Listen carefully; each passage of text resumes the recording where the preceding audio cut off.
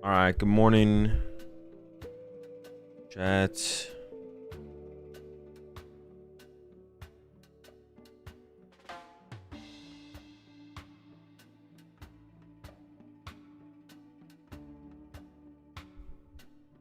We're going into currently in round 12 of 14.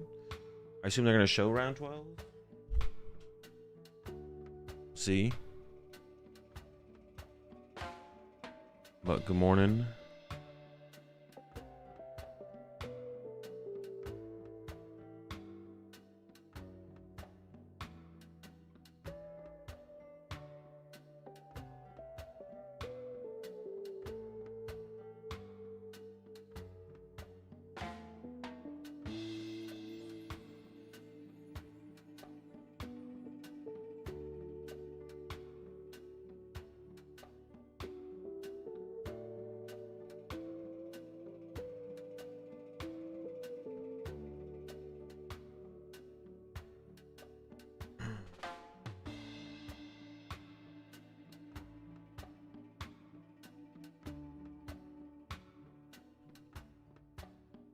I promised yesterday long stream, but nothing. No, I said maybe. Maybe I would. But then, didn't happen. Oh. How was your coffee today, Azul? No coffee yet. How many people made cut? Top cut has not, not started yet.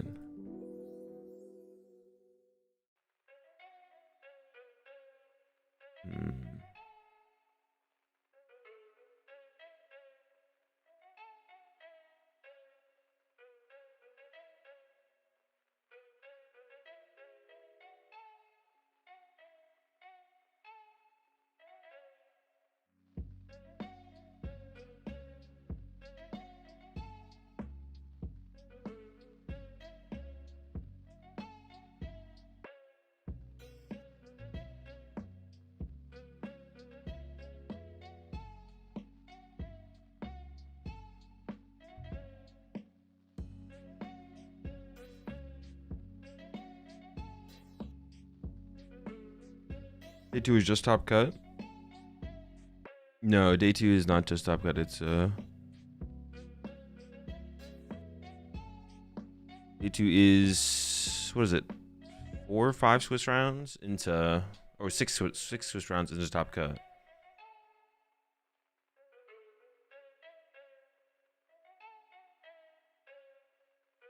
How is it for me? 2:30 a.m.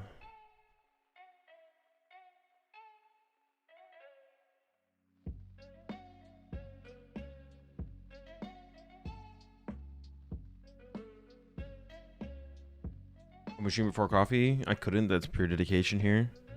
Well, I also don't drink coffee, so it's not hard for me to. It's not hard for me to start the stream before having coffee. I don't. Well, I don't not drink coffee. I just don't drink it regularly.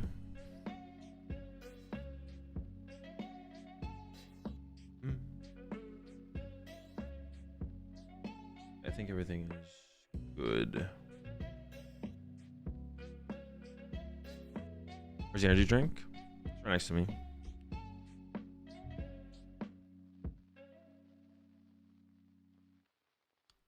Swiss rounds day 2? No, 6 Swiss rounds in phase 2. They already played 1 in day 1, so there's 5 in phase 2, and they've already played 2 of those. So we're heading into round 12. I don't know if we're going to see a round 12 match or not. I think so, though. I think they're going to show us a round 12 match. Nope. No, they are definitely not. We're waiting for them to show us around 13. So we'll see 2 rounds of Swiss into top cut. Drink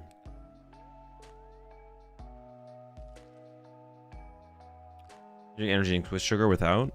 Without sugar, no sugar. Is there actually a healthier energy drink, you'd say? Healthier? I have no clue. I've never tried to do a comparison. Yeah. Okay, so unfortunately we're not getting a round 12. We're getting, so we'll see round 13 and 14. And then top cut. I'm not gonna try and make a prediction for top cut yet, but X21 is probably gonna be cut. We'll see.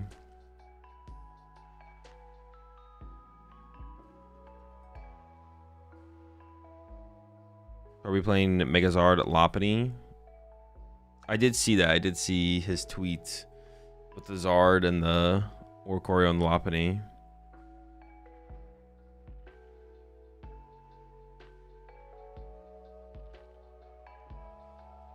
Is it top 8 cut? It's top 8 asymmetrical cut up to top 16. We could have 16 players in cut.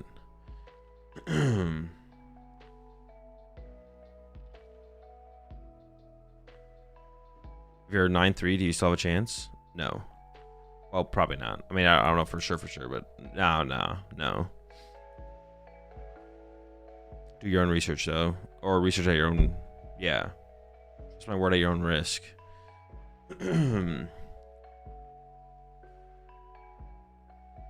So, Nikolai... I don't know what Nikolai's playing, but 1101... Nikolai should be guaranteed cut, even if Nikolai loses the next 2 rounds. Be in cut. Drew needs to win one of the next 2. Kim one of the next 2. Oyvind is still playing, but is at 10-1. So if Oyvind wins this one, it needs to tie one of the next 2. And then from here, Alexander, Ufi, Paolo, Kai, Daniel. Oh no, Daniel's down here a little bit further. They all need to win 1 and tie 1. Or possibly win 2, depending on how things play out. We got Daniel, Omer, Pedro, Dylan. Oh no, Daniel and Omer here. They're guaranteed to pair against each other if they haven't paired yet already. They need to win both. They need to go X1-2 to make cut. Top cut is top 8 asymmetrical cut up to 16 players. So everyone with the same amount of match points as 8th seed makes cut up to 16 players and is seeded in a top 16 bracket. So there's potential for buys. There's likely going to be buys.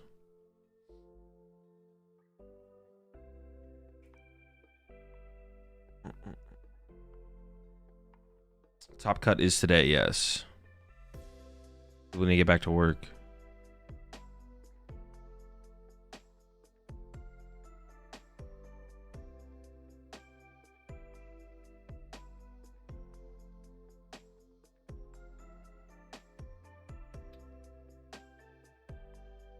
We know decks. I mean, we know some. Daniel's playing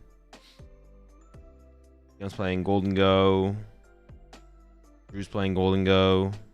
Oyvind is playing Charizard. Alexander's probably playing... Actually, I don't know. Alexander's probably playing Paltnor, but I don't know for sure. Where'd Rune go? Oh, down here. Oh, Rune's still playing the round. Rune's playing Jellygardy. Adam is probably playing Jellygardy. Not sure about this.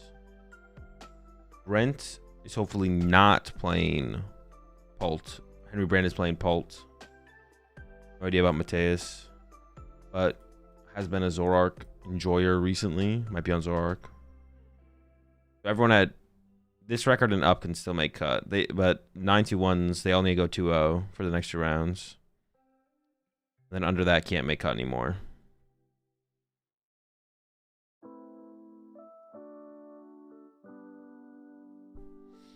Tord? I don't know, is Tord in that mix? I don't think Tord can make cut anymore. Nope. 7-4-1. Out of contention.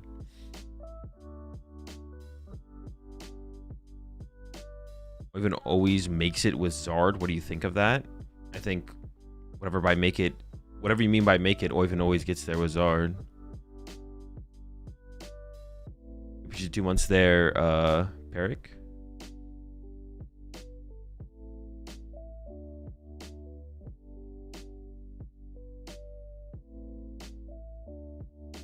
And Kai's probably playing Paltnor. He goes to most of my local cups and challenges and never stops playing anything else. Never plays anything else. Alright, so Kai's probably on Paltnor. I mean, he's consistently doing good with it. I mean, yeah. I mean, I don't disagree. Good player, playing a good deck. By Conti, I mean Alberto. By Alberto, I mean the funny guy from Twitter. Alberto doesn't look like he was up there. I'm not gonna lie though. Well, he's probably playing Poltnor. He's definitely playing Poltnor. I honestly hope all the Poltnor players do terribly. They gotta be convinced somehow to put the deck down. Yeah, the Poltnor players just need to get coached, to be honest. Actually, Poltnor is probably worse than I even think, because his matchup against Golden Go is also like unfavorable. So you're unfavored against Cardi and Golden Go. Like, what is even the point at that point?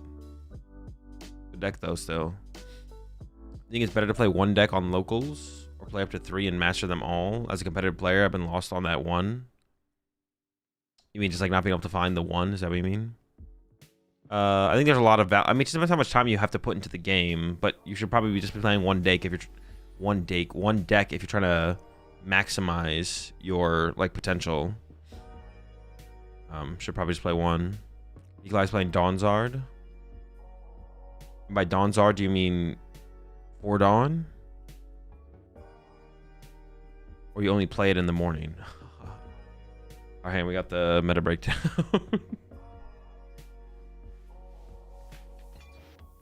Okay.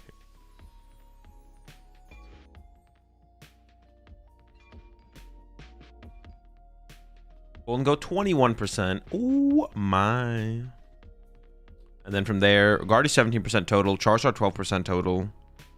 Pulse also 12% there. It's a lot of Golden Go. A lot of golden. It's a lot of go.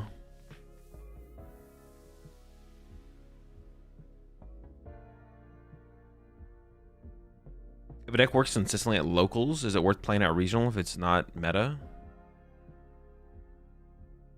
If you're making succeeding at locals, your what's it called? Then that shouldn't be the indicator. Doing well at locals shouldn't be an indicator. You thinking the deck is good should be the indicator.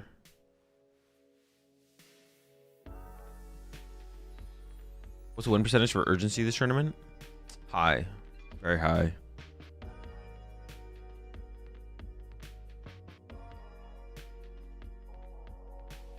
The reason for fall of Absol box? I don't think there really has been a fall. I think the deck has always been like a low meta percentage played deck. It's had decent success, continues to have decent success, but the deck's like not. The deck's like fine. Yeah, like Mega Absol Kangaskhan is like a fine deck. I don't think it's had a fall off at all. Like I don't think it's had a I don't know. I don't think it's had a fall. I think it's like been adequately it's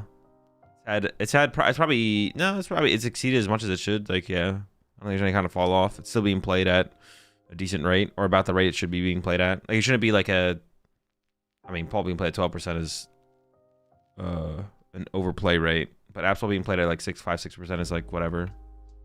It's like fine. Still a good deck. There was no fall, and it's lost its surprise factor. People know how to play against it.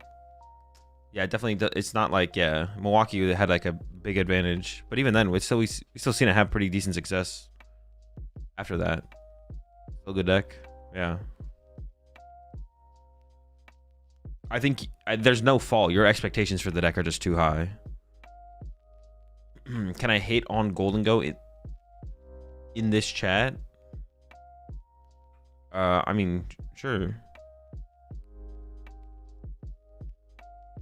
We're not overly Golden Go lovers here, I don't think.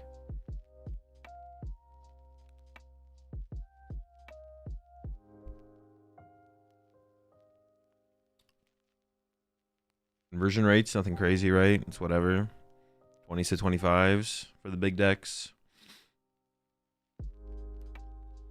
The 25s are probably a little high, but like,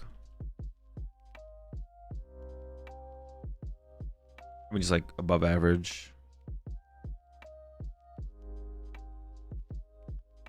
Yo, what's up, kid?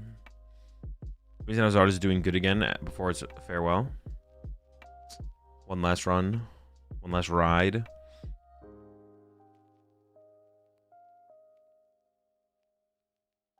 I played Mewtwo into Alakazam online, and with Articuno on bench, Alakazam is so useless. Yeah, it's pretty bad.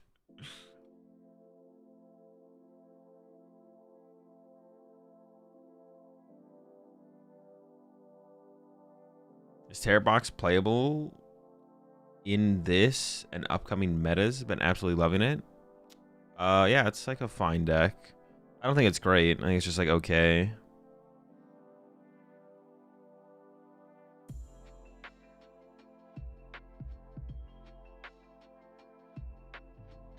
Yeah, that's okay.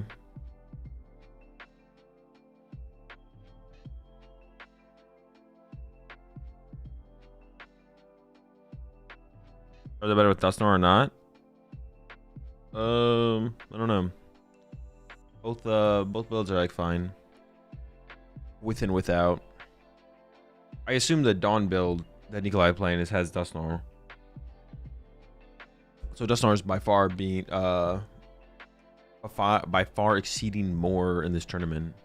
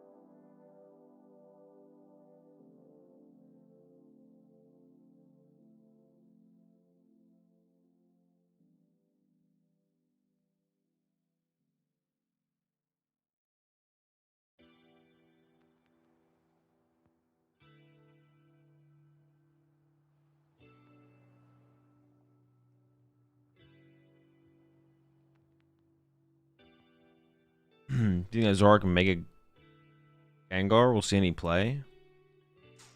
No, probably not.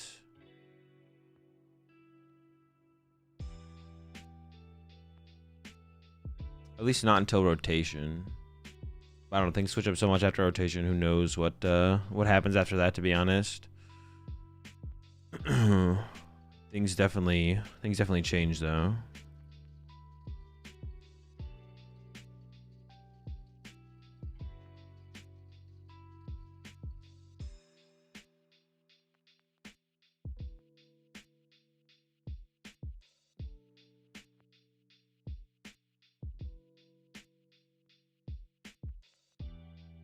How do I know when to adjust the deck list? When you feel like you should. When you feel like something should be cut or added, basically. There's no parameters for when. Or like meters to know when. Kind of just all comes down to feeling. Like if you add a tech to a deck and then you test the matchup and you feel like the card isn't working, then you cut the card. If that's the only reason the card was in there. I feel like Dango being this popular, such powerful is terrible. Guardy at least has some crazy plays and tons of different lines. Dango's just boring. Talking about rotations. We don't know the exact dates yet, no. No, but it'll be end of April or end of March, beginning of April, that time frame. Doesn't Dango rotate along with Guardy? It does, yeah. You think it's beneficial to use inner sleeves to prevent corners on your actual... Wait. To prevent the corners on your actual sleeves from getting damaged throughout the tournament? To Prevent deck checks and needing to change sleeves. I don't know. Does it actually do that? I don't even know if it actually does that. Well, I don't know if it'll actually do that, to be honest. I mean, possibly if it actually can do that, but only as long as you can actually shuffle the deck at a reasonable rate. A lot of people like double, triple sleeve their decks and then can't even shuffle their decks, so. I've been getting cooked with Zork due to Teal Mask. How do I deal with it? I mean, it's too broad of a question to have an answer to. Play better. Stop misplaying. Teal Mask isn't that big of a deal for the deck. Well, it depends on their deck. A lot of decks that play Teal Mask beat you. Like Raging Bolt's unfavored. But like Raging Bolt's unfavored. Airbox is unfavored. But it's not just because of Teal Mask, it's because of like other things. But maybe honestly all Teal Mask matchups might just be bad matchups. But Teal Mask neutrally isn't like a terrible thing to deal with. Yeah. What ended up happening with Henry and the Fire Energy? I as far as I know, nothing. He probably just got like a warning. They probably found it eventually and gave him a warning at the very least. But yeah, nothing happened.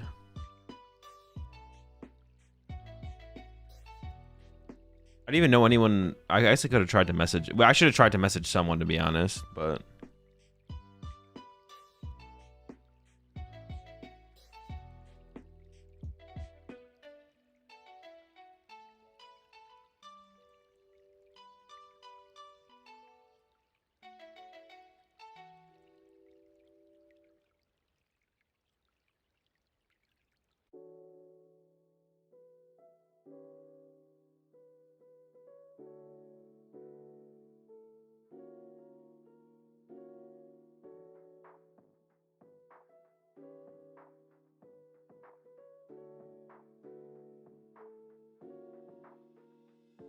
Wait, extra packs of sleeves do you bring for the weekend at regionals?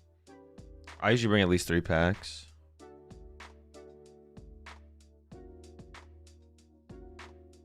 Yeah, I usually bring like 3.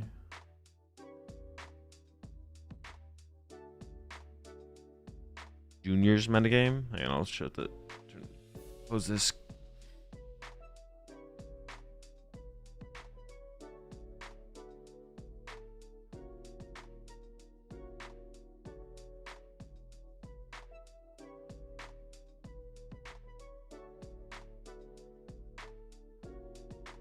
From my experience, the extra stiffness from the inner keeps. I mean, I could see it I could see it making a difference. I don't know if it actually does though. Having inner sleeves in your sleeves. No, good morning, Curtis. Yeah, I could see it making a difference, I guess. But yeah, I would only double sleeve if you feel like you can actually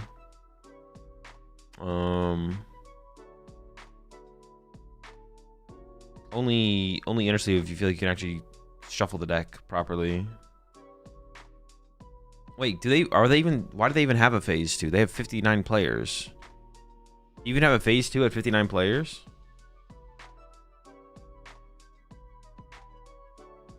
Oh, it's 59 in phase 2. Okay, not 59. I thought it said like 59 total, 22 in phase 2. I guess I'm wrong. Double sleeves is not it. I agree for the most part. The only way I could see it would be the only way I could see it being worth it is if it actually prevents damage of your outer sleeves. But like, yeah, it's harder to shuffle. I mean, if you can shuffle it at a fine rate, then maybe it's okay. Hard for your opponent to cut. Added thickness from the inner sleeves makes it easier to shuffle your deck when your deck is thin. I mean, sure, but how hard does it make it to shuffle the deck when the deck is thick? It's not that hard to shuffle the deck when it's thin.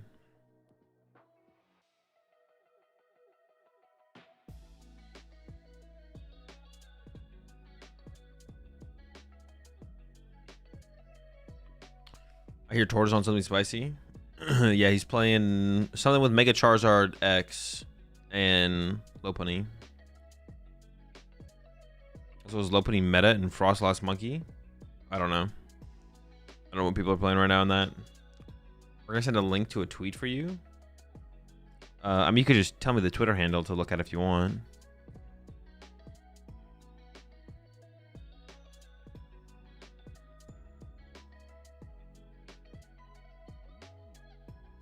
Yeah, you can just tell me the at and I can look it up, or DM me on Discord. Is Stefan still in it? Actually, I don't think so. It doesn't look like it. 9-3. No longer in cut contention. Alright. The round is up. We'll get into the first match soon. Have we seen any Zard with Battle Cage? I don't believe so, no.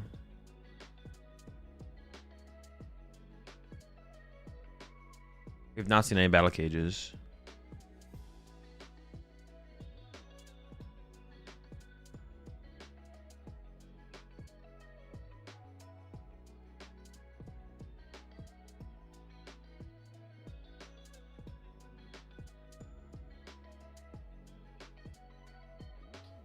You go Alibus, the post he talks about Orpon boosts and what judges did. Oh yeah, I mean I've seen that tweet. We already talked about that tweet yesterday. Old news at this point. Have you found that certain color of Dragon Shield shuffle better than others? Not really, no. If so, which color shuffles the best in your opinion? No, yeah, I don't. I've not had that experience. My favorite deck to play right now? I don't know. The next deck I pick up, probably.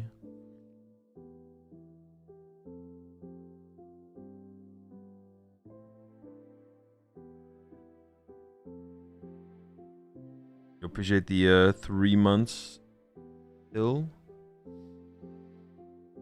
Yeah, it's just the difference. The only difference I found with sleeves is just the style of sleeves for Dragon Shields. Whether it be like the non-glares or the mattes or the dual mattes or classics. Dual match really bad as everyone says. I don't know. I haven't heard anyone say. I haven't heard anyone say they're bad.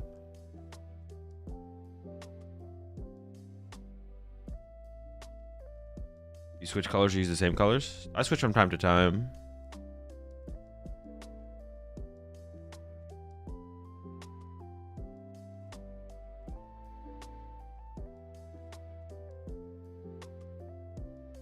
Appreciate the 12 months there, Mirko.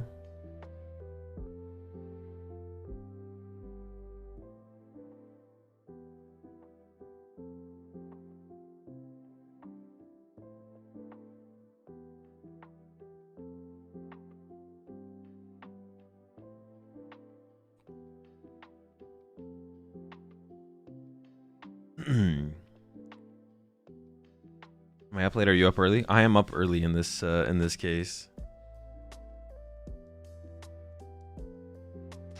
Is 10-2-2 top cut still possible? Nope. X2-1 or better. What's your go-to for competition? Color? I mean, the colors depends on what I have at the time, but I like the mattes. I only use mattes.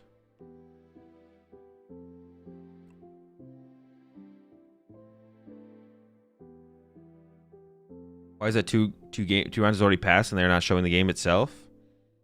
Because they simulate the first 2 rounds of the tournament. They don't actually play the first 2 rounds to like save time. So they take the matchup data from phase 1 and then apply it to the matchups people hit, and then those players win or lose based on a winning or losing record against the matchup. And then the first 2 rounds they just simulate the first 2 rounds, and then they play the rest of the rounds from there. Like save time into phase 2, but you still get like, you know, value for making a good meta call, obviously, because if you have more good matchups than bad matchups, you'll get the wins automatically. And you can affect your phase 1, you can affect your win rate for matchups in phase 2, obviously. So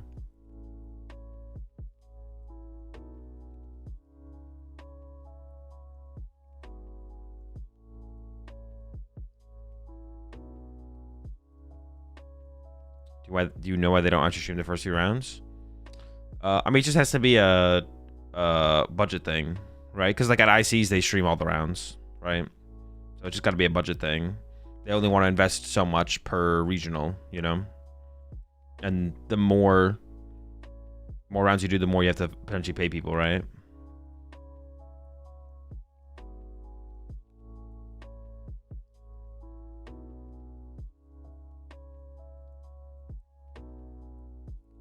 Alexander still on the pole? Yeah. Polton.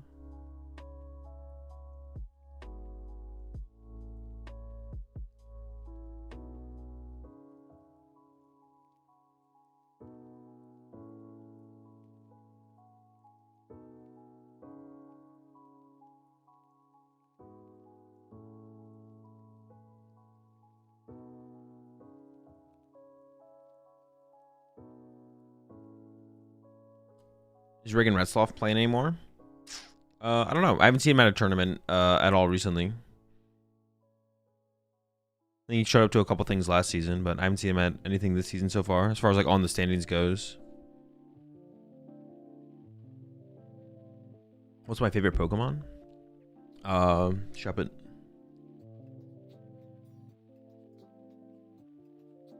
So we're playing Pulk gets bodied. Yeah, it's got to be a Pult L. Or, if they're both playing Pult, a Pult tie into a Pult tie. Gotta minimize the amount of match points Pult ends up with. For sure.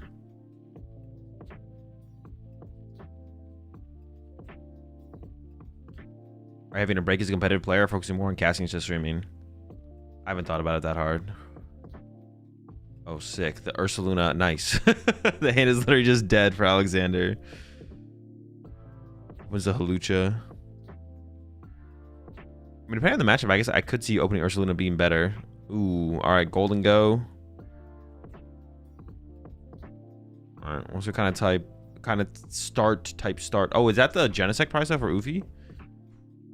Genesect is priced for Ufi. Probably only plays one. All right, here we go. It's also not a guaranteed win in, despite what the graphic just showed. They have to find someone to ID with next round. I guess it's likely to be a win in.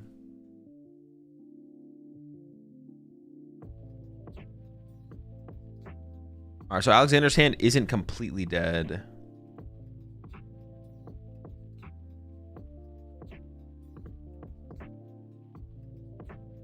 Not completely dead. We have a turn 2. We're also going first. Like, as far as this hand goes, like, going first is pretty nice. So what are your thoughts on a 1-1 Togekiss line and Bunny Bombs? I don't hate the idea of it. Someone mentioned it the other day in chat, and I was like, I don't hate that. I don't hate that.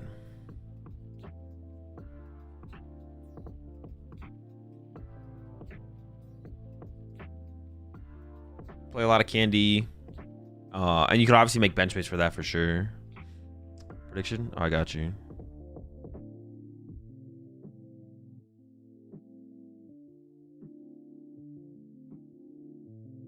Catch any Budapest Major? Yeah, I watched it. I watched yesterday. Dude, honestly, and Goofy's turn. Go with the Arvin. Is it a trolley build or is it not a trolley build? Trolley build would go pretty good here. Looks like lining up the Fighting Gong. Yeah, it's Prime Catcher. Phase up. Dude, phase is just annoying, bro. They're just so annoying. Like, it's so hard to want to be a fan of them. Like, I want to be a fan of phase, but is that a Dark Energy? There might be a Monkey Dory in this build from Ufi. But it's like they play really bad to play really good to get, you know, like top 8 or lose the win and into the playoffs. Like, they're just like not good. Is he cringe? Yeah, basically. Well, unless you're talking about phase in general, not phase CS. I'm talking about phase Counter-Strike in general. Phase Counter-Strike in general is kind of cringe.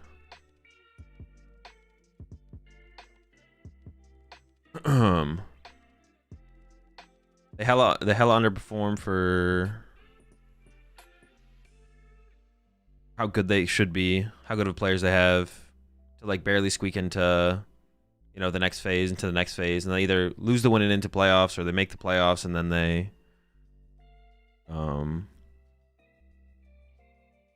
make the playoffs and then just get bodied. Like, they don't actually put up a fight. All right, Iono top deck there from Alexander is pretty good. Has Countercatcher in the hand as well, which honestly I wouldn't hate to see the Countercatcher come out, especially with an air balloon already used there from Ufi. Bring up the other Gimme Ghoul, try and trap it in the active. Oh, no Countercatcher. I kind of like the Countercatcher there on that Gimme Ghoul. Yeah, I actually think that's actually just not good from Alexander. I actually think item locking here was also really powerful from Alexander, and I actually don't like... I think Alexander misplayed by not setting up the Drakloak. Oh, that's not true, though. We didn't know we were top decking Iono. So actually, I don't hate that from Alexander to send up the Duskull. But I think definitely a miss there from Alexander to not countercatcher up the Gimme Goal without an air balloon. Because if we get into a Badoo here, things could get really awkward for Ufi for a couple turns. But doesn't take advantage of the countercatcher when he has it. And now we're just going to sacrifice Badoo to the Soul Rock, I assume. It seems to be heavily debating the Buddy Poffin here, but... Dude, the lack of urgency here from Alexander is on like another level, dude. Why is he playing so slow? What is he thinking about? We'll see if it's the how much Klops there is in this list.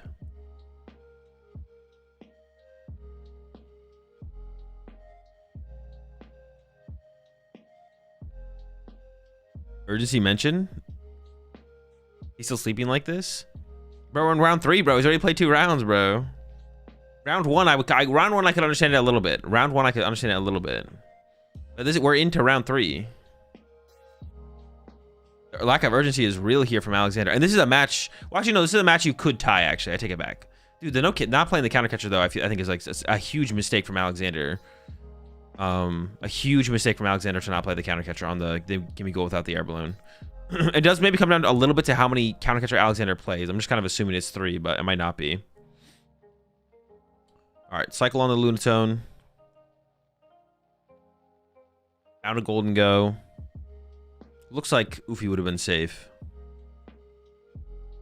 Another one cycled. Does not have... Actually, it was interesting to evolve that Gimme Goal into a Golden Go, right? Actually protecting the air balloon. Also on the Dreepy, ignoring the Badoo. Which is specifically powerful. Oh, no attach to the metal energy. Interesting. All right, maybe. Okay, I was gonna say it's specifically powerful to do that, to ignore the Badoo.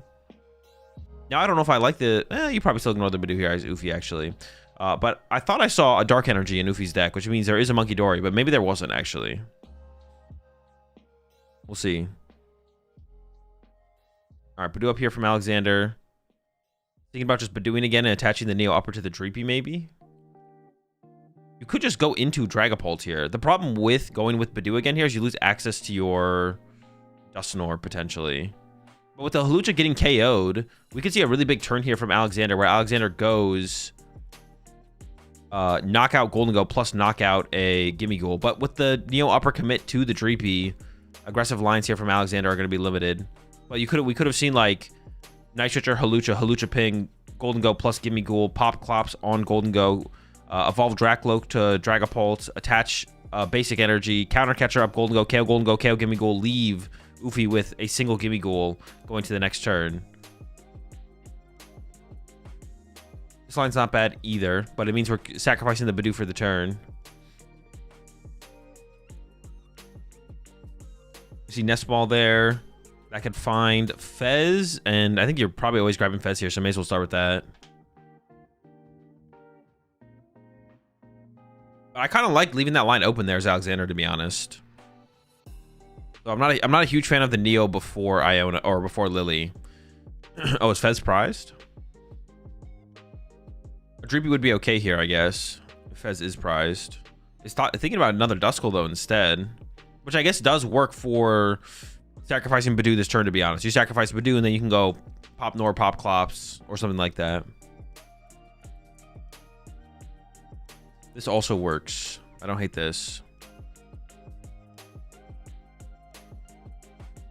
He can't attach to Drakloak. That is literally my whole point, is that he already attached to the Dreepy, so he can no longer attach to the Drakloak.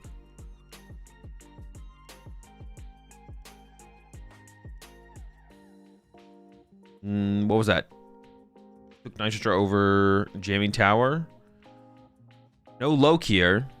So it is possible Ufi has boss KO Drakloak, and then you're in big trouble if you're Alexander.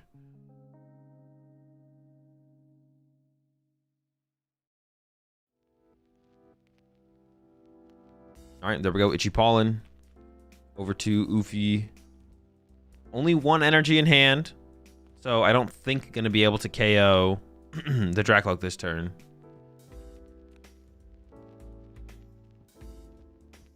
Oh, I think Alexander asked. Okay. I think Alexander asked if did I evolve this turn? And the judges told Alexander yes he did, but wait, did we just not draw with Golden there? Golden go there?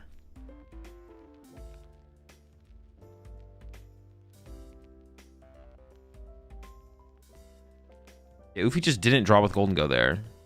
Draw for turn. And then Alexander's like, wait, I didn't evolve? Wait, I didn't evolve this turn? I was gonna evolve. And then they correct that. They let him evolve, which is correct.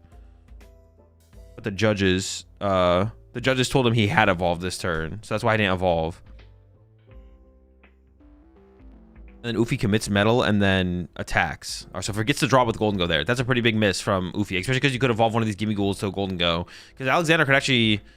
I feel like Alexander could kind of pop off this turn. We see the Night Stretcher coming out.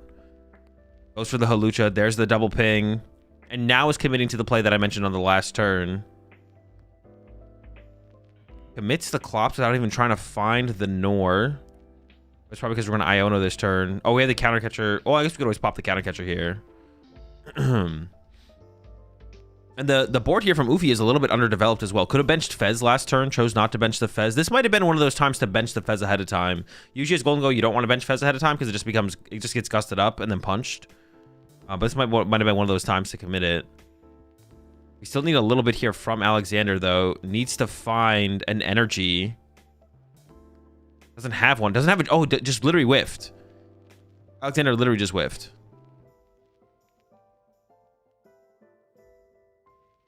We don't even have any draw power. No Dracloak in the hand. No Dracloak on the board. Punch for 70.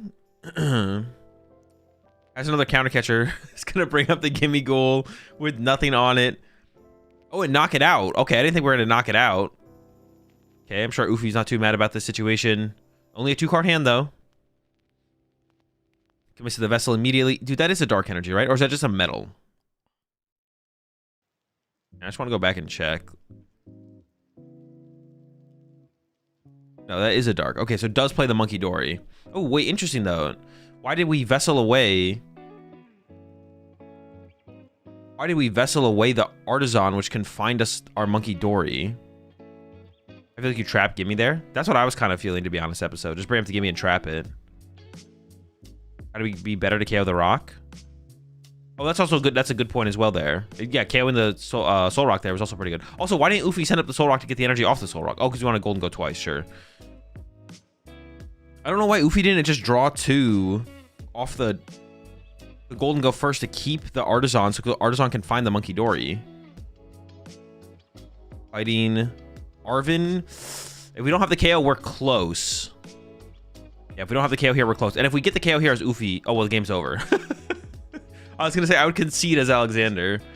I would still concede as Alexander. I want to let Oofy get the glory here.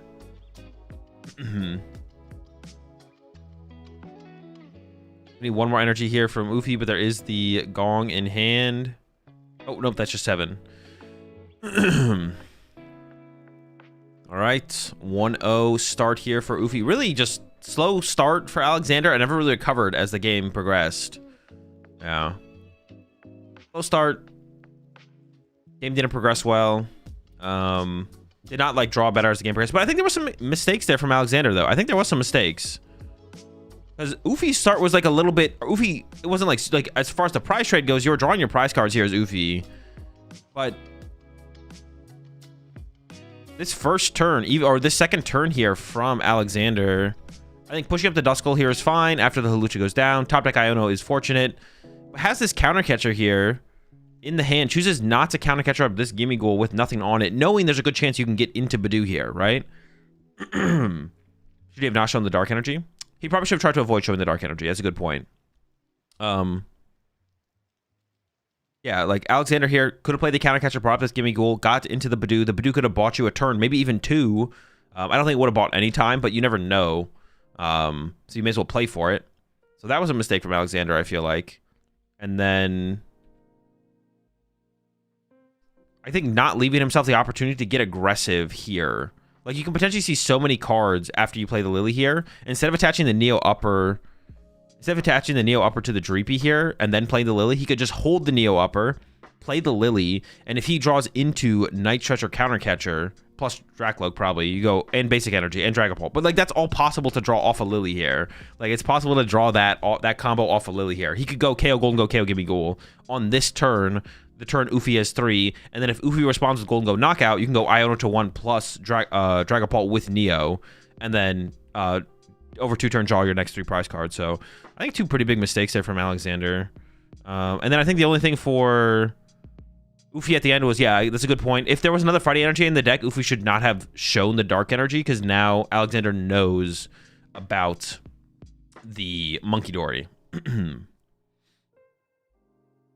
Over to Ufi, though. Going first, Alexander chose second. Open the Badoo. Pretty good start. But it looks for, like, Ufi here has got some stuff going on. Gimme Goal start, Soul Rock on the bench.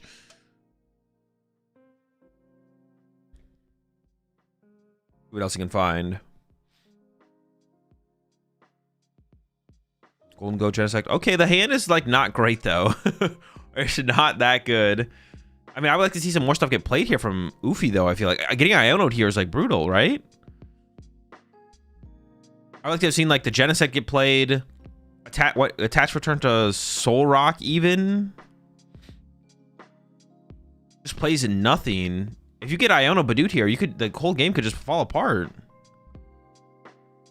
Maybe, all right, maybe don't play the Genesect. The Genesect can be a decent liability. I feel like attaching to Soul Rock, though, is like, I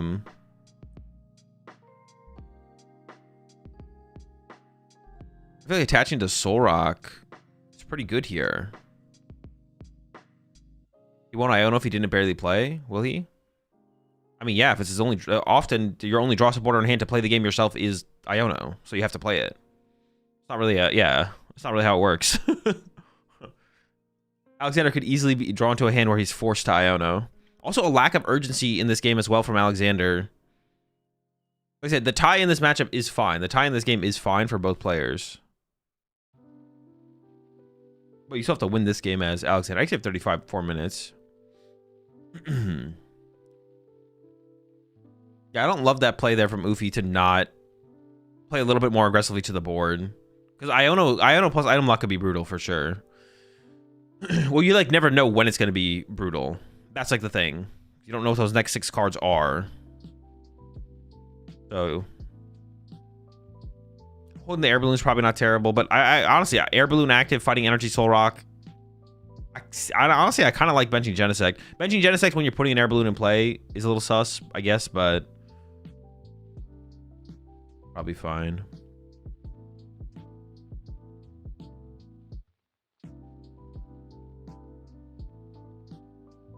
Appreciate the 6 months there, Zervern.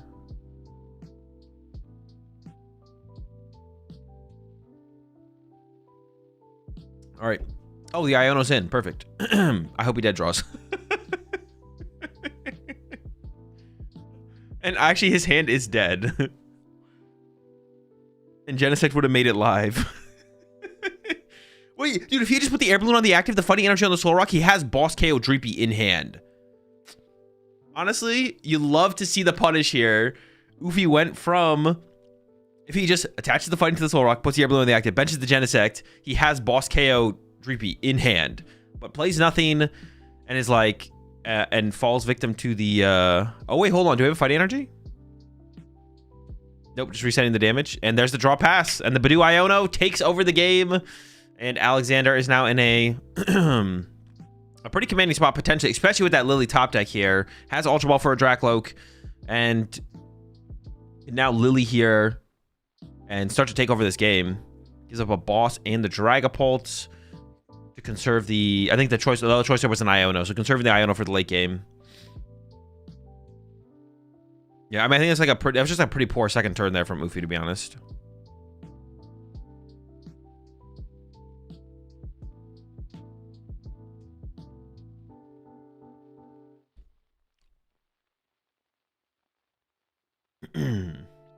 Church should just reset the heal. Feels weak, no? I mean, yeah, it's obviously weak, but it's probably correct. Excuse me. Yeah, we're gonna be going to game 3 probably pretty soon here. We'll see. It could still be a top deck from Ufi that gets him back into it, but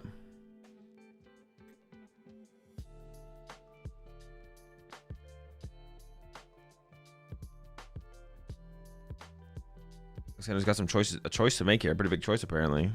I can't tell what the cards are, so.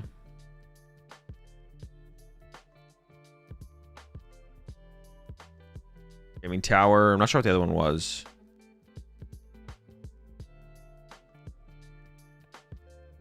Luminous does have Neo Upper in hand, but probably correct to hold the Neo Upper just in case. Like, Ufi could have Boss KO on the Drakloak.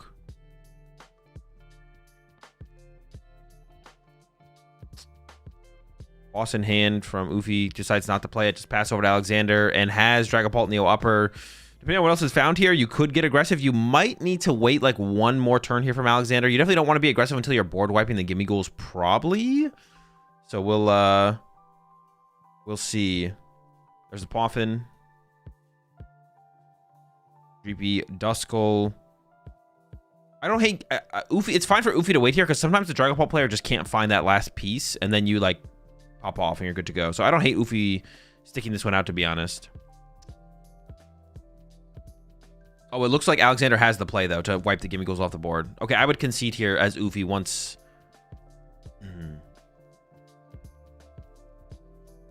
Yeah, I would concede here as Ufi once the combo happens.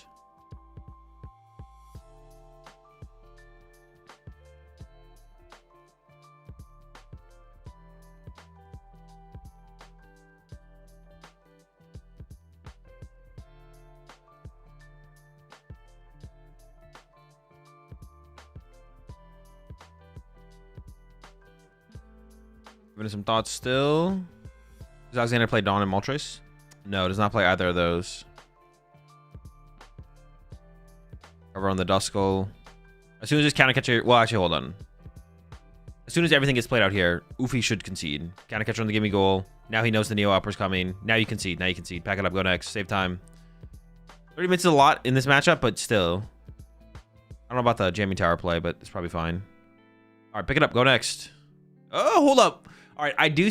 all right, there's no second Drakloak in play. Maybe you can stick it out. Nah. Well... Like, if you reestablish gimme ghouls this turn, and then Alexander still doesn't have a Drakloak next turn...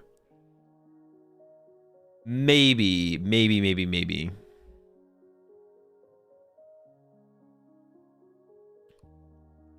Alright, we can hold on for another turn here, Zufi, maybe. There is no Drakloaks in play yet, so if you just, like, get the squad set up, you have an out, I guess.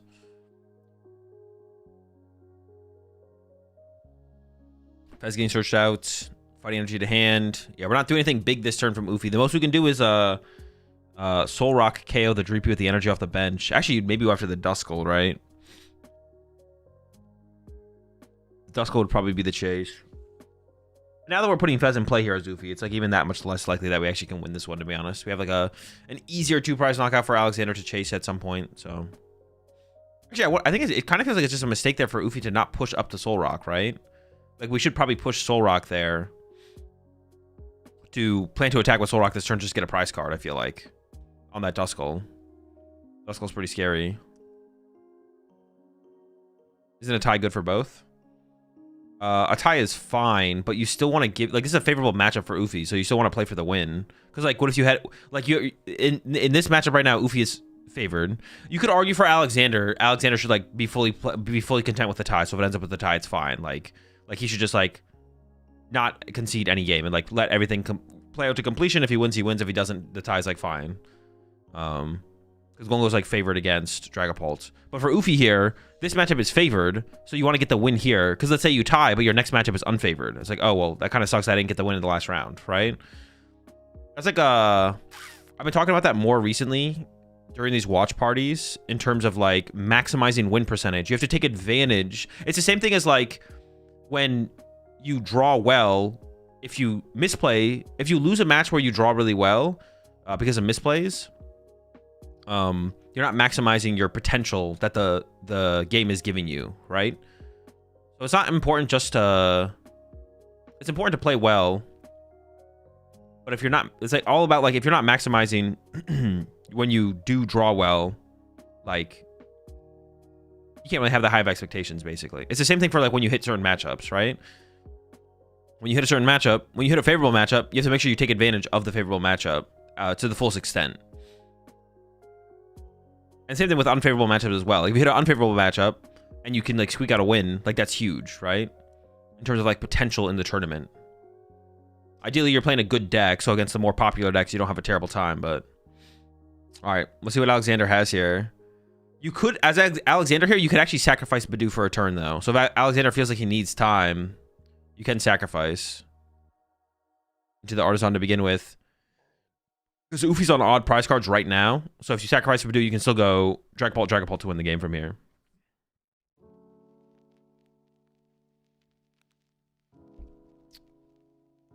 Give it some thought. Like I said, yeah, I don't hate Ufi actually sticking this one out because there's no follow-up Dracloaks. If there was follow-up Dracloaks here, then I think Ufi probably should have conceded. But due to the lack of Dracloaks here, who knows how much Alexander will actually be able to develop the board on this turn. There's a Hilda, a Turo, and a Lily. The Hilda guarantees a Dracloak. Doesn't bench the Dreepy there. I mean, you want to keep bench space open for Fez, maybe Halucha, so I guess it probably makes sense. We are tied on prize cards here as well, so no counter catcher access to Alexander. I think it is just going to be a Badu turn from Alexander here. We'll see, though. Slow the game down for a turn. It's unlikely Ufi will be able to get a 2-prize knockout on the next turn, unless you maybe bench Fez, so probably just don't bench Fez at this point from Alexander. And you really are just hoping for double Dracloak this turn.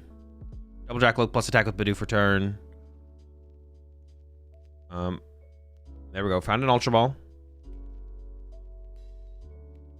We have the Psychic plus the Lily probably. Probably try and keep the Jamming Tower, right? Yeah, you definitely keep the Jamming Tower. I don't like that. Why are we not giving up the Psychic? We already attached for turn. We have so many energy left. Why are we giving up the... Why aren't we giving up the Psychic energy? Yeah, I feel like that's a mistake there from Alexander. Also, you don't want to give... You don't want Ufi to have access to Artisan in case Ufi wants to shuffle the deck. Not only could it get a Soul Rock or a Lunatone for Ufi later in the game if you KO one of those at some point, but it also allows Ufi to shuffle the deck. Get Monkey Dory. Stuff like that. If you don't plan on taking a knockout as Alexander, it's not a huge deal, I guess. But also it lets you like trap a Golden Go in the active or something like that as well. Like if one Golden Go has a metal energy, then the second Golden Go won't. I think that's a misplay from Alexander there to get rid of the Jamming Tower for sure. Obviously you have to keep the Iono. We're just hoping for second Dracloak here. Lucia's a pretty good option as well. I don't think it leads to us attacking this turn though from Alexander. Not with the... Well, actually, if you do go Halucha, ping Lunatone, ping Fez, and then knock out double rocks as Alexander here, you do win next turn with Boss plus Dragapult. You have Boss in hand, so you just need Dragapult. You'd be drawing 2 prize cards as well. And if Alexander whiffs, you could just go Iono plus Badu next turn instead. So you could just go to try and line up the back-to-back 2 prize turns here from Alexander. And then if you whiff on the next turn, then you go to Badu for a turn plus Iono and stop Ufi from being able to win for a turn. But just going to commit to the Badu this turn. I don't hate this play either, to be honest, from Alexander. All right, the Golden Goes are out here now for Ufi. If Ufi can somehow boss KO Dragapult here, I think Ufi's going to win. I don't think that's possible, so I think Alexander is still in the advantage here for sure.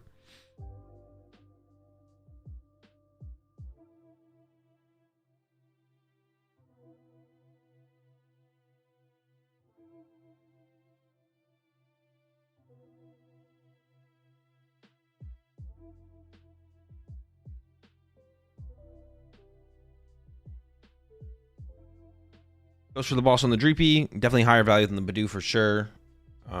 Take out that. Now, over to Alexander. Alexander is going to get a 2 prize knockout here. 2 prize turn here for sure. Goes into the Artisan first. Yeah, I still go back to the... Yeah, Jamming Tower, like there's a even higher value for Jamming Tower for...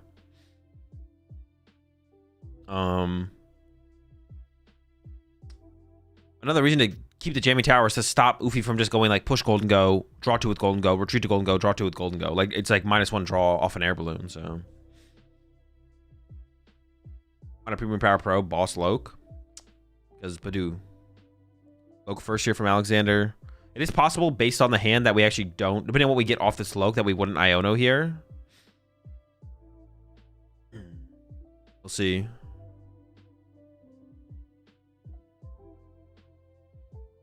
Actually looking good for Ufi now. Yeah, it actually has come around a little bit. I was definitely a little preemptive with saying that Ufi should scoop, especially because they're like, once I realized there was no Draklokes on Alexander's bench, I was like, actually, I don't hate sticking around because Alexander's board isn't like super developed. If Alexander had like double Drakloak Fez or something, like I would think conceding is probably correct, but the draw power has been super slow from Alexander. I mean, we do have 1 Loke now, but even now, and we see that Alexander is like heavily debating what to do here. Does commit to the Halucha and the boss on the Fez.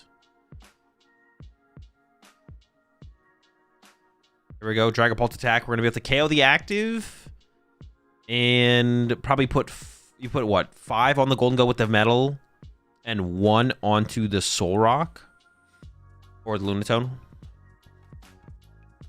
Look at that. There's that useless psychic energy. I'm glad Halucha gets a psychic energy to help him out there.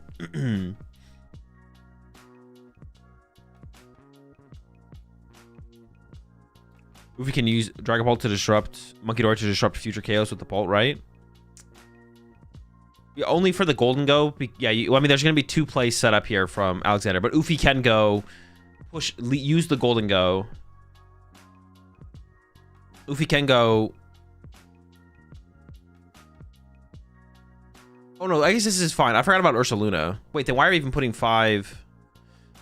Yeah, I forgot. We could just use Ursaluna to KO that golden go. But then we should have like done something different here, I feel like, from Alexander.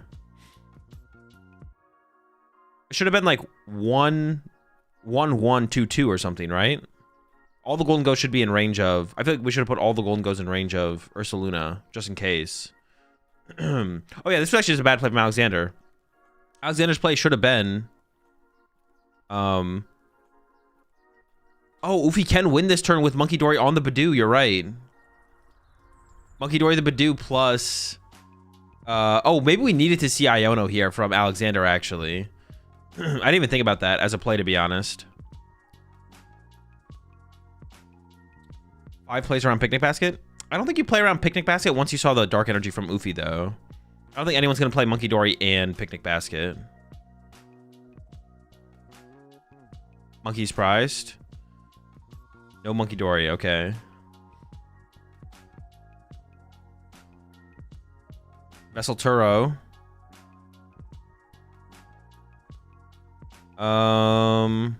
There's a Turo on the golden go. Alexander still wins with boss here, though. Or countercatcher. Countercatcher and boss still win the game here. But yeah, I think Alexander should have gone 1-2-2 for sure. Or 1-1-2-2. So he wins with Dragapult boss, or he just wins with Ursaluna on any of the golden goes.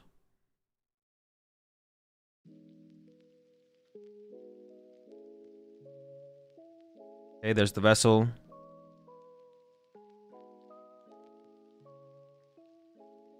If he picnics, he's okay now. Yeah, but I don't think he plays Picnic Basket. I guess he might. We'll see. I'm pretty sure there's no Picnic Basket on the list. I would bet there's no Picnic Basket because of the Monkey Dory inclusion. Playing both seems a little weird. Did he pick up the energy with Turo? Oh, he maybe did. Let's confirm. Turo. Bruh. Oh no. I think Alexander's gonna win anyway, so it's not that big of a deal.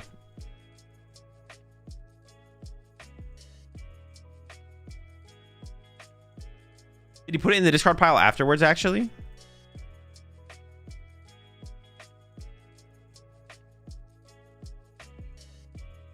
Throws it up. And then does he vessel it away afterwards?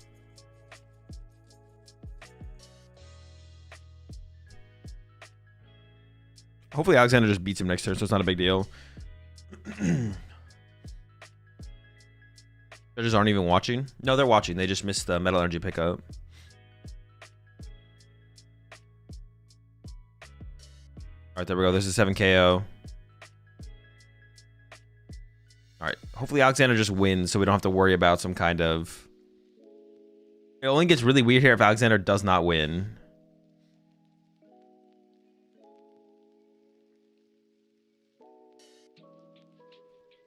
Are the judges supposed to correct the players or what? If they see something happen, yeah. If they see something happen that shouldn't happen. You got 3 with SER, so we would have gotten 4 anyways. Okay. Alright, Alexander to the Drakloak. Alright, it looks like it has to be counter catcher here from Alexander. Yeah, Alexander could whiff. Hilda is not the out. Yeah. Hilda and Badoo.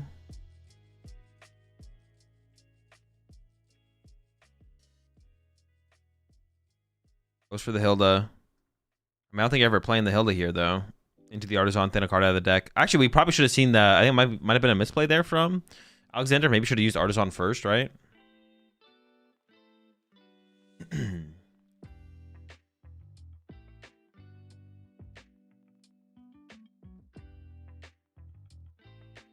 With Artisan to have thinned it out was probably correct.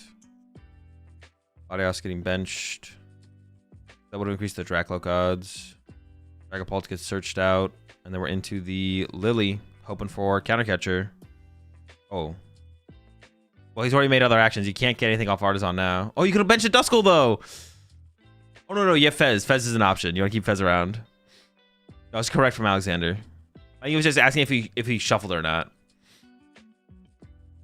Definitely shouldn't have Artisan first, so you put 2 cards on the bottom with Drakloak. Lily shuffles the deck, so no, he definitely should have used Artisan first, got Badoo, then Drakloak, then Lily.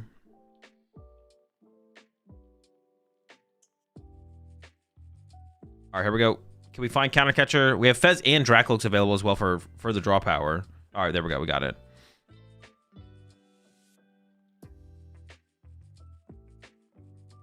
Off him first for Duskull.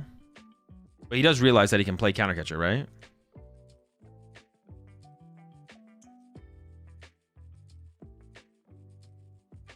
Is this last round of Swiss? No, second to last round.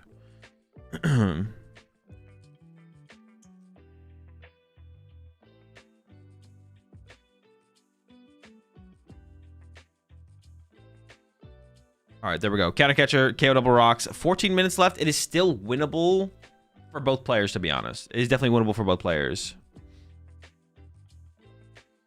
Why waste time like this? I mean, time doesn't favor him. He wants less time in game 3. Surely he doesn't want time to be called earlier in game 3. No, he does. I mean, it's an unfavorable matchup. Also, with less time, it's less likely that you're winning the game as well. Like with less time for you to win the match, like for Alexander to win the match, what's it called? For Alexander to win the match, you would need, on average, more time to win a game. But for Ufi here, you're more likely to win with less time.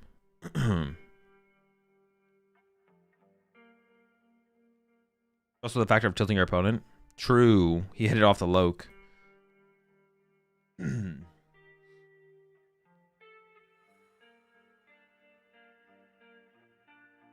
want to go back to see the...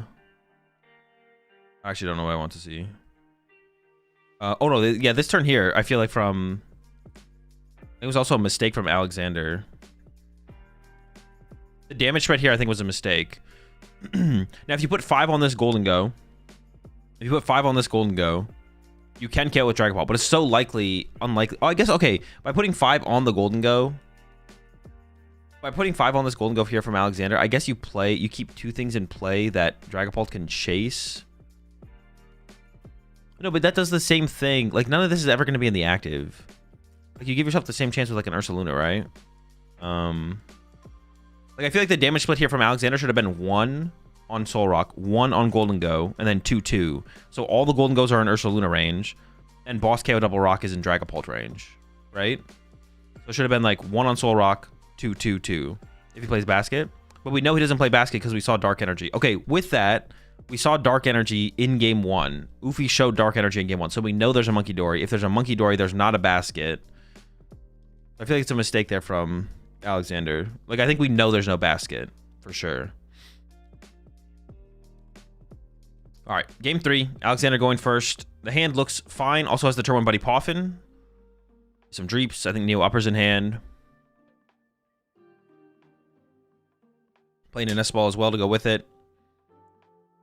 I mean, we can get a couple different things. Couple Dreepies. Maybe a Duskull. But we might favor the Latias or a Badoo. Like, we could go Nest Ball for Latias, and then actually we could get... We should maybe get a Badoo off this Poffin as well, right? That way our board can be double Dreepy, double Duskull. Unless there's the Duskull prized. Plus Badoo. I feel like the third Dreepy here is just a misplay from Alexander. Oh, I like the Latias even better than I thought, because we can retreat to it, yeah. We don't even have to put the Neo Upper in play either. We probably shouldn't. But yeah, I don't like this choice here from Alexander. Do they show the prize cards? Now we can't double Duskull. If there's a Duskull prize, this is like fine. But I feel like you want the threat of double Duskull, right?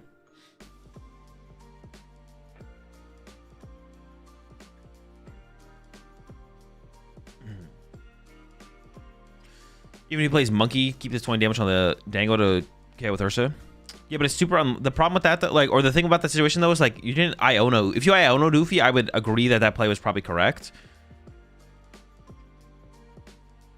But due to the lack of Iono there, like, Ufi's going to be able to knock you out without the active Golden Go. Or without the Golden Go that had all the damage on it. Like, it's not hard to do. Can Ufi still get a mistake from the Turo mistake from game 2, or is it over? I think because they could, like, realize that it wouldn't matter because he could have just got the energy from...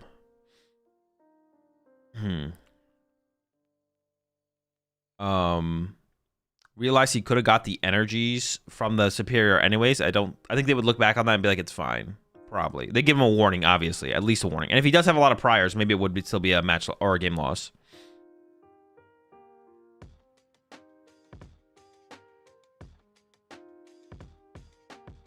All right, Lunatone for 3. We have the turn 1 attack here. Actually, do we have it with boss as well? Can we actually get a KO? No, just a 70 punch. Unfortunate. All right, over to Alexander.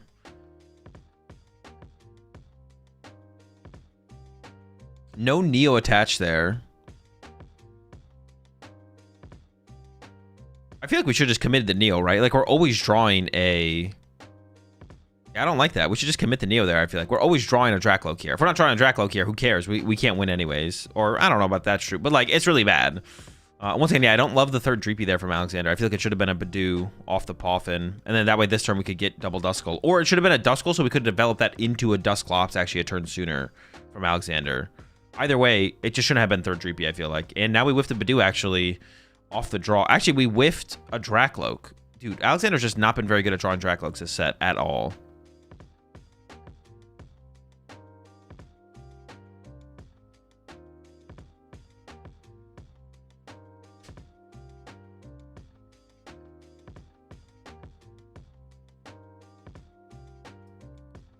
We have a Monkey Dorian pass. All right. There was like big potential in this game 3 here for Alexander, but it has gone away pretty quickly here. Prime Catcher and Lunar Cycle coming in from Ufi. 10 minutes left. Still plenty of time to win the game here for Ufi. Buddy Poffin and the Nest Ball.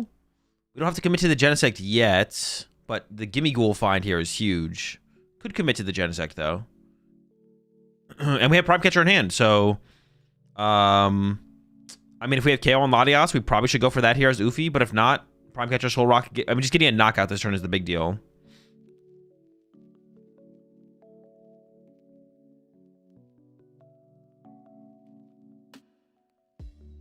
Oh, we have Boss, even better.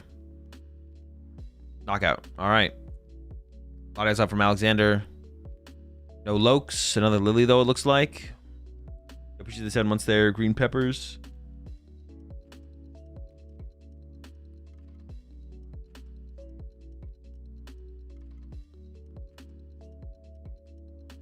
understand, how can you win when timing called in game 3? Is there a tiebreaker, like less prizes wins the game? No, there's not. I think Alexander is content with a tie in this match.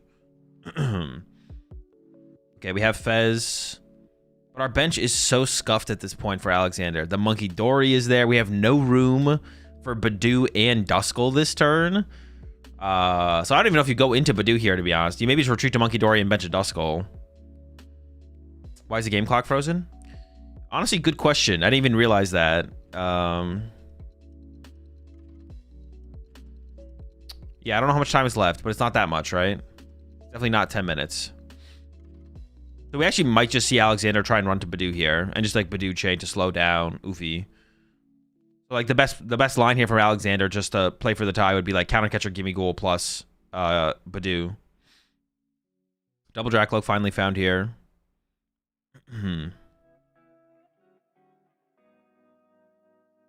Look number 1. Oh, true. Oofy's prize cards have not updated either. Maybe they just, like, forgot about it.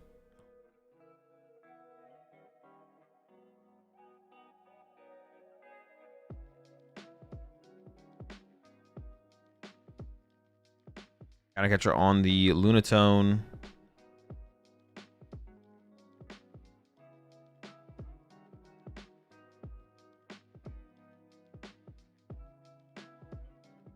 Duskull makes his way to the bench. Energy attachment for turn. You can actually attach to Monkey Dory and then heal some of this damage. Yeah.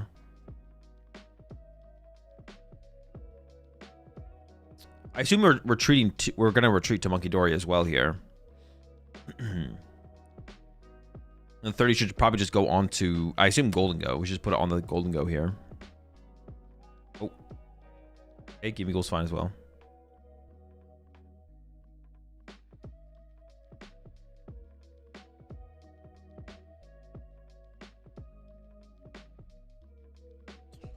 All right, over to Oofy. Starting with the Lunar Cycle. I want to know how much time is left. I feel like it's probably gonna, we're probably gonna time out here. Time catcher on the Dracloak. I don't think there's enough time here.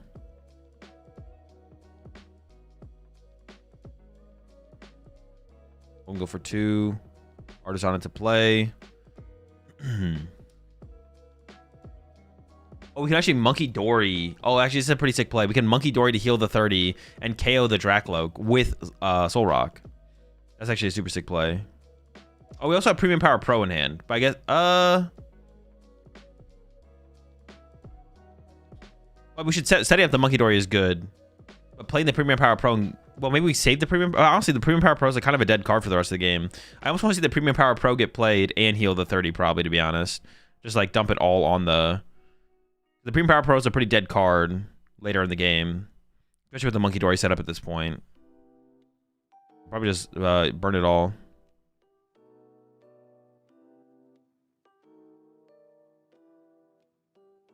Monkey Dory, just 20 over. It's gonna save the Premium Power Pro, I guess. There we go. Knockout. Oofy's down to 4 prize cards left. The graphic just doesn't show it. Oh, there's 3 minutes left. The timer's back. Okay, Oofy can win. KO Latias, KO Fez. Can win the game. There's only 3 minutes left, though, so we'll see. We're probably just going to see Alexander hide behind Badoo the rest of the game, starting with the Artisan. Going to go search out the Badoo. And then we're probably going to see Alexander try and find boss on Gimme Ghoul or counter catcher Gimme Ghoul plus Iono. Make it hard for Oofy to draw prize cards. I'm curious where the space for the Monkey in the Dark comes from. Cut Picnic for Monkey and then cut a Fighting Energy for a Dark Energy. Or a Metal for a Dark Energy.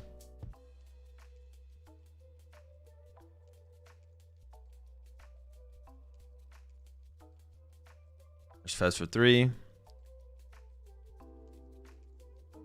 Alexander can Badoo lock purely for time? Yeah. Alexander does not play Moltres, no.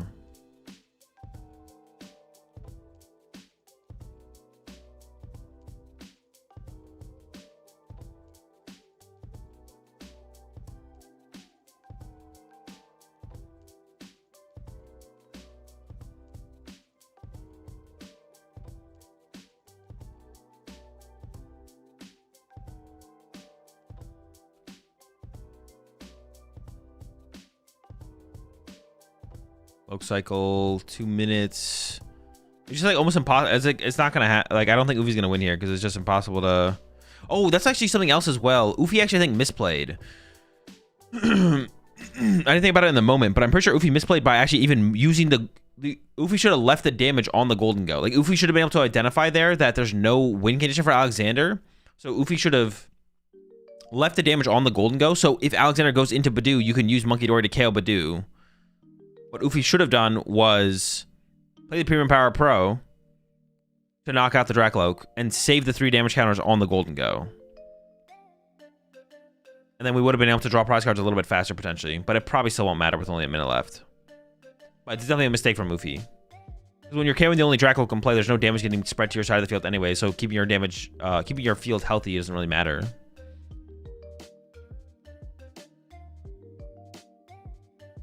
All right, still getting 8 here off the Lily from Alexander. Everything is basically exhausted at this point. The only thing here to find would be a counter catcher. No counter catcher found. Just a lot of supporters. It looks like is gonna cycle some of those. Get rid of the Dracloak, get rid of the Lily. I would just grab Badoo for the next, or a Dreepy for the next turn. There's no Badoos left.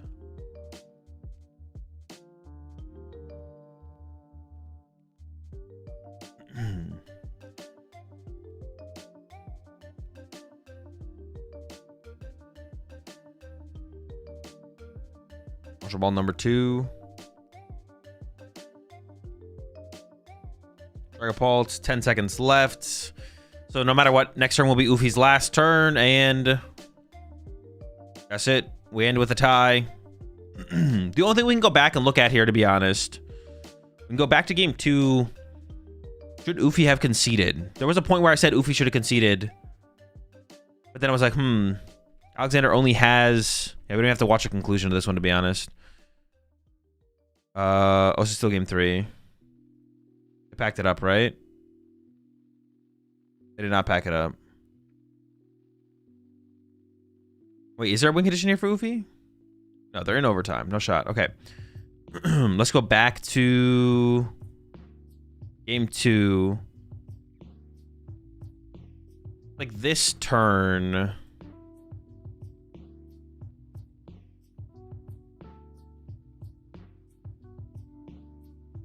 Man, this one skips faster, right? 10-second skips. I just want to look at this turn here from Ufi.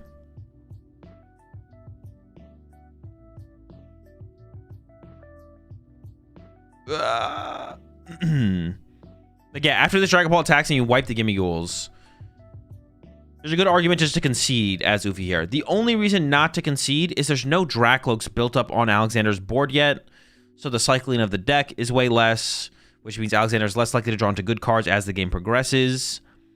And possible Alexander doesn't even get a Dracloak next turn, which means if you just set up Gimme Ghouls this turn and then KO Dragapult next turn, Alexander has no potential of a follow-up Dragapult, and maybe you can win the game from there as Ufi. So that's like a reasonable... So it's like not completely unreasonable for Ufi to stick this one out, but it's definitely questionable. And maybe should just concede as soon as both Gimme Ghouls went down. The chance you win from here is still like unlikely that you win from here, despite the lack of Dracloaks from Alexander.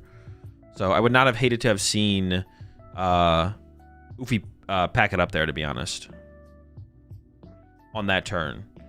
But there's like a not completely unreasonable line that exists. So tough to say for sure.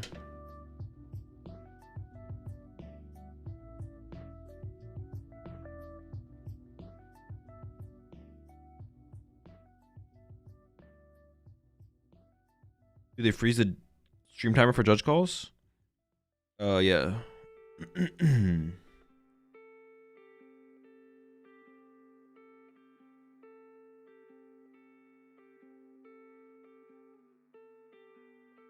And if they forget to pause, I mean, either they don't pause it, they add time back to it usually, but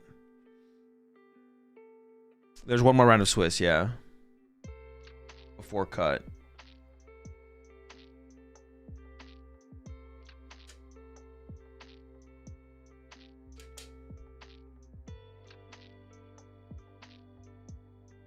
Take a look at the standings though. So using cut already. see where we are going. Nikolai looks like tied. Whether it was an ID or not, I'm not sure. But Nikolai's guaranteed cut. Paolo can ID to make top cut.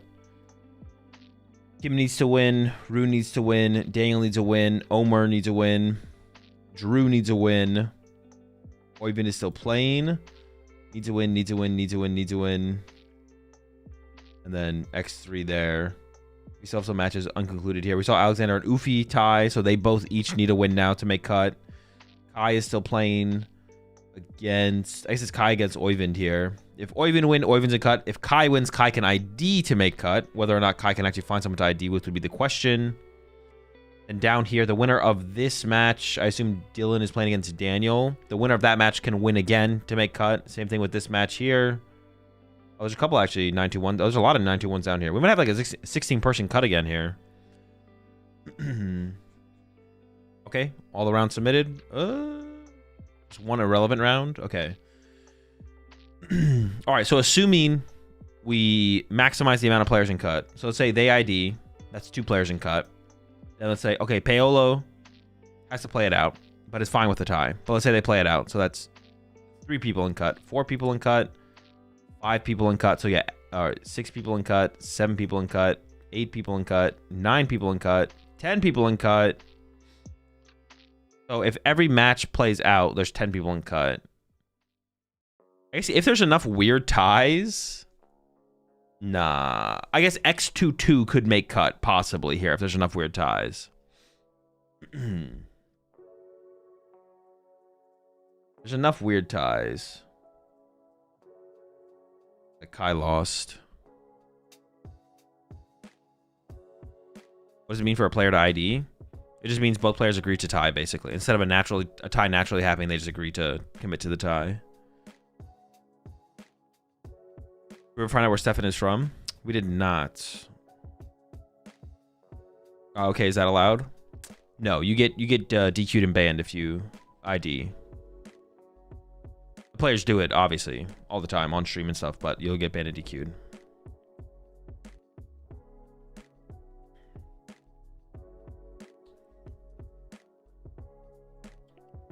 File count game 3. Never lucky.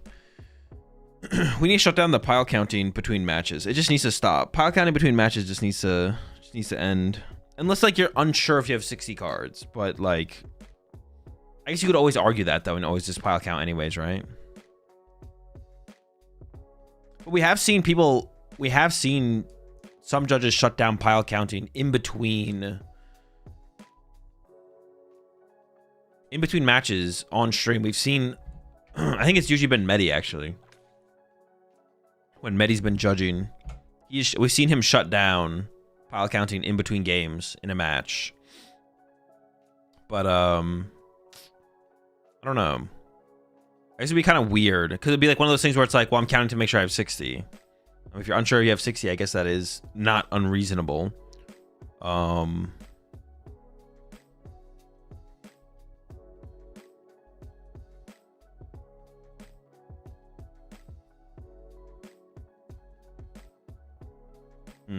I don't know. Are the Australians out of cut? Yeah, definitely. Yeah, we didn't see him up there. Henry, Brandon, Tonneson both lost. Unlucky. Can't pile shuffle, but allowed 3 minutes for prize checking. I mean, it's not 3 minutes, so it's not over exaggerate. But being allowed a minute and a half to sometimes it feels like 2 minutes. Yeah, that's also unreasonable. I agree. I'm with you. Although I feel like the prize checking, the full prize checks we've been seeing on stream recently, honestly have not been taking that long. So I will say that. It seems like the players are trying to be faster with it. I feel like we haven't seen like a really long full 6 prize check in a while.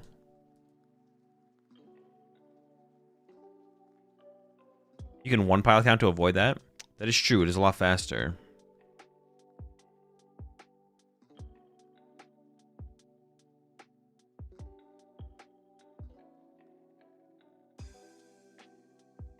Yeah, we could do away with pile counting in between games. We could also do away with what Long price checks.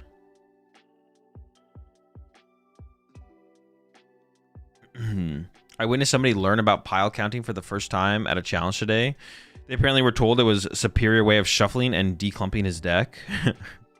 I mean, a lot of people genuinely believe that. Like, a lot of people actually genuinely think pile counting does something special to the deck.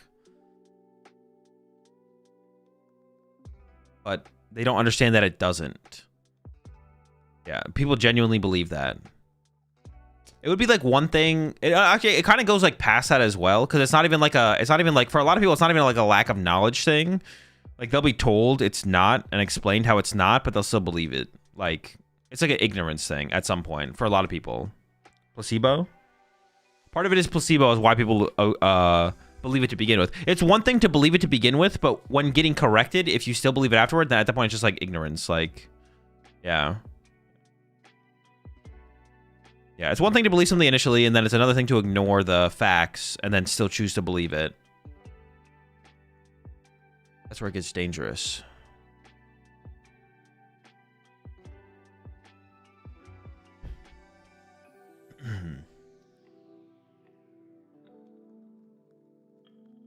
Pile counting is the norm between every game here in Japan. As someone who began playing in the US, I hate it. Gotta go. I so badly wanted to put in and explain why he was wrong, but I wasn't part of the conversation, so I just kept to myself, laughed, and moved on with my day. I bet the amount of ties gets reduced considerably if you remove prize checking. I don't think so. I don't think it would change that much, to be honest. The amount of ties is roughly the same as last season, even though we were playing +1 instead of +3. Like, I think players just adapt. Like, I think if you remove, like, if you're not allowed to take like a minute and a half to prize check, I don't know. I feel like everything like kind of adapts to about where it is. Like, people just like take a little bit longer in the game because they have more time to take a little bit longer on certain turns. Like,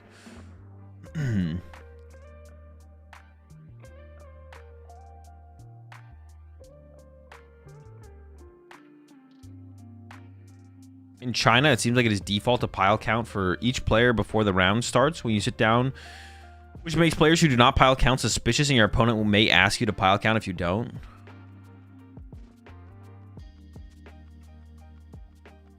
That's pretty cringe. Pile count usually prevents both guardies being prized. True, true, true. You can just count your deck in between rounds, though. Like, there's no reason to. You don't need to sit. Yeah, you don't need to count to make sure you have 60 at the table. Just count between rounds. Make sure you have 60, and then you're good to go. I like to pile count when I open my deck and separate all the mons, trainers, and energies. What do you mean? It doesn't do that. It doesn't do anything, Justin. That's not how it works.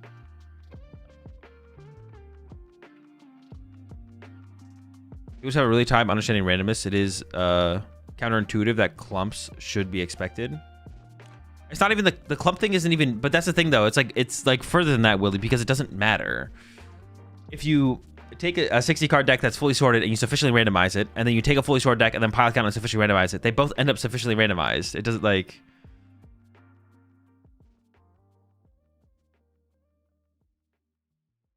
It's like further than that. Because it doesn't even make a difference. Like, it goes a step further than that. Did one dude just lose recently because he lost a card during a round? Yep. But there was nothing stopping him from counting his deck in between rounds. That's what I'm saying. You don't need to pile count in a match. Just count your deck before the tournaments or before the round. If you want to do a pile count before the first game, sure. Like, if you show up to your match on time. If you show up to your match on time with plenty of time to do a pile count before the match begins, sure, go for it. But pile counting in between games is just cringe.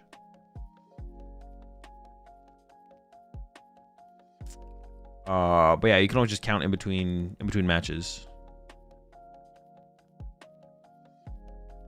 Should you riffle a big Iono? Not necessarily, no.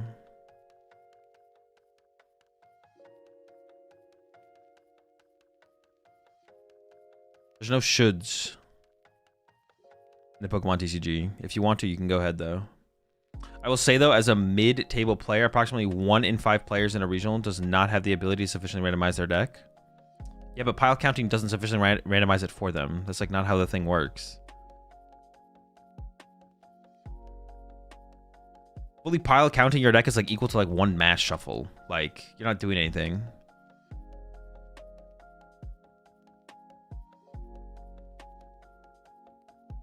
You can't pile count your deck and then not mash it afterwards, obviously, right? And fully pile counting your deck is like equal to like a single mass shuffle, if not worse. It is like quote unquote deterministic because like card 1's in pile 1, but if we remove that and we're just like we don't know what card 1 is and we don't know what card 2 is, and it's like okay, then like a pile count is like equal to a single mass shuffle. So even if you're bad at mass shuffling, you can definitely do more than 1 mass shuffle in the time it takes you to pile count your deck. So there's no excuse to pile count in terms of a randomizer of your deck, which it isn't even random because once again card 1's in pile 1. But if we remove that factor because we don't know what card 1 is, which is fine, we can remove that as a factor, you're still doing less. You're declumping though? No, you're not. Wait, I can't tell if you're being serious. I will pile count my deck 7 times. Checkmate Azul.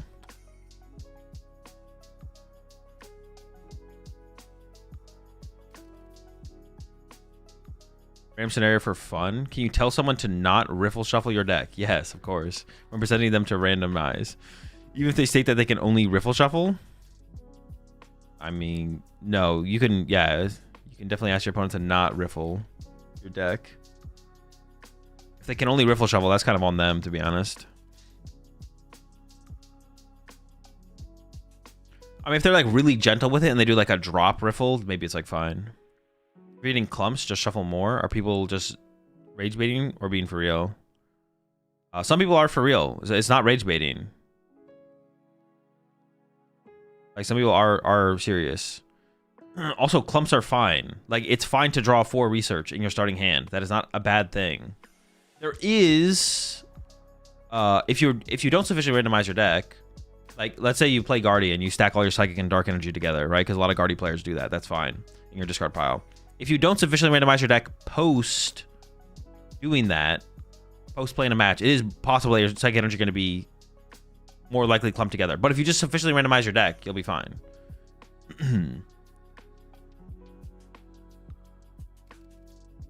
Yeah, if you just sufficiently randomize your deck, you'll be fine. You don't need to pile count to separate your cards or whatever.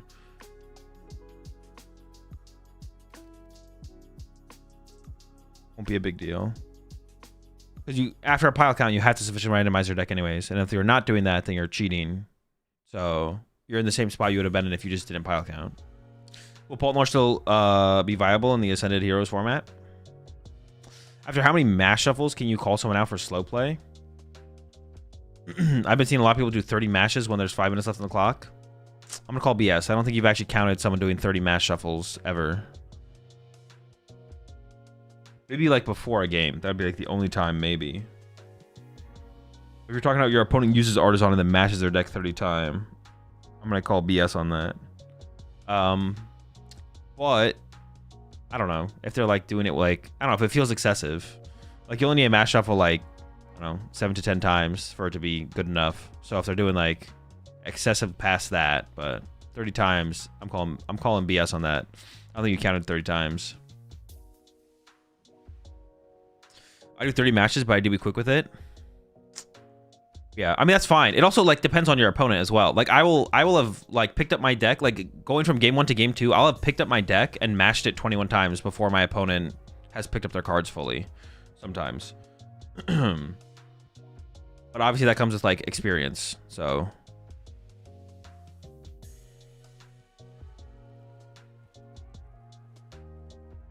I'll literally like, well, game 1 will end. I'll pick up my cards and mash shuffle it and offer it to my opponent before they fully picked up their side of the field sometimes. But that just comes with like, I played a lot of more Pokemon than the average opponent I play against. So I'm just faster. Pile counting is more important in games with a side deck. Like in Yu-Gi-Oh! I pile count once before shuffling normally just to make sure I don't have 16 in the board. Yeah, but couldn't you just count the sideboard real quick? And then that should tell you, right? Screw the shuffling conversation. We need to ban card flickers. Dude, you ban like you ban everyone. It would just be like you left. It would just be you.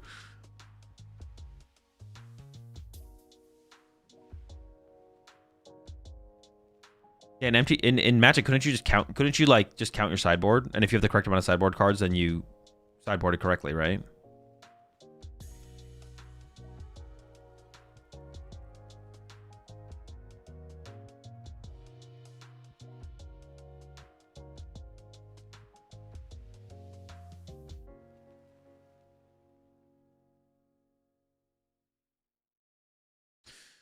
Zinkoto, Yu-Gi-Oh! Content creator and judge says, if you're pile counting, expecting to influence the order of the deck, that's cheating. Exactly, yeah. That's why it doesn't matter. That is, yeah, that's the... What's it called there? You think overshuffling is a real concept? No. Once the deck is sufficiently random, it's sufficiently random. You can't... That is the state of... The state of the deck you're trying to achieve, and once you're there, you're there. It doesn't... Like, nothing else matters at that point. Like, the definition of sufficiently random is that every card has roughly... So if you take a stack of cards, and like you're starting a game of Pokemon, so you have 60 cards in the stack, there's 60 slots, right? Because each card is a slot. Sufficiently random just means every card has had roughly equal chance to be in each slot, and that's it. And once you achieve that, at that point, it doesn't matter. Any shuffling past that point is redundant. And you're just going from sufficiently random to sufficiently random, which means you did nothing. If you haven't achieved sufficiently randomness yet, then there is something to achieve by continuing to mash shuffle your deck.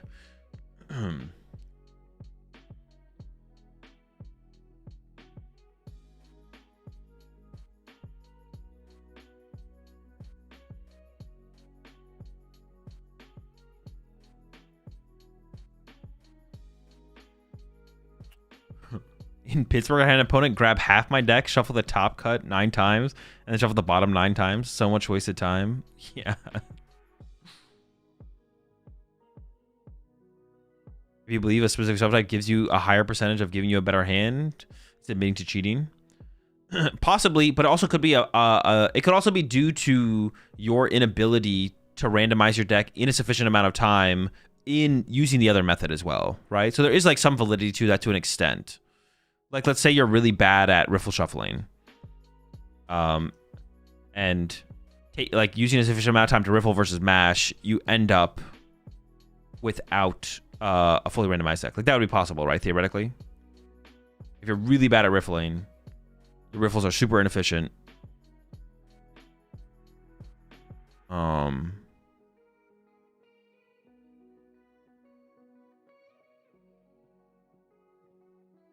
You could your deck could become more like, especially if you like play a game and like you put all your energy together as guard or something, right?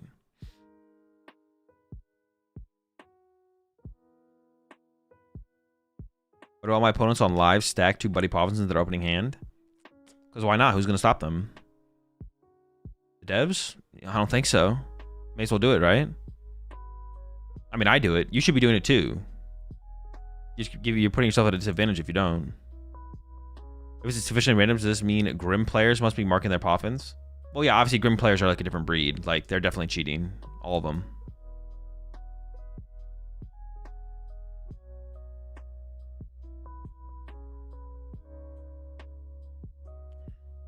Does riffle shuffling mess up your cards? And could you get trouble for bent cards?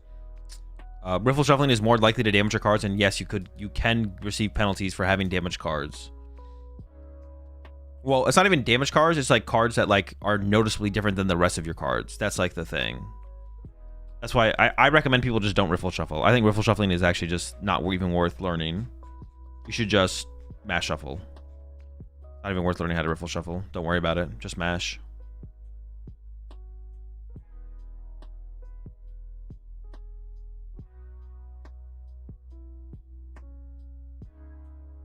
Grim player I sat next to yesterday genuinely got judge called for a Mark Secret box. Bro, I'm telling you, bro, these filthy Grim players, man. I don't even. Oh, we got Drew back on stream. This is it. This is the winning in for Drew. I think he lost his. Has he lost his winning in twice at the last 2 regionals? He lost his winning in once at least. Maybe his lost his winning in twice. Oh, no. He had the record to make top cut, but got 17th. And then I think lost his winning in and got top 30. Oh, got 33rd.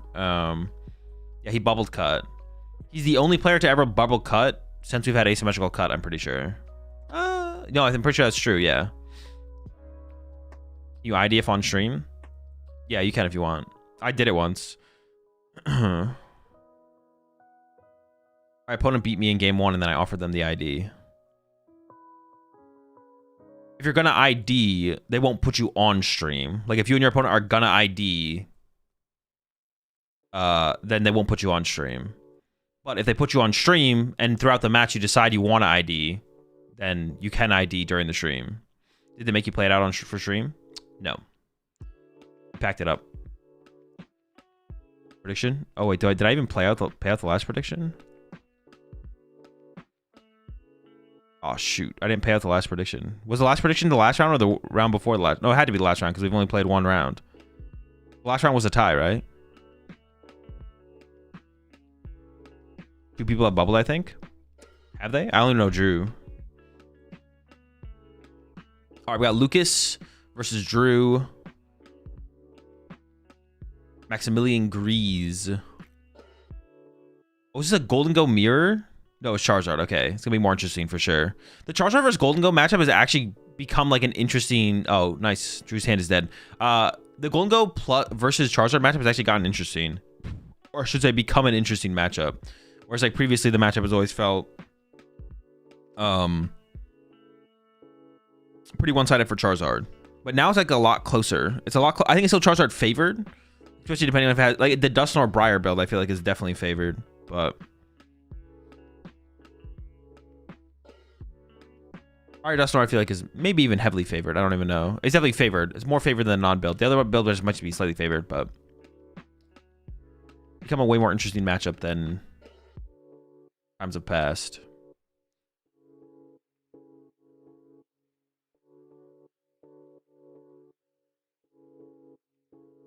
Dango's not 27%. It was 27% in juniors. Just 21% for masters.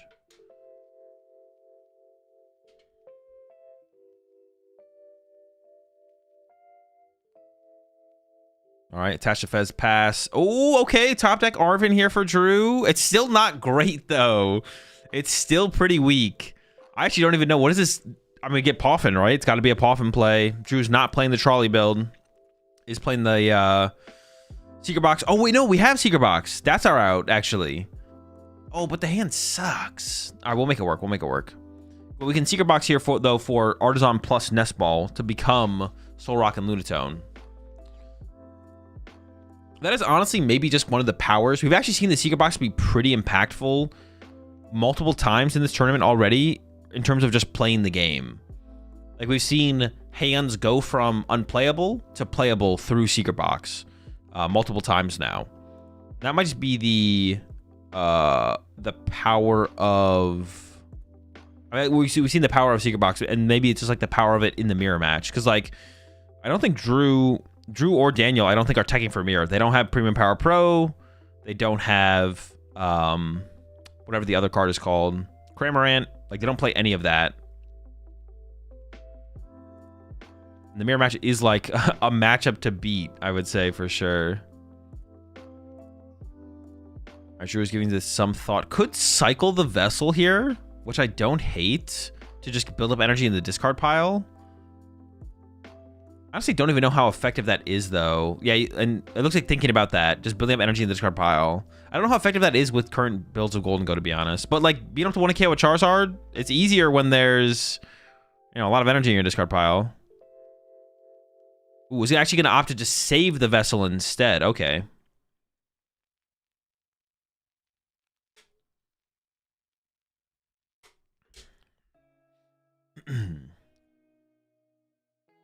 It's hard to compare to games that maybe would have been winnable with Prime plus Iono play.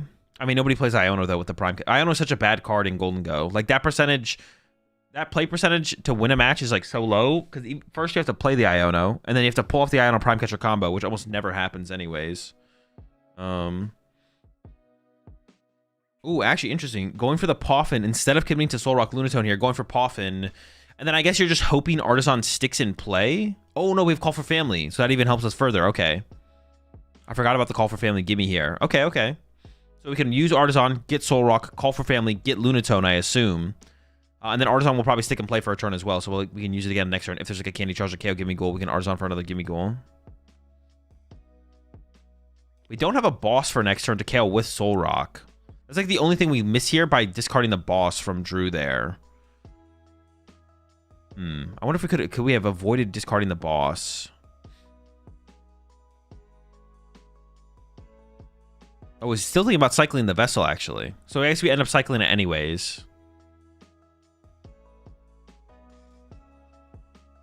We'll Call for Family. Activate. With Call for Family active, Lucas can KO with Chiyu. That is true. That is kind of annoying that we do give up that... Oh, we're not going to Call for Family, actually. We're going to go for the Minor Errand running. Okay, never mind, never mind. So I guess we just know Artisan's probably going to stick next turn, so we can use that to get Soul Rock for draw power. Because currently the hand just has an Arvin, no onboard draw power. But we will have Artisan in play next turn, most likely. Lucas might be playing Town Store, and if Lucas finds Town Store, then... And we do see the Charmeleon coming out, though, so there's no aggressive line here from Lucas. This makes me feel like the trying to save the boss, though, from Drew was that much better, though. I don't know. Like, Lucas here can just, like, retreat to Chi-Yu, and then Drew can't get a one-prize knockout with the Lunatone. I just don't know. Maybe, I mean, the other two, there was two Superiors in hand. Like, discarding a Superior also feels pretty bad here from Drew. Yeah, if you run to the Soul Rock here from Drew...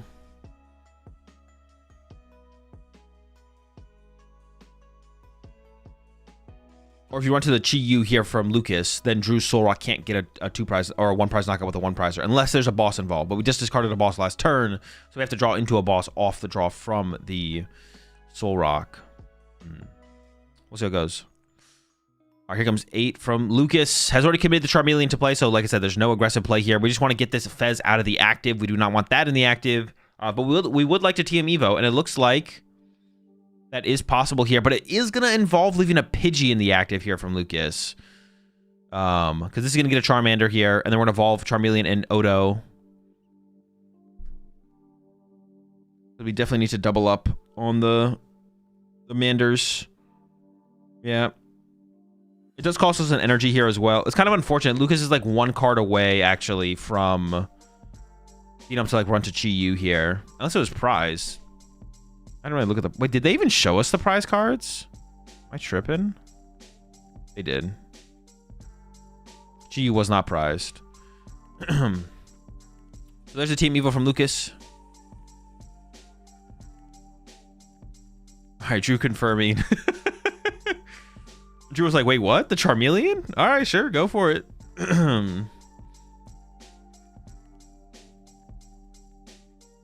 Double Charmeleon and Odo and Pidgey in play, so Lucas is feeling probably pretty comfortable with the current board state. Over to Drew. Immediately into the Artisan to get that Soul Rock, like I mentioned. And this lines up pretty well for Drew. We got the Air Balloon in hand to retreat the active Gimme Ghoul, and Soul Rock can get a knockout. That's what we're looking for here. If you're Drew, you're just trying to get a KO with Soul Rock this turn. What's on Pulsar? It's got to be terrible. You see the Lightning Energy in the hand here from Drew, so he's playing the Lavencia. We have seen Drew earlier, so we did see the Lavencia.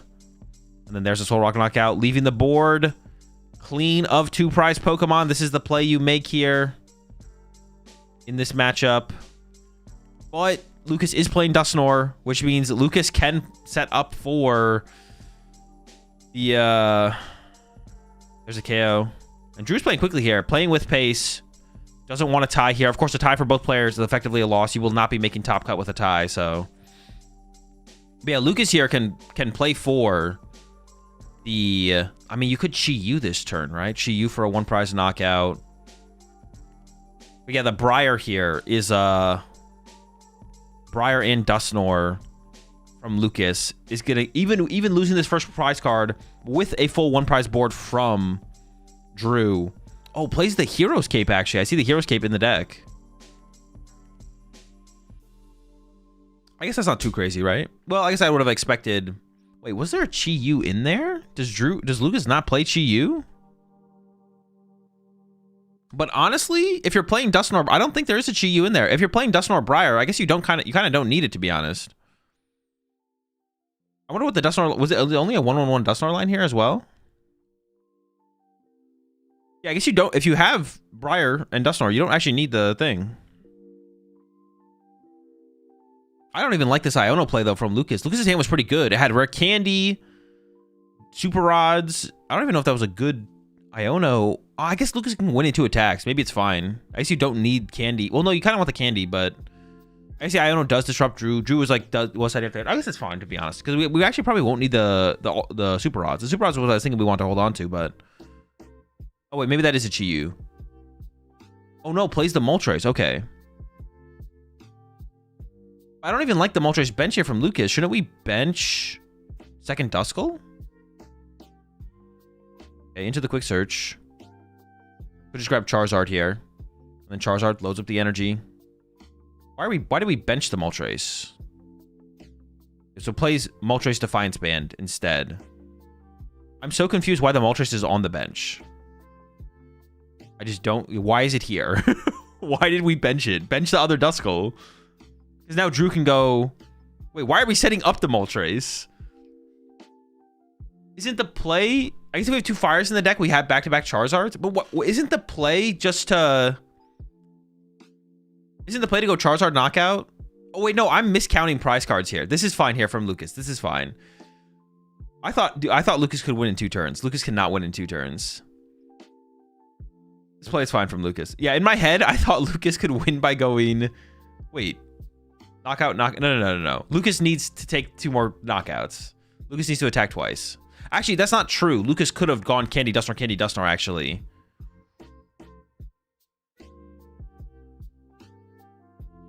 Okay, hang on. Actually, I take it back.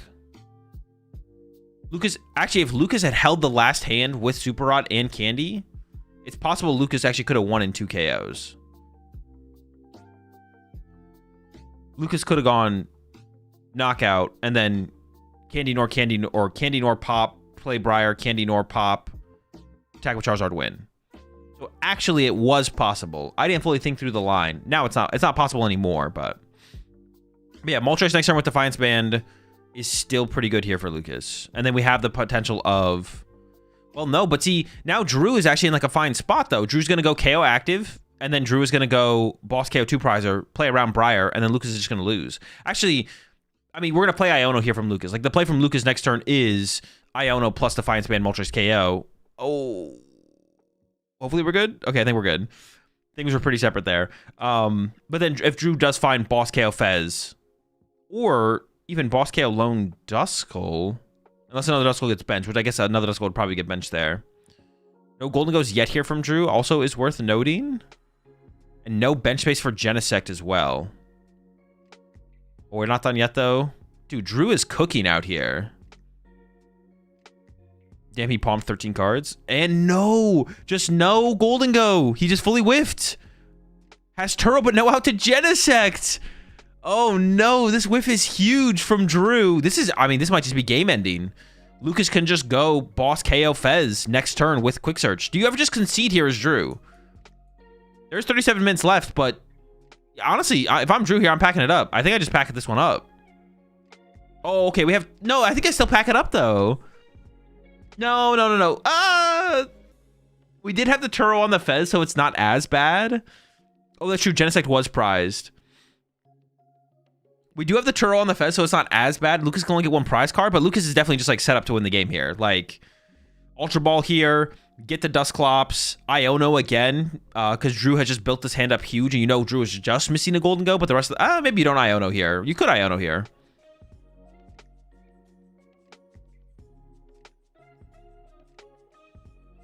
I think KO in the active is also probably just fine here from Lucas. Save your boss's orders. There's an extreme lack of urgency on Lucas's side, so it is pretty good that Drew is playing this quickly, to be honest, because Lucas is not playing with any urgency here at all. But can we just pop a Nor this turn as Lucas? I mean, as long as Briar... I guess you could play for Briar to be prized here as Drew, I guess. I don't know why we're quick searching out that when we have Ultra Ball in hand. But it's fine. You can KO 2 gimmies. Could KO 2 gimmies. Yeah, I don't think you need to though, right?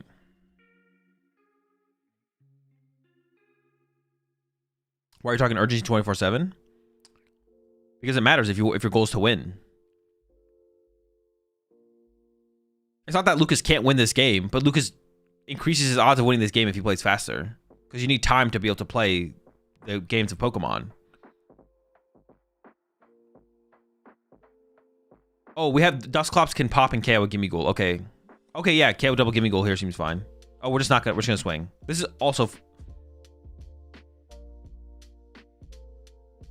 I think I would have just KO'd the active there. I guess there's no target for Soul Rock, so this is probably fine. I think Drew should concede, to be honest. I think that's what he's thinking about here. You have to think about, like, what does Lucas have to prize for me to have a chance to win this game?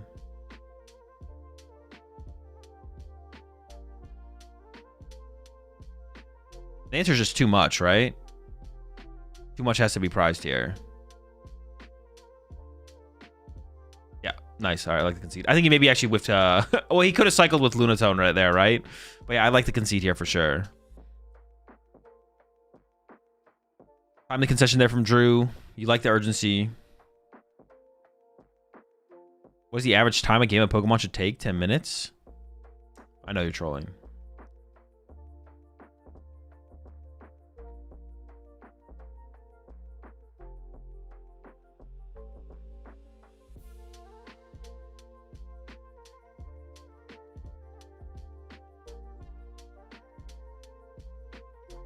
I feel like I have a different idea of what a Riffle Shuffle is. Bro, you have to be in the past. There's no way, right? A comment from the grave.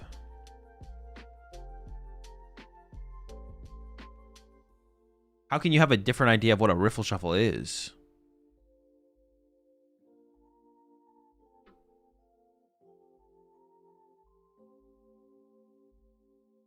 You would have to have had disappear for fighting for Lunatone to draw a rip. Yeah, at that point he decides it's not worth it. 33 minutes left, so plenty of time to finish 2 games, but... He's playing 2 Genesect correct since we almost won it every time. It just depends on the build. In the Lunatone Soul Rock build, 1 Genesect's fine. But in, like, the Sarah Ledge build, I would play 2. Because in the Lunatone Soul Rock build, you can fairly often get away without putting Genesect in play.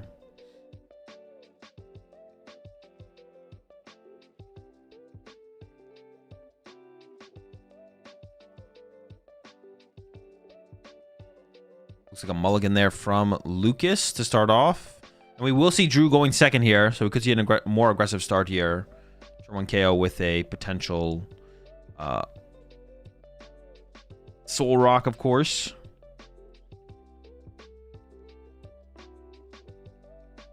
Next innovation is just going to be 2 Dango, 0 Genesect. Just get lucky, right? You only ever need to attack with Golden Go twice during a game. Soul Rock does the rest.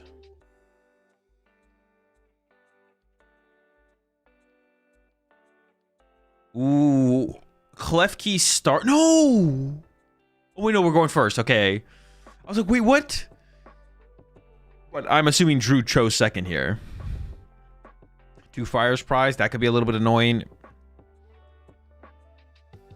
Can't create 2 charges without a Super Rod. I mean, this start here from Lucas is disgusting. The turn 1 Klefki here is just really good. Oh, well, no. This is fine. This is fine. At first I was like, wait a second. But no, this is good. From Lucas.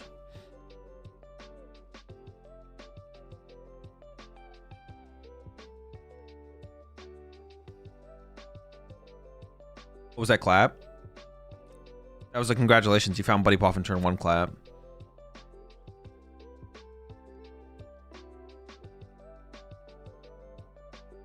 So imagine if you put a Hero's Cape on the Klefki so it doesn't even die to a Soul Rock. Just beefy.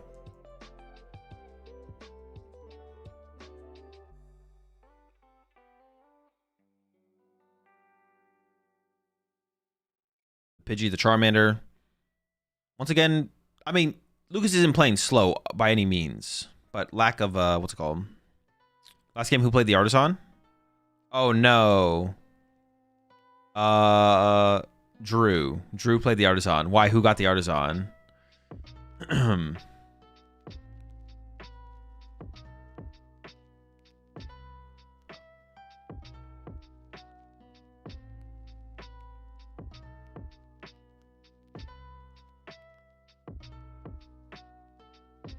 Oh, dude, I was like, what the fuck? I was like, where'd he get that other buddy Poffin from? He was using Tatsugiri. Drew picked it up, fortunately. Okay, good. That was a good call out. That is a good call out. See, when you have like the same color sleeves as your opponent, and you're playing similar cards, then there is some merit for the riffle or the pile count or what? Get that Klefki in the active. What are we doing? No way. What? That's got to be worth the bench space, right? Drew's whole plan is to set up Solrock and Lunatone and play through a one-prize board state in the early game for as long as possible. If Drew gets a turn 1 attack with Solrock, it'll just KO your Klefki. Who cares? But if not... Wait, no, that's just got to be bad. But if Drew whiffs the turn 1 attack, then you buy a turn. I don't like that at all from Lucas. Like Drew fully plays for the Solrock Lunatone in the initial part of the game. Why would we not just send up the Klefki there? Yeah, why wouldn't we just ship the key to slow down Drew potentially?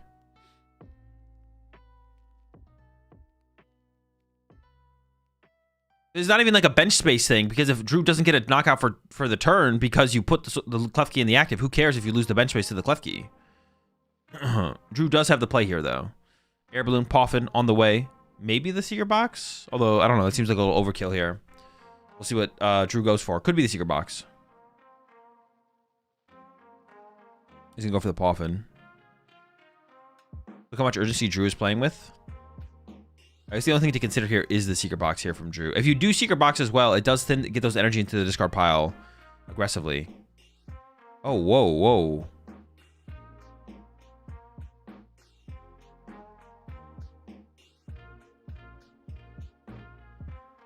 Wait, I'm confused. Solo gimme?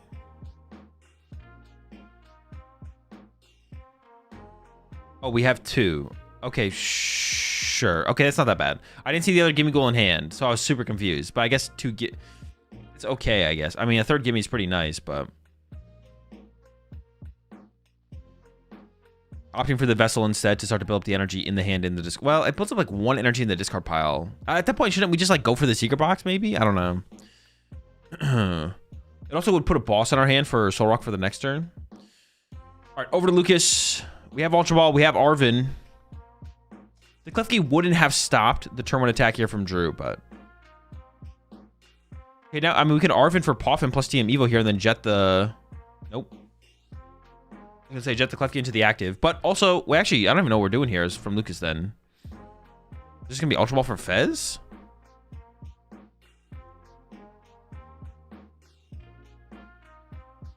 Ultra Ball for... It feels like playing Arvin there for Poffin Evo and then jetting the Klefki in the active and then Evoing makes way more sense here, right? I just don't get this play at all from Lucas, to be honest. Are the Evos prized or something?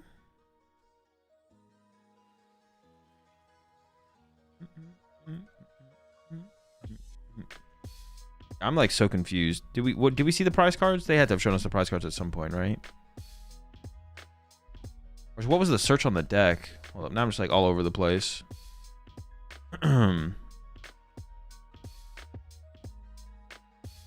There's Evo in there. What, I don't get this play at all here from Lucas. Why not just go Arvin for Poffin, jet up Klefki to take away the Lunatone draw? Well, yeah, true. Or even jet up the Charmander because you want to protect the Pidgey, right? That's also a good shout. I didn't even think about that. Oh, because we were going to draw to Candy Pidgeot. You fool. Actually, no, that was even a better reason to do it because we still want to TM Evo this turn. Actually, no, we're going to draw double Charmeleon. Yeah. Actually, it's just 1 Charmeleon, but that still works. Wait, do we just have Candy Charizard as well? Oh!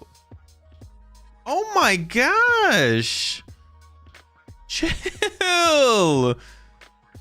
Yeah, I guess we're... Yeah. Never mind. I forgot we were drawing Candy Pidgeot, Candy Charizard off the...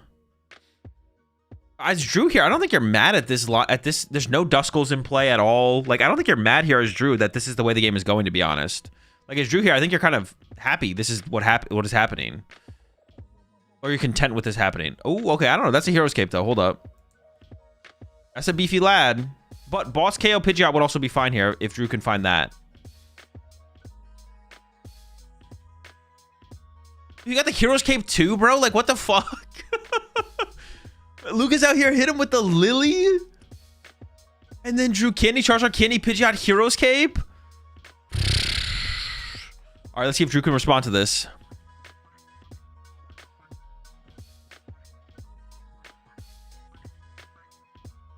Boss Cape Pidgeot equals Zard does 210, 270.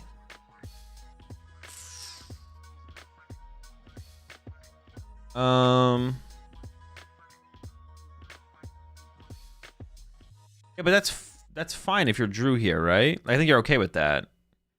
Because Lucas has to pull out another Candy Zard, and you KO that Zard, and there's no way there's another Candy Zard.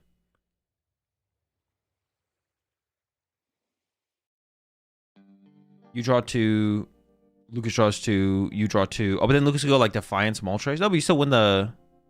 Wait, hold on. Yeah, you still win the trade. Yeah, what the heck? Who cares? Who cares if Charizard does 270? You're winning the prize trade.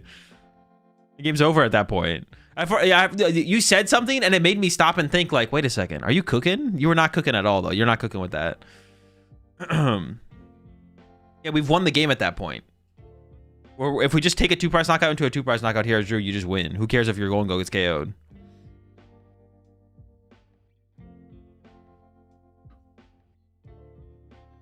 The Manor got benched this turn, yeah. Charmander got benched this turn. Fire wins for Lucas, though, right?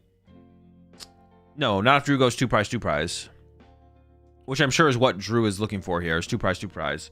But what can happen here, I guess, is Drew can go KO the active, and then Lucas can respond with Moltres Defiance Band KO. And then there's a 1-prizer on the active. And then if Drew goes KO 1-prizer, then Lucas could go Charizard Briar win.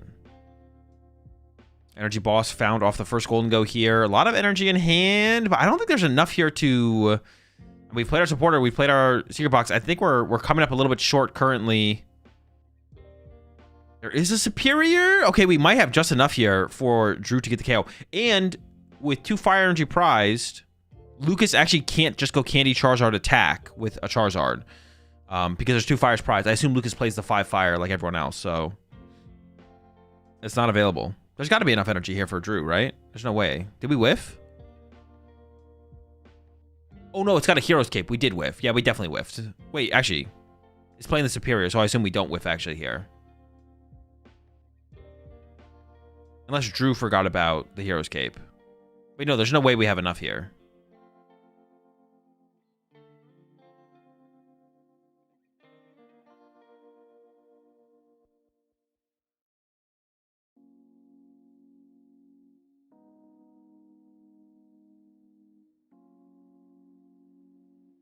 $400 damage. We do come up a little short here. Now Lucas can win the 2-2-2 prize trade because Lucas can go Boss KO Lunatone and KO that with the Charizard, and then Moltres Counter Catcher KO Genesect into Charizard KO Golden Go. So the prize trade is lined up here for Lucas to win this game now. The Hero's Cape actually pays off, but this does mean if Lucas goes KO Lunatone, Drew can go Soul Rock KO active. But then Counter Catcher is still active for Lucas. So here for Lucas, I think the play is literally just going to be Boss KO the Lunatone off the bench. You would also like to... but that would be your whole turn, actually. Your hand is actually just dead here for Lucas. But you know there's 2 fires prize, so there's a good chance you pull a fire off the prize cards, and then Arvin can become... Ooh. Okay, I don't hate this as well from Lucas. You can just Buddy Poffin to set up Duskulls, and then that sets up... Actually, does that, though? 210. The thing is, Lucas has 0 cards in hand, so, like, your hand is just not that good here for Lucas. Let me think here for a second. We're going to go Punchy Active. We're going to put it in Dusclops range. And maybe Drew wishes he had kept the Turo, to be honest. Oh, he did. He does have a Turo in hand. He has the second Turo in hand. Then Drew goes Knockout, go down to 3. Then Lucas can go Clops, Knockout, Candy Dusknoir, Knockout, Friar win. Okay, so I guess it is lined up here for Lucas to win next turn, but there's no way Lucas's hand turns into that combination of cards. There's no way that his hand turns into that combination of cards for Lucas. And there's 2 fire prized. So, like, we have to also find a super rod. There's just no, it's not possible. That's impossible. Lucas can win with Briar. Yeah, but there's no, it's not going to happen. That's like an unreasonable draw. Lucas would need Klops, Candy, Nor, Charizard, double fire with 2 fires prized. So would need a super rod. We have a super rod. Yeah, that's unreasonable. And Drew has the Turo, so it completely removes that line of play away.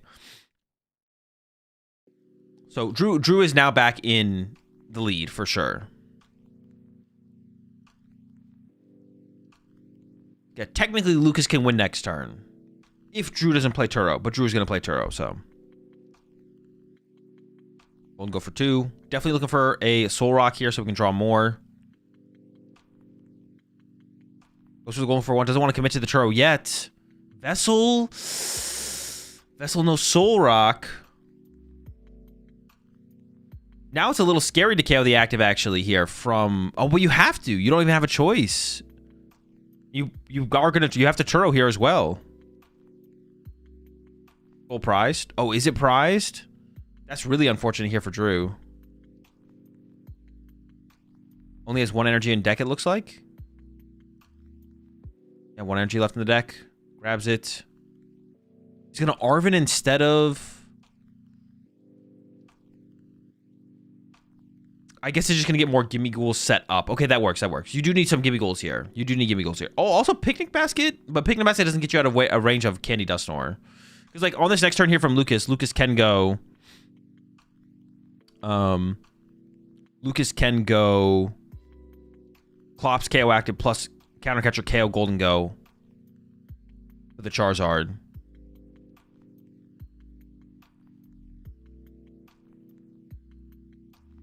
Honestly, a Badoo here from Lucas would just win the game. But Lucas doesn't play Badoo, I assume.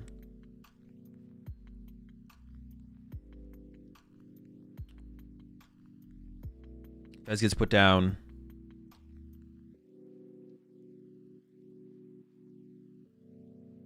There we go. KO. Moltres ban KO Dango. I mean, you don't even need the ban. You can just go Moltres KO Dango. Oh, you should Moltres this turn. Yeah. Lucas should Moltres this turn. Yeah. Very true. Now that it didn't get Turo reset. Yeah, we could just do that.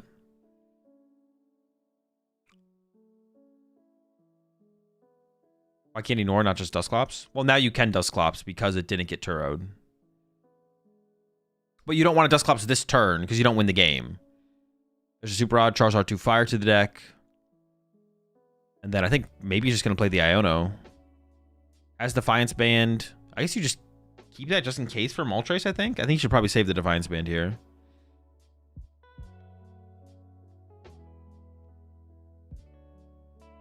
Charmeleon setup.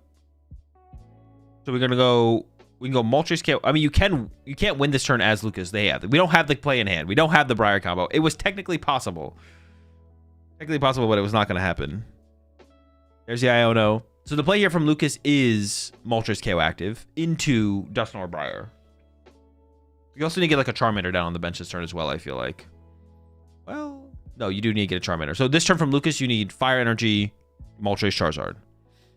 And ideally a Dusclops as well. There's Dusclops.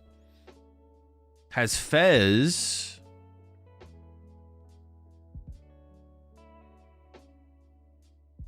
You can Countercatcher Bench Dango Klops active.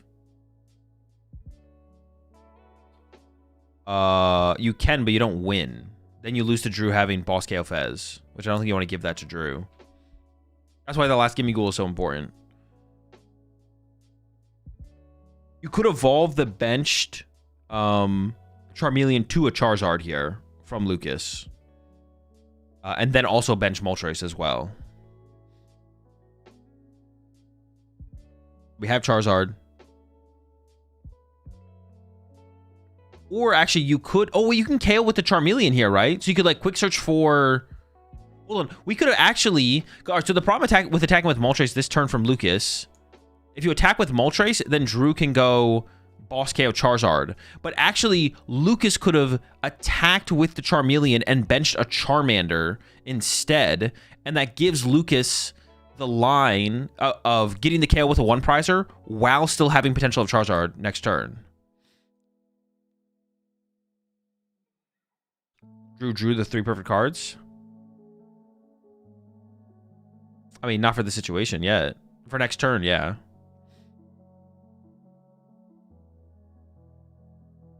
But now Drew just has to go boss KO Fez and is 100% fine. And has a pretty good shot of getting there for sure. Double Golden Go. There's a Golden Go.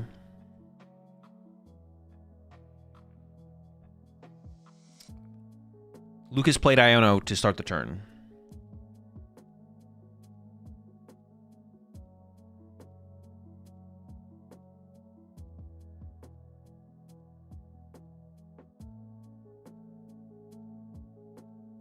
I guess Drew was just showing Lucas that he had the KO, but I mean, Drew didn't win. Wait, what? Maybe they like having a, maybe Lucas was like, if you have the KO on a 2-prizer this turn, I'll concede, because he knows the chance of him winning the game is so unlikely, which it is. The chance of Lucas winning the game here is so unlikely, but it looks weird because it looks like Lucas was probably down both Iono. That's also possible as well, yeah. And there is the Fez on the bench here for Drew, yeah. So yeah, definitely a fair concession, honestly, from Lucas. The chance you win here is very low. I kind of like the concession here. But the hand had no energy. He had Lavencia and superior energy retrieval with a boss. He's going to draw with 2 Golden Goes and Pheasantipity that turn. He's going to draw 7 cards. Also, it's possible he finds Nitrogen for Lunatone and cycles with Lunatone.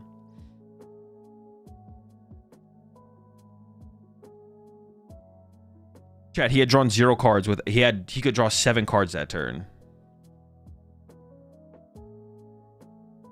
Yeah, but no energy. Those are all trainers. True. Those are all trainer cards. If you were Kenny the Dusknoir and slowly knocked the actives, Drew would have been forced to push a 2-prizer and he would have won with Zard knockout. No. Both players played everything correctly there. Both players played everything correctly, and the end result of that was... Oh, actually, no. Lucas did make a mistake. Lucas did make a mistake, actually. I take that back. Actually, I want to go back to that turn. I'm actually more curious about that turn now, to be honest. This turn here from Lucas. We have not fezzed.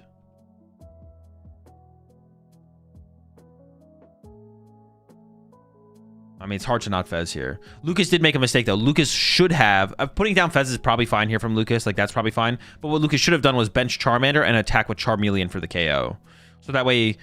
does that make that big of a difference, actually? Drew goes 1-prize knockout. Drew goes KO Charizard. But if Drew gets a 2-prize knockout, you win anyways. Maybe it actually doesn't matter as much as I thought it did, to be honest. At first, I thought it mattered, but actually... If Drew KOs a 2-prizer, you lose anyways. If you're going to concede here as Lucas, if the 2-prizer gets KO'd no matter what, then I guess this is fine, to be honest. Okay, so Lucas actually probably played it fine, to be honest. All right, Drew's going first here. Buddy Poffin for double Gimme Ghoul and is doing the prize check while Lucas starts his turn. Lucas, of course, also starts with the Buddy Poffin here. Mulch in the active, and then we have the Charmander. And it looks like Tatsugiri getting searched out. That's not what you want to find. Oh, it looks like we had Charmander out of the hand. So this is fine. We get the Pidgey and the Tatsugiri here. Cyclops active. He pushes Baby Gimme Ghoul.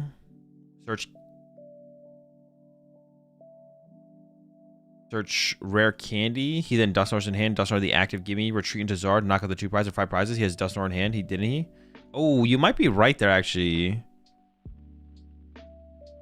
I thought you were wrong, but actually, maybe you were right.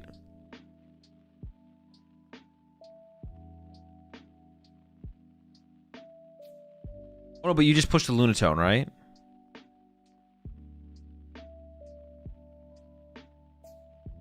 Then we fez for 3. Hey, let's go back and watch this because they're not doing anything interesting up there anyways.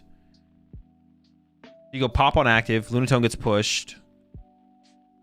Oh, no, no, no. You are wrong. You are wrong.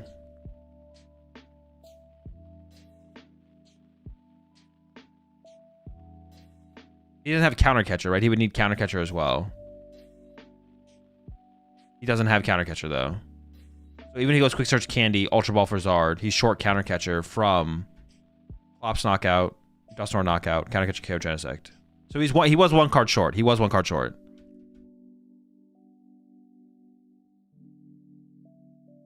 He was close. He was close.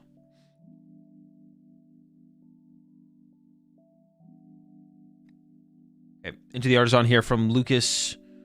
Looks like this is going to probably have to be second Charmander. Which means you don't have a Duskull set up yet, but you still have plenty of time to get there. And then into the Lily. We did retreat for turn into the Tatsugiri, so no TM Evo here from Lucas. And it does have the Tatsugiri in the active over something like a Moltres. So Soul Rock KO, especially giving the Artisan over to Drew, is pretty likely here. If not 100%. Actually, the hand there for Drew is, like, very okay. Not that great, actually.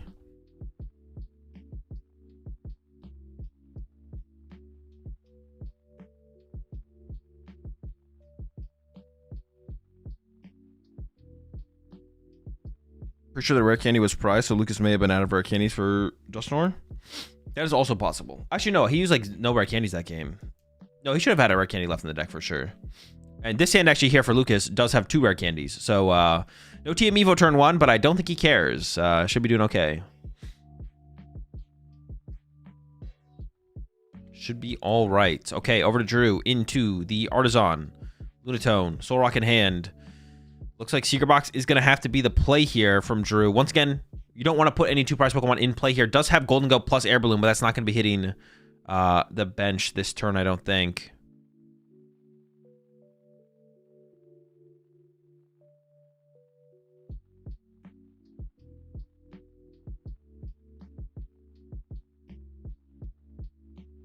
Debating between the Nest Ball and the Soul Rock. You kind of want to hold... Ooh, or the Boss. Boss is also an option here. Gives it the Boss here.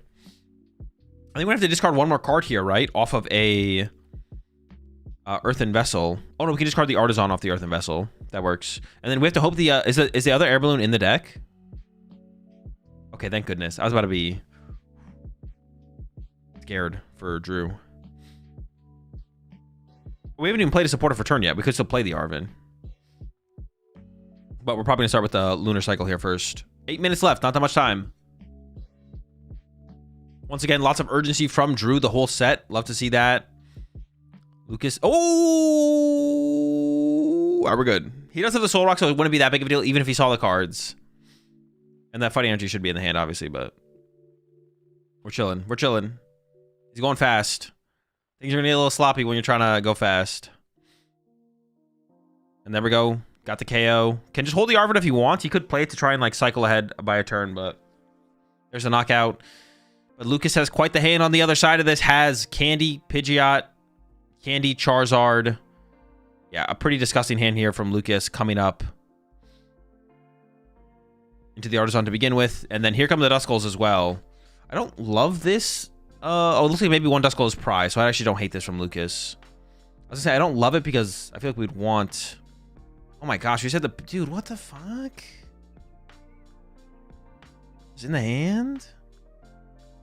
Then Ultra Ball away Pidgey plus Arven, Candy Charizard.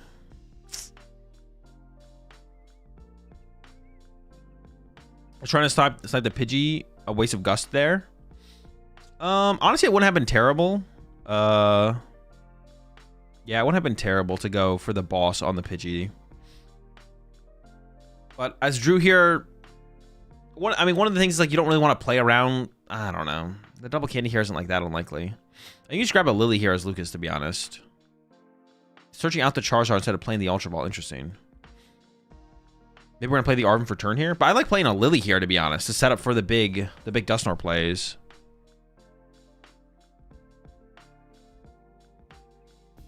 What are we, like, holding? Maybe Lucas is just trying to hold the hand for as long as possible. Maybe Ultra Ball's going to go get Fez or something. Ooh, oh, no, there's 3 fires. I was going to say, ooh, there's only 2 fire in the deck. Setting up the Moltres here. So I guess it's going to be Arven for the Hero's Cape. See, now we're Ultra Ball away a fire, which feels bad. Oh, wait, are we not playing the Arven? Wait, what are we... Okay, that's fine. But no, this is like... This just seems bad here from Lucas. We could have played a Lily for turn.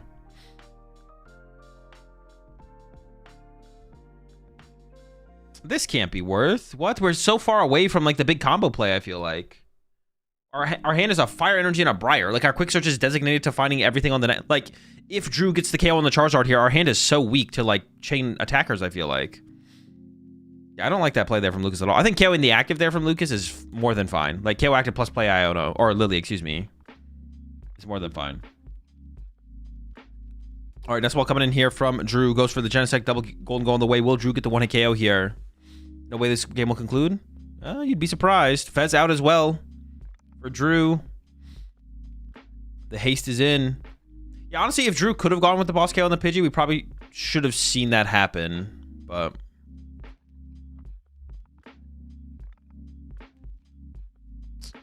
I don't know how many energy are in the discard pile. Golden go for 1 first. Down to Turo. Retreat. Golden go 2 for 2. Still have not lunar cycled yet. There's a Vessel. That's a really good draw. Oh, double Vessel in hand already. All right, that should be KO then for sure. Gotta go though. You gotta go. No time to think, Drew. Go, go, go.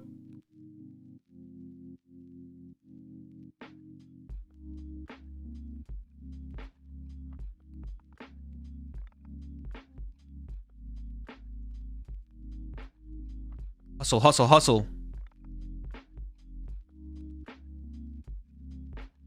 We're cooking, we're cooking.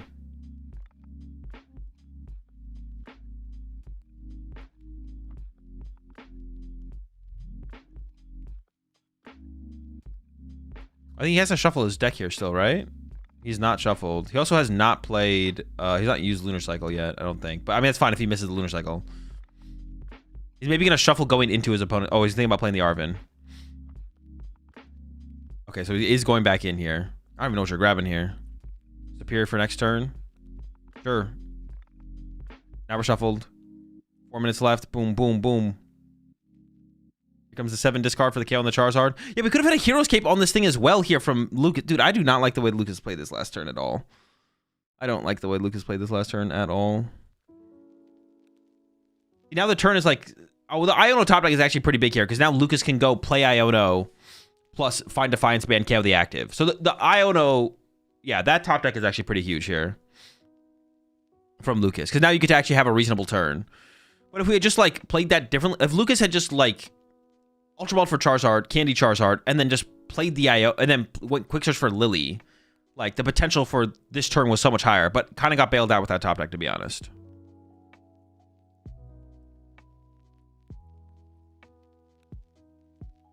Because now we can Quick Search for the Defiance Band. But we also could have had Hero's Cape on the... Even playing the Arven for turn from Lucas. I thought we were going to play the Arven from Lucas. I was like, okay, we're not going to go for Lily off Quick Search, sure, but then we get to play Arven to Hero's Cape our Charizard, but then doesn't even do that. Because chasing the Gimme Goal there just isn't that high of value, I don't think. Because like we look at the board that developed from Drew, and it's like another Gimme Goal on the bench is equal to a Soul Rock, or a Soul Rock is higher value than a Gimme Goal even. The other thing when the Gimme Goal does is it gets rid of the Air Balloon, which gets rid of the extra card draw off the bonus. But and here comes a Quick Search from Defiance. Why is Lucas not playing fast? I mean, because he doesn't have to if he doesn't want to. Playing for a draw? He's not playing for a draw. Bro, y'all can be so boneheaded sometimes. Lucas is not playing for a draw here. He's just not playing as fast as Drew.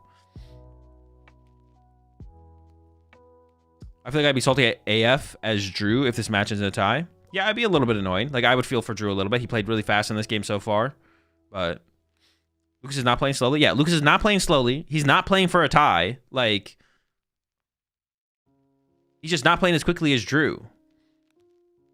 Like, we can praise Drew for playing quickly, but we don't need to rag on Lucas for not playing as quickly as Drew. Like, it's just, he doesn't need to play that quickly.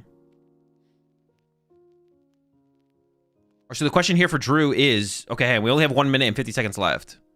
Does Drew have boss KO? If we don't have boss KO, oh, we have boss KO! Drew's cooking! Unstoppable.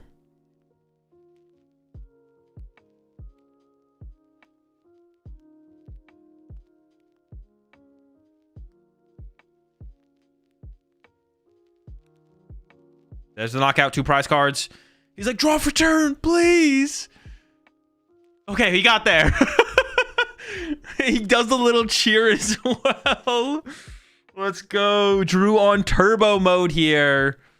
And he has gotten his guaranteed +1 turn. Even if Lucas uses the next minute on this turn, Drew will get 1 more turn to have a chance to win the game. And there might be some kind of gentleman's in play as well here for them. So it's cool to see that for sure.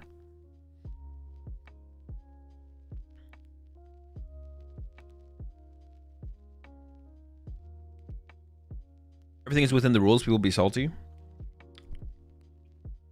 Basically, yeah. Oh, hold up. Charizard, Hero's Cape, activated for Lucas. Knockout. There was no Iono there, right, though? I mean, yeah, we didn't have access to quick search. Okay, okay, okay.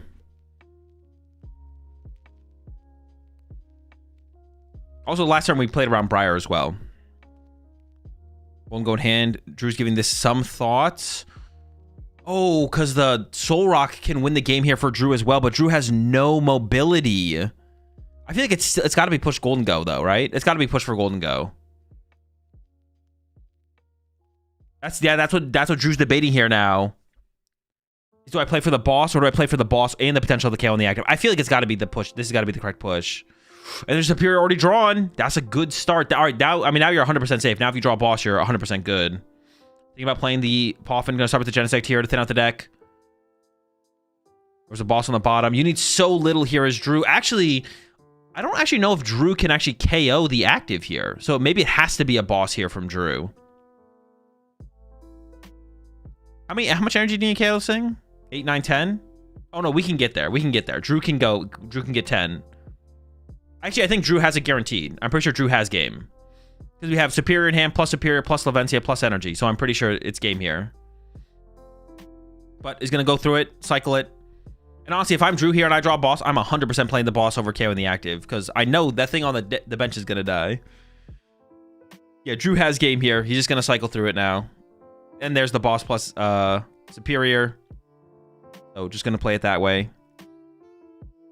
Feels a lot safer to go boss Superior to win than want to KO the active. There's a knockout. And we see Drew moving on. Actually, Drew could still bubble. No. He can't bubble cut. He cannot bubble cut. Drew will move on into top cut. No bubble. No bubble. Oh, dude, I almost pressed the wrong thing for the prediction. What was Drew? Drew was on the right-hand side. I almost clicked left.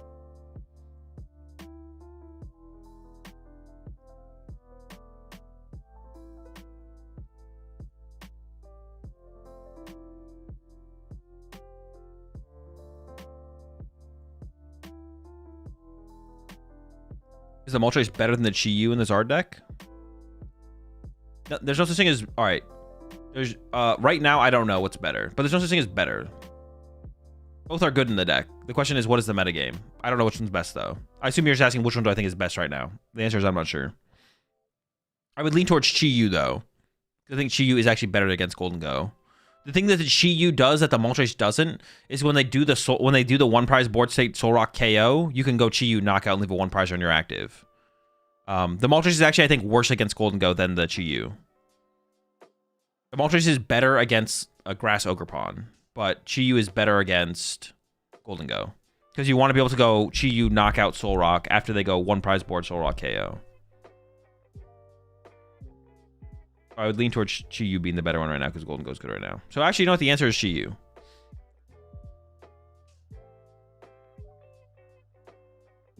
I changed my mind. I actually have an answer. I just hadn't thought about it yet, but you've prompted me to think about it.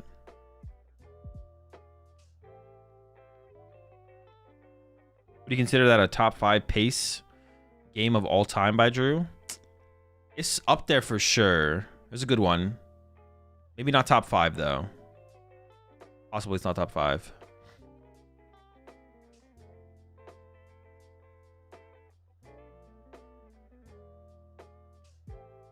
Chi plus Maxwell can KO Mega Venusaur, which is a real meta threat. True.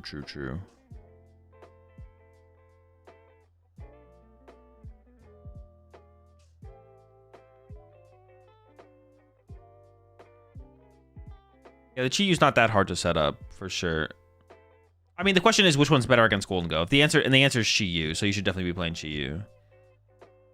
Moltres also requires you to be losing the game to utilize, which is like... Does that actually even matter ever? To utilize to KO a Golden Go. Obviously, you can KO Genesect always, but... Go... Chi-Yu...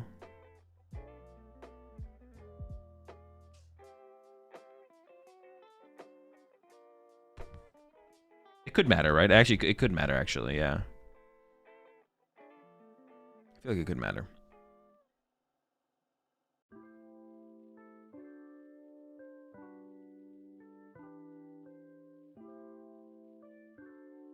I just say nothing. Drew playing with discard pile instead of promoting, getting cards from discard pile into hand, confusing everyone by that. No, everything that Drew did was pretty. Everything Drew did was pretty easy to follow. I could see like if you're like newer to the game or something like that, or what's it called? It could be confusing, but yeah, everything Drew did was like it's pretty easy to follow. It wasn't like too bad. If his opponent couldn't follow, or the judges thought it was like an unreasonably hard to follow, then they would have said something, but it was pretty easy to follow overall. It wasn't that bad. Also, looking through your discard pile before you promote a Pokemon, it's not like I don't know what you're talking about as far as that goes, but if you're just like checking his discard pile before he promoted a Pokemon, that's like fine. Oh, I assume you're talking about when he was like debating between setting up the... I should use these. This is the replay? This is the replay. Are you talking about when he was debating setting up these two?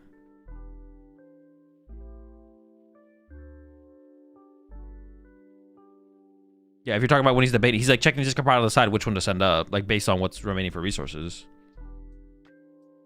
Thoughts on Mega Sharpedo? It's pretty chill, but it's really bad right now because you don't really have a good answer for Golden Go.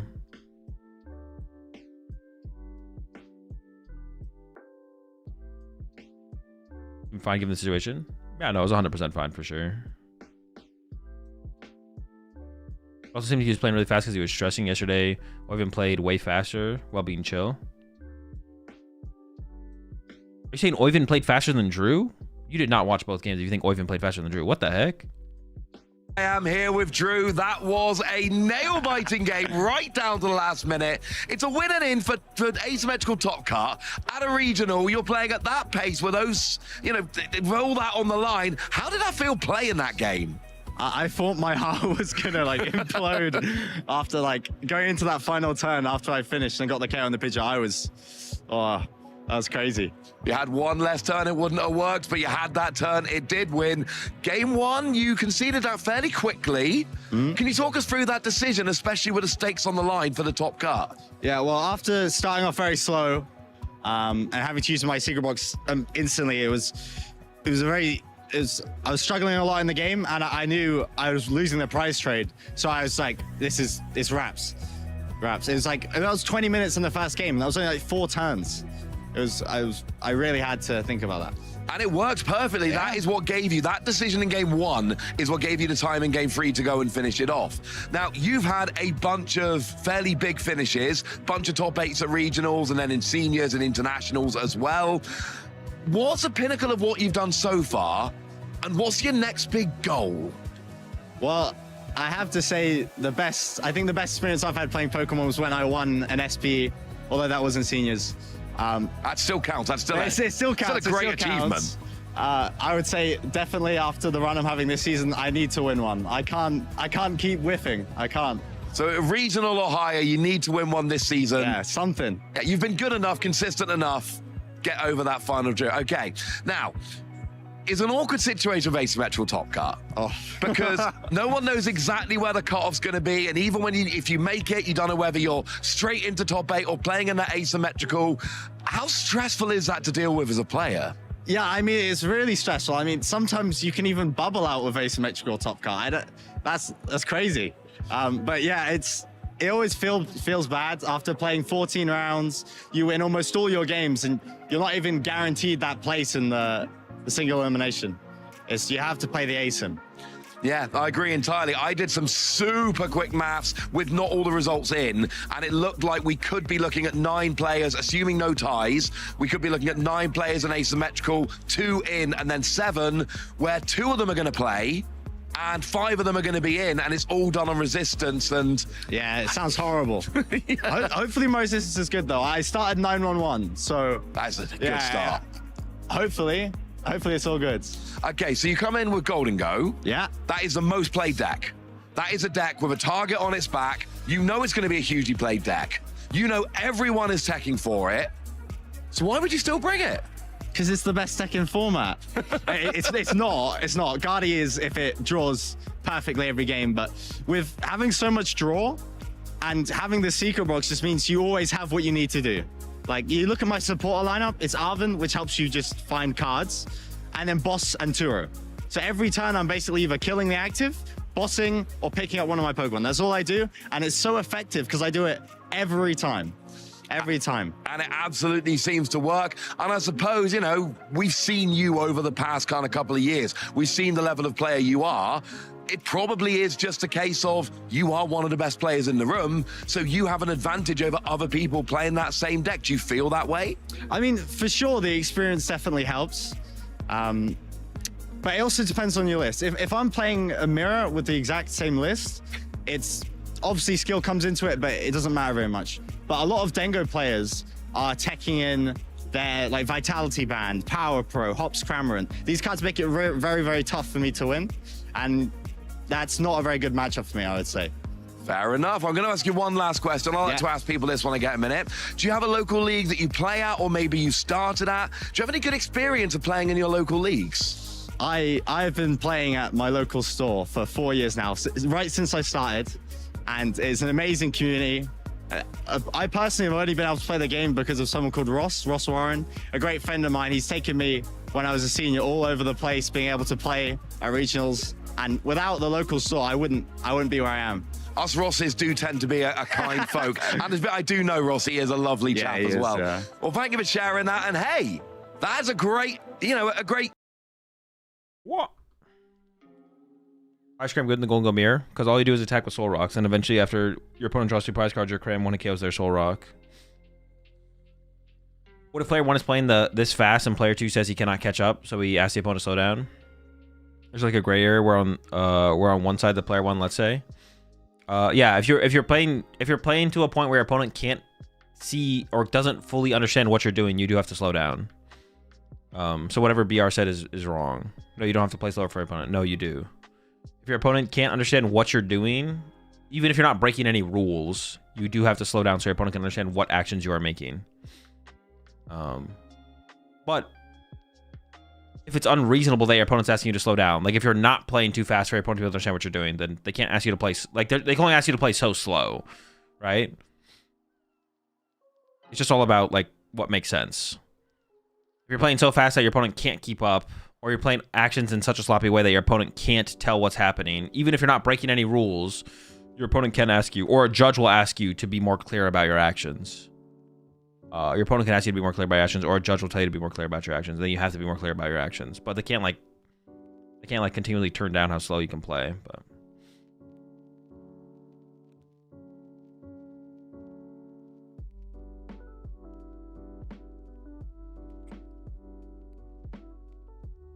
Ace says, new to me, I got burned when I first started playing and was just lost, but maybe I need to stand up for myself. Yeah, definitely. Can you ignore the opponent and only take orders from the judge? To an extent, yeah. Like your opponent, the judge is like, your opponent can't force you to do whatever they want. They can ask you to do stuff within reason, and if you don't do those things, they can get a judge involved to enforce that.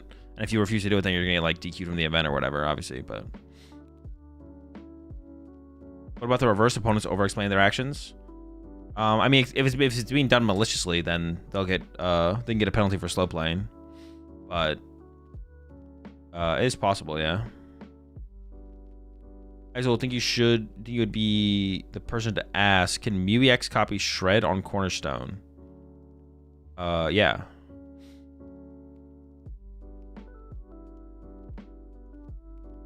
And then then hit the Cornerstone. You can, yes.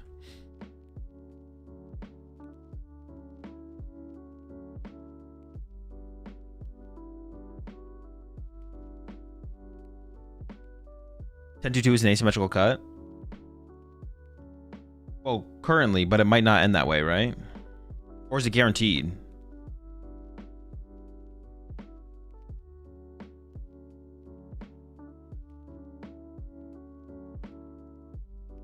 One, two, three, four, five, four, potentially 5. No, it's potential. There's no 10-2-2s in cut. It depends how many ties there are. Have I ever been DQ'd? No, I've never been DQ'd. I talked about this, I think, yesterday. The worst penalty I ever got was a match loss. Anyway, 33 is in. 11-3? No. I think Diancie is decent. Yeah, it's pretty good in Guardy. Good card. Here we got Rule Shark in a regional or higher. And for what?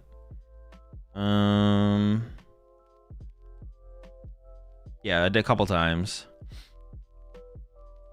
The ones that stand out to me when I was playing Decidueye Vileplume, I said I was using 3 feather arrows on their active, and then I attacked, and then they tried to say I only used 2 feather arrows.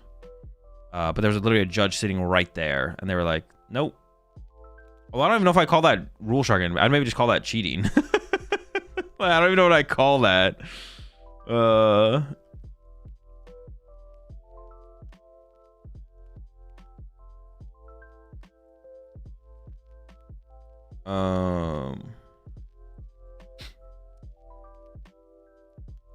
Yeah, I don't know what we call that. Wait, how did this game even end? Did it go to overtime here, actually? It wasn't a tie. We only do ties. So Drew won. That's just lying? Yeah, that's just lying, which is literally just cheating. There's no way they did it. They misinterpreted it either. So there was that. Rule shark. I mean, there has to be other times. I just don't remember them. You ever tilt? Not often, but sometimes. Do we know how Absol did at the event? It looks like not great. It looks like they didn't do very well.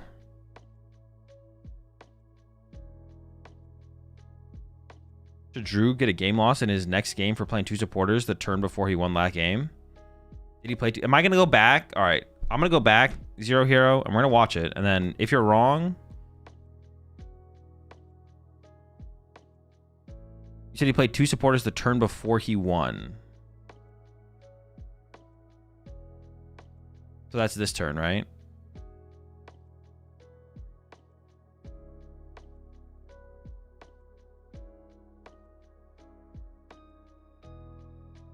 Yeah, there has to be a punishment for me going back, right? Okay, so the Moltres gets the KO. The Moltres gets the KO, and then we go to Drew's turn. Okay, let's see. He didn't play 2 supporters? I know he didn't. But I have to, like, prove that I can... We have to prove it. Okay, push the 5 months there. Sappy. Oh, screen blocked? My bad. My bad, chat. You weren't coming along for the ride. Okay, so we're beginning the turn here. We're beginning Drew's turn here. Draw for turn. This was just bored. I mean, we got some time, so... Might as well come with an excuse to ban someone. Time out.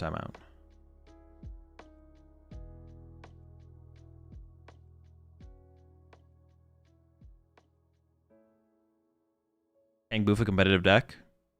Sight.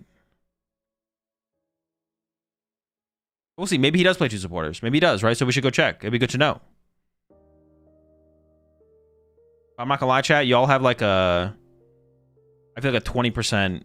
It's less than that. It might be... Nah, I'll give y'all 20% of finding an actual gameplay error. A 20% rate. Okay. Well, that was the turn before he won, and he only played 1 supporter. So...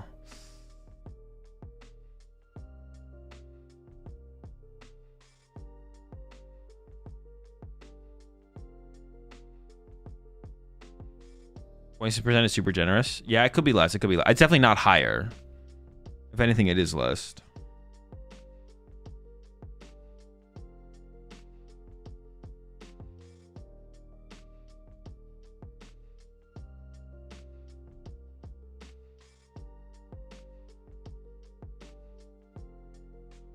Is it me, or does it kind of look like he announced attack on Moltres and then changed his mind? I don't think so. Didn't he like boss way ahead of time?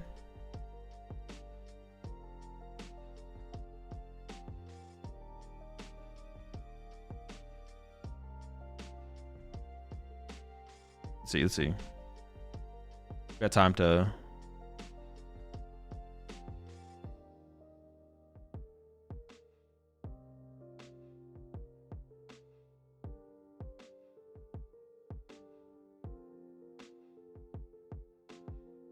No, definitely not. Like he plays the boss like way beforehand.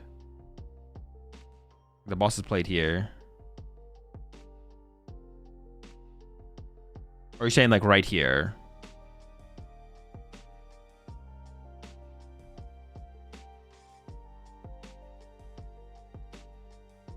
No, I don't think he like does any kind of. He doesn't like. It doesn't seem to express. Like if you watch his player cam, he's like never like expressing that he's like attacking. It looks like.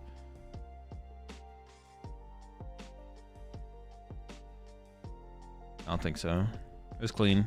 Clean. No penalty. No foul. While you're checking, Lucas put 1 energy on the discard pile when it should have been in the deck.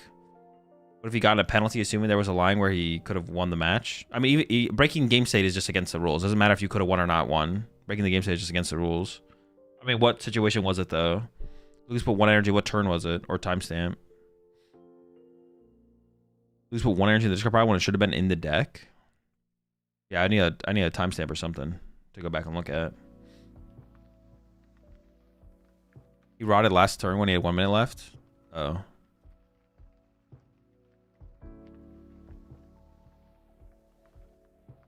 Oh, this is the replay. Hold up. I assume it's going to be like a massive nothing burger. Let's see.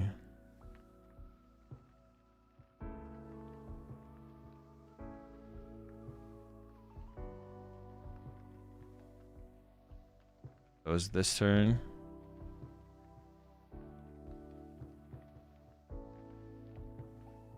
Okay, so he plays the Arvin.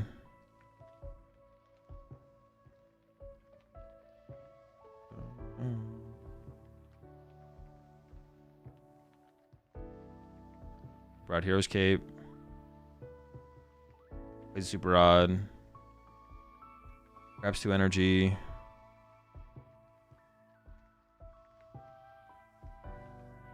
Oh, no. It's not that big of a deal. Doesn't matter at all. I mean, he could have also, like... It wasn't even, like, 100% clear how many energy he was getting off the Super Rod, to be honest. So, it's like he could just, like... Yeah, it's not a big deal at all. It's, like, nothing.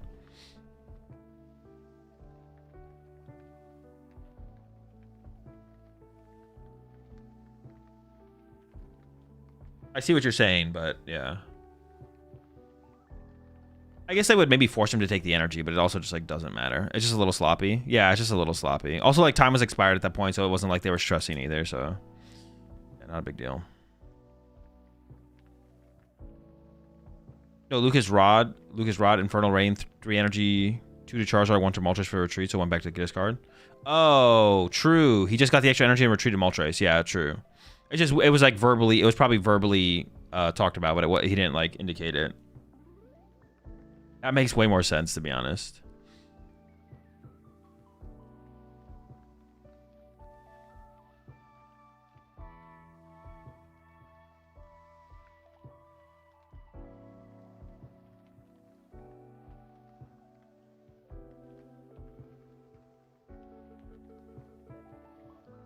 Okay, so there is one asymmetrical match here. 14, 15, yeah. So one asymmetrical match is being played here. Silas versus Christian. But yeah, 11-2-1 was asymmetrical cut here. Looks like some unintentional ties here happened for sure. Yeah, one asymmetrical match has to be played, and then they'll become 8 seed, and then you progress from there as normal. Maybe they'll show the asymmetrical match, maybe they won't. I feel like they are going to show it. We know the top cut decks. Charizard, not sure. Golden Go. Paltnor. Goofy was playing Golden Go. Paolo, not sure. Silas, not sure. Christian, not sure. If it's just one asim, they should show it. I mean, that's usually when they skip it, to be honest, Dapper. It's usually when there's like a lot of asymmetrical asymmetrical matches, they're forced to show it. But sometimes when there's only one, they skip it. I don't think they're going to skip it, though. I think they are going to show us it here. But sometimes they'll show us like another top 8 match instead or something like that.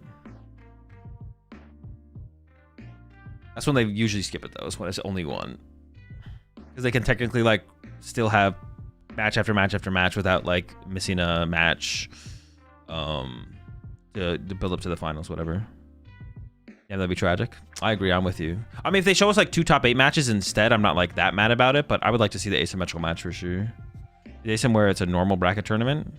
Yeah, ASIM is basically just a top 16 bracket, but a lot of people get buys usually. Like in this tournament specifically, it's a top 16 bracket with 1 match. So 8 or 7 people got buys, and then seeds 8 and 9 play against each other to become 8th seed basically, or to move up to top 8.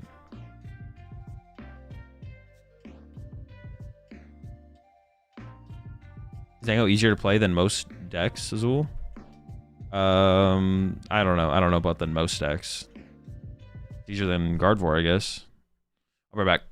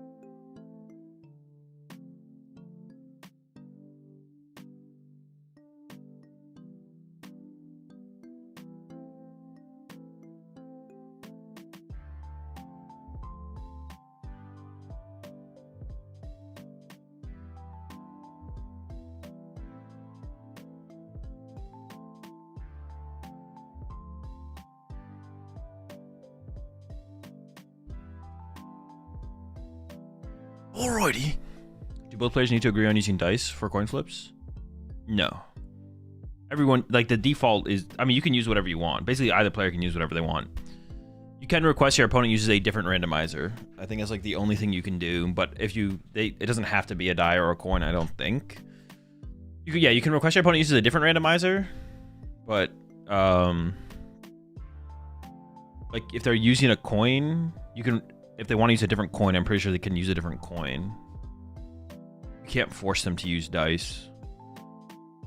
Only a judge could do that. I don't even know what would be like if you think they're cheating, you DQ them. You want to be like, no, we think you can manipulate a coin, so you have to use a die.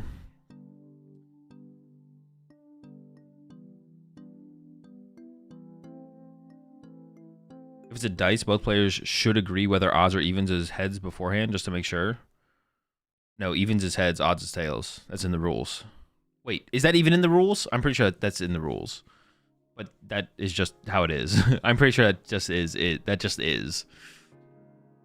Like, whether it's not in the official rules, like, that's how the tournament rules are. It's in the, you know what? I don't care if it's not in the rules. It's just in the rules. Evens is heads, odds is tails. We all know what's going on here.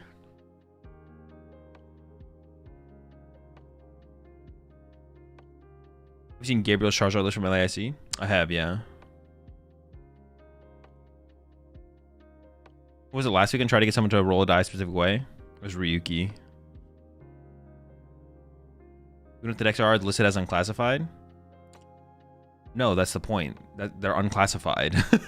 So we have no clue. Everything that's not classified. But we don't know everything that's classified, so it tells us nothing. Which is why it's a pointless stat to even show on the screen. It means nothing.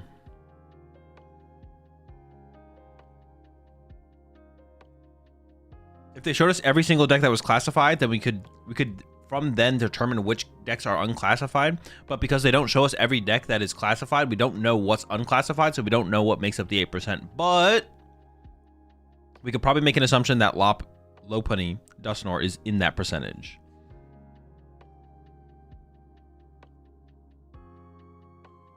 Even numbers 2, 4, 6 on the dice should be treated as heads from the rulebook. Okay, it is an official rule.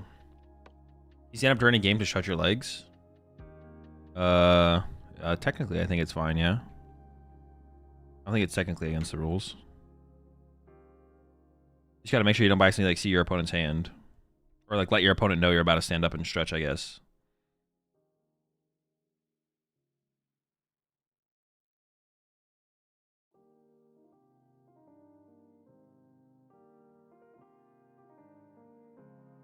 Was your talk box was in the way of the top deck? Could you tell me what it was? Because the box of talking was in the way. No. I'm keeping it a secret. I'm covering it on purpose. Nobody gets to know that stat.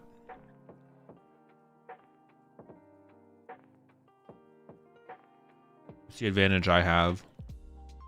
How much is Dango? Don't worry about it. You don't even know that number. It's not for you.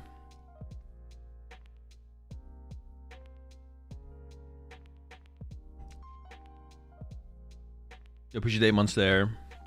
And Guardo. It's ADP. It's Broken Lugia. It would be. If those cards are legal, it probably would be. We all know quad B. Shut up. Shut up. Stop leaking. How many people are playing Dango? 6, 7? Oh, 6, 7. No, it was 20%. 20% Golden Go.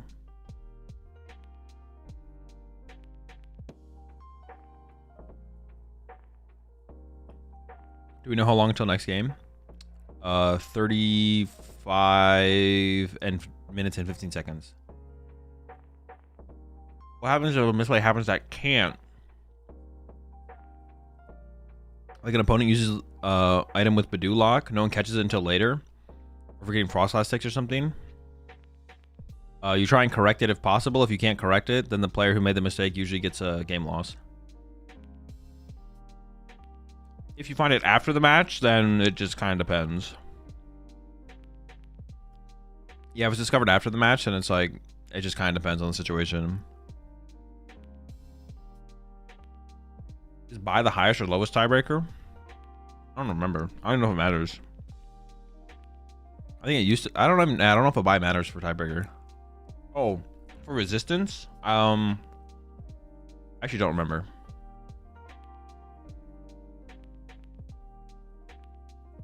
I forget what you get from a buy.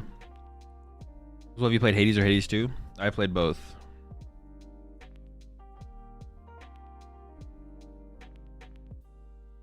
Is it realistic to get to Worlds Invite with only 1 or 2 regionals? Assuming you don't win. I actually don't know. How many points? I mean, are you going to any ICs? Are you assuming no ICs? Also, how many championship points can you get from locals? I don't even know how many it is.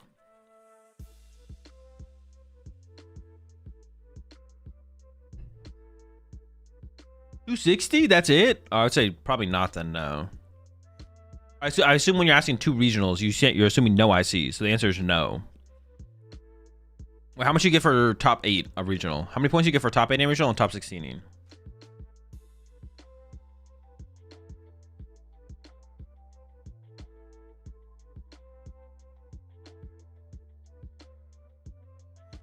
You have some amount of points from all 5 of your BFL slots from majors to get an invite. I think if you max out locals, that is 260, so you would need 390 from regionals, which is like 2 top 16s. Okay, so it's not that unreasonable then, to be honest. Top 8 is 280. Oh, okay. You could do it with 2. Well, hang on. Yeah, you could do it with 2 regionals then. That's not like the most ridiculous thing ever. It's possible.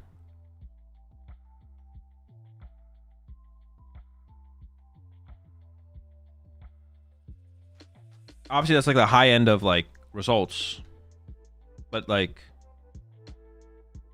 so it's really realistic for some people, not for everyone, I guess. I forget what the question was actually fully, though, to be honest.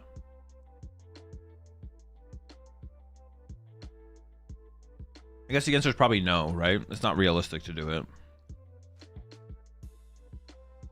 Probably not realistic.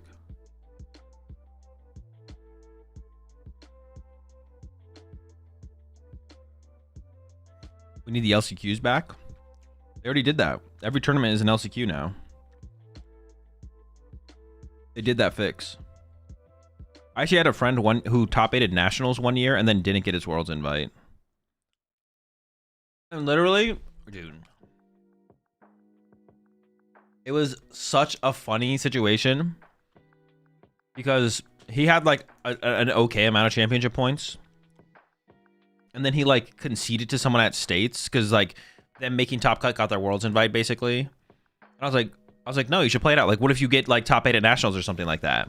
Like, I literally kept telling him that, like, leading up to nationals, because he like didn't have that many championship points, but he was like, you know, scooping to friends or whatever to like help them get their Worlds invite, whatever. But I was like, bro, play it out. What if you like get top 8 at nationals, and then he got top 8 at nationals and didn't get his Worlds invite because he just didn't like he just thought there was no possible way that he could make cut, or yeah, make cut at nationals to get his World invite. You never know, though. You never know. Having the only 2 regionals you go to in a season sounds impossible. Isn't that how Azul gets his invite every year? Well, yeah, so it's probably like not realistic. That kid, Tord Reklev, was not Tord Reklev. Yeah, so I would say it's unrealistic. I forget what the exact question was, but I think it was, is it realistic to, if you only go to 2 regionals to get your Worlds invite? The answer is probably no.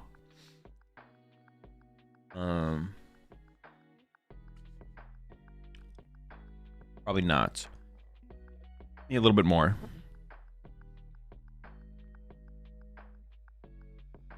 What's the money line that they'll rotate before Orlando? I mean, rotation is going to be the beginning of April, end of March. So when is Orlando? Oh, they are showing us top 8.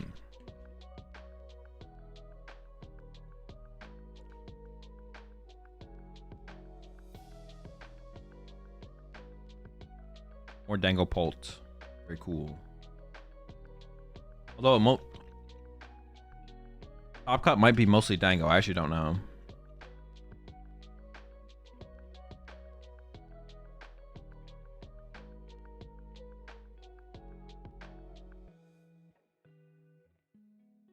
No, I don't go to Cup Store challenges. Are we watching Drew again? Honestly, that is a good question. We just saw Drew. Maybe they did a community vote. Maybe it's a community vote. Dude, they got to get rid of the community vote. I literally just saw Drew. I don't know why they're putting Drew on again. Unless all the other matchups are, like, abysmal. If all the other matchup choices are literally just, like, Golden Go mirrors, then maybe it makes sense.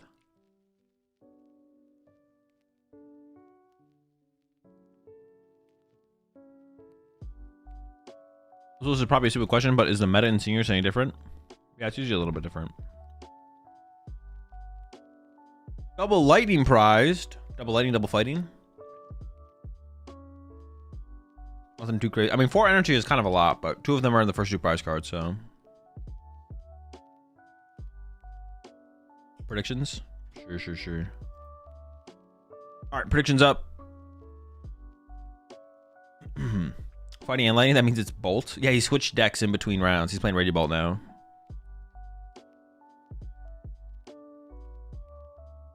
Alright, here we go.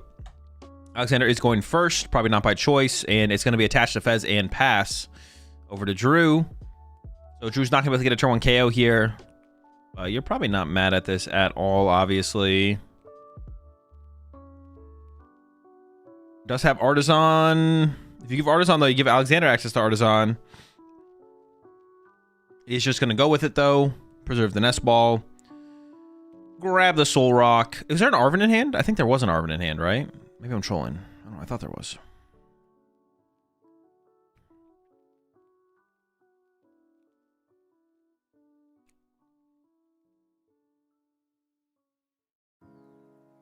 Oh, there's an Arven. Okay, yeah, we're definitely just big chilling. He should have power shuffled. True. Lack of power shuffling is relevant for sure. So turn 1. Oh, actually, does Drew even... Do you even turn 1 attack here? I guess I don't even know. Should you even turn 1 attack here? Or should you, like, call for family or something? It feels like maybe call for family would just be the better play. Is top 8 also open deck list? No. Open deck list starts in... with Toronto. How many Levensi would you play with the 2 lightning builds? I mean, at least 1. Drew's only playing 1, but like 1 to 2, depending on how many cards you're trying to include for the matchup. The what's it called? Matchup. Jelly matchup. Yeah, obviously at least 1, but like, yeah, 1 to 2, just depending on how much you're trying to tech for the jelly matchup. What you think is like correct. What's warranted.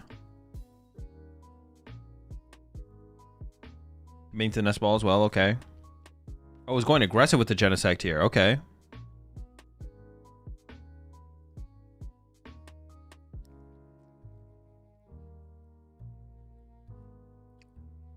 Why would they allow open deck lists? Just kind of even out the playing field. Because at some point, once you get to like top cut, some people have been on cut, some people haven't been on cut, stuff like that. So it just evens out the playing field. I kind of have told you this to cut, but this format based on deck comp. When I've told you this would cut. Was this format based on the deck comps? 2 Zard, 3 Pult, 3 Dango. Dude, why are these Pults being allowed to make top cut, bro? Okay, there's the Lunatone Cycle before the Arven. Looking for some gimme ghouls.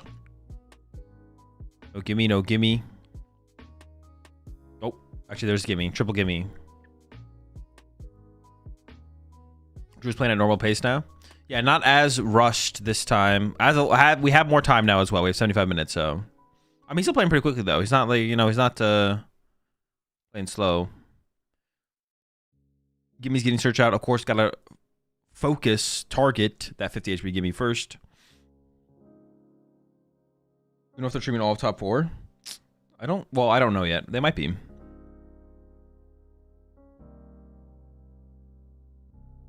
Yeah, what is the play? Did we just, like, go for, like, a minor errand running here now as Drew? Or, like, what is the play?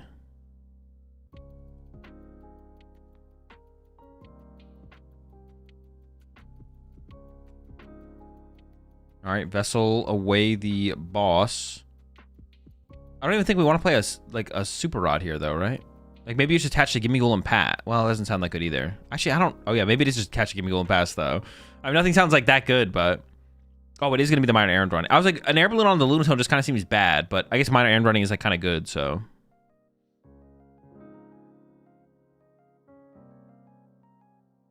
Arven back to the hand. There's Arvin in the discard pile right now.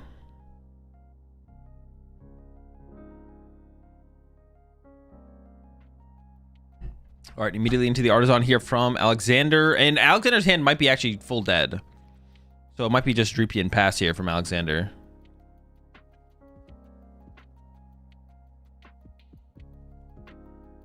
Put the Arvin back in his hand and then corrected himself. Oh, okay. I didn't see it happen.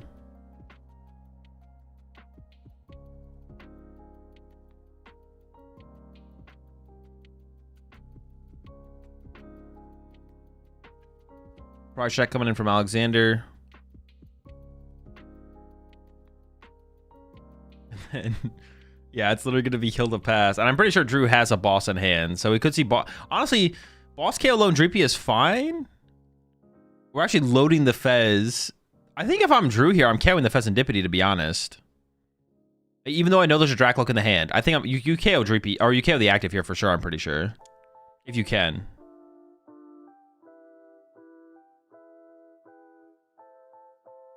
Yeah, I think we're just KOing the active. We'll see. Draw 2 with the Golden Go. I think we have the energy here to get it done. Moltres worth it in Palt Nor? Probably not. It's not terrible. I don't know. It's worth testing. I don't really have a strong opinion on it, but it's worth testing. Any tips on getting good at fanning through the deck while deck checking? Practice. Playing at locals and I keep fumbling while searching? It's just practice. It's just yeah. Practice the physical action.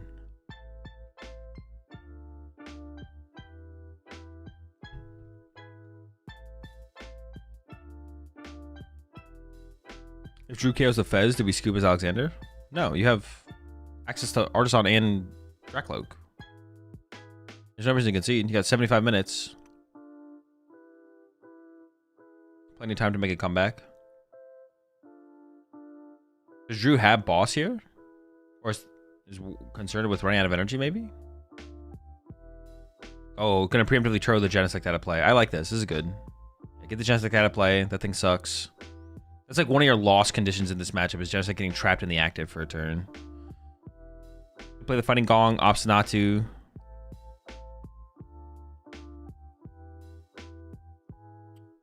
Gives Alexander's deck a cut, and there's the 5 for the KO. Top pick was Monkey Dory. All right, we got Dracloak and an Artisan. Start with the Dracloak first. We're looking for some kind of draw supporter. Jeez. Yeah, I mean, you could stick it out. There is still potential to like slow things down, but yeah, scooping it up here, more than reasonable enough. Your Dracloak stuck in the active. You can't item lock. You had counter catcher. You could have gone Jamming Tower counter catcher, but benched Golden Go or Lunatone. I don't know, one of them, and hope for the best. But go next. Seems fine. We will see Alexander get to go second here. Play for the setup. Try and get off that turn 1 Badoo. Yeah, if he had played it out, I wouldn't have faulted him too much. There's obviously plenty of time with 75 minutes. And that game was probably going to go pretty quickly anyway. So I wouldn't have faulted him too much for sticking it out a little bit. But you ever hold that second energy last turn to retreat? No, I think the attach to the Fez was probably correct there from Alexander. Because you want to be able to do something if... I mean, it's pretty bad. Maybe it was a mistake, to be honest. There's nothing good about the situation, though. Yeah, maybe it was a mistake there from Alexander. Because I guess like attacking with Fez is just so bad. It's like... No, but you could like counter catcher Genesect plus Iono plus snipe with Fez, right? That wouldn't be terrible. So no, actually, I kind of like it. It's fine. It's fine.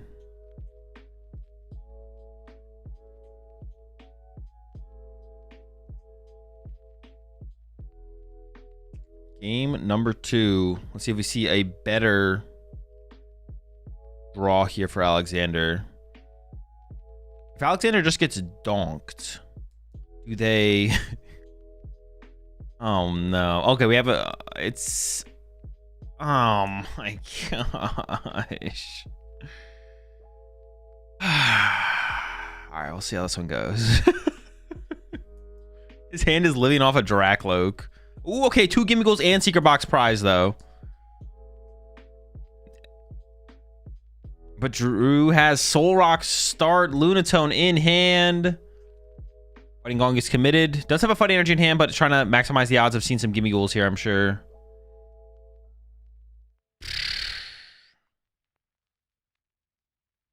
Can we see a different game? That's what I'm hoping for. I'm hoping they show us like the top. Well, I don't want to count Alexander out yet, but Alexander is living off Ultra Ball for Dreepy into Hilda for Drakloak, which could definitely just get boss KO'd before it even becomes a Drakloak.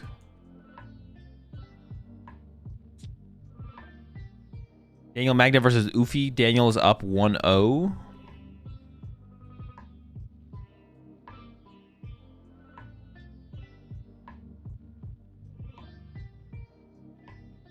Yeah, hopefully they show us because there's one asymmetrical match going on right now, which means there's one top 8 match being like one player's being held back. So maybe they'll show us that match.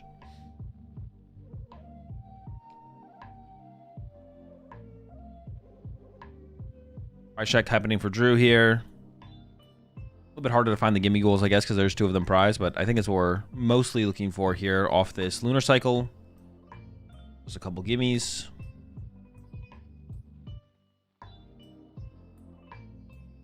We got most, if not all, the prize cards there for Drew.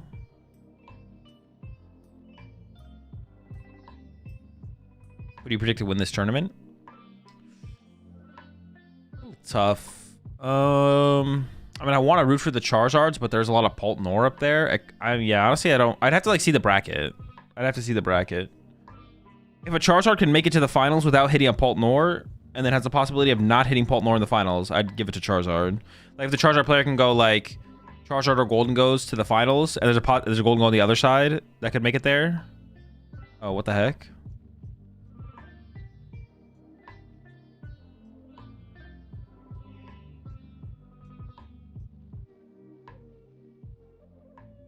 Well,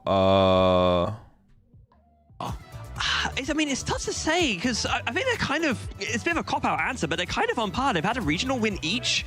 I think if you're talking about the overall evolution, especially as it stands right now, I think the numbers don't really lie. One's already hit Pult already. Yeah, I mean, that's going to be tough. I don't think any of the Zard players are like overly teching for the matchup. They're not like a Fernandez style build. Was the bracket on Twitter? Okay, hold on, I'll take a look.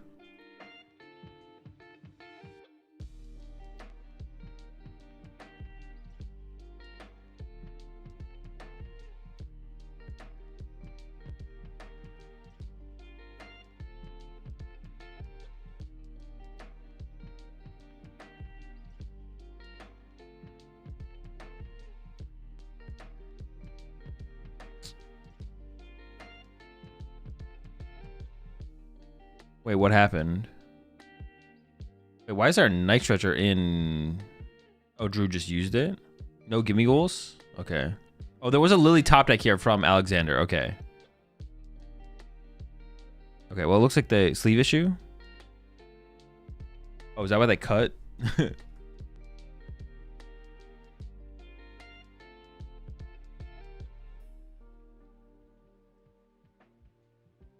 Oh, Silas is playing Joltik Box.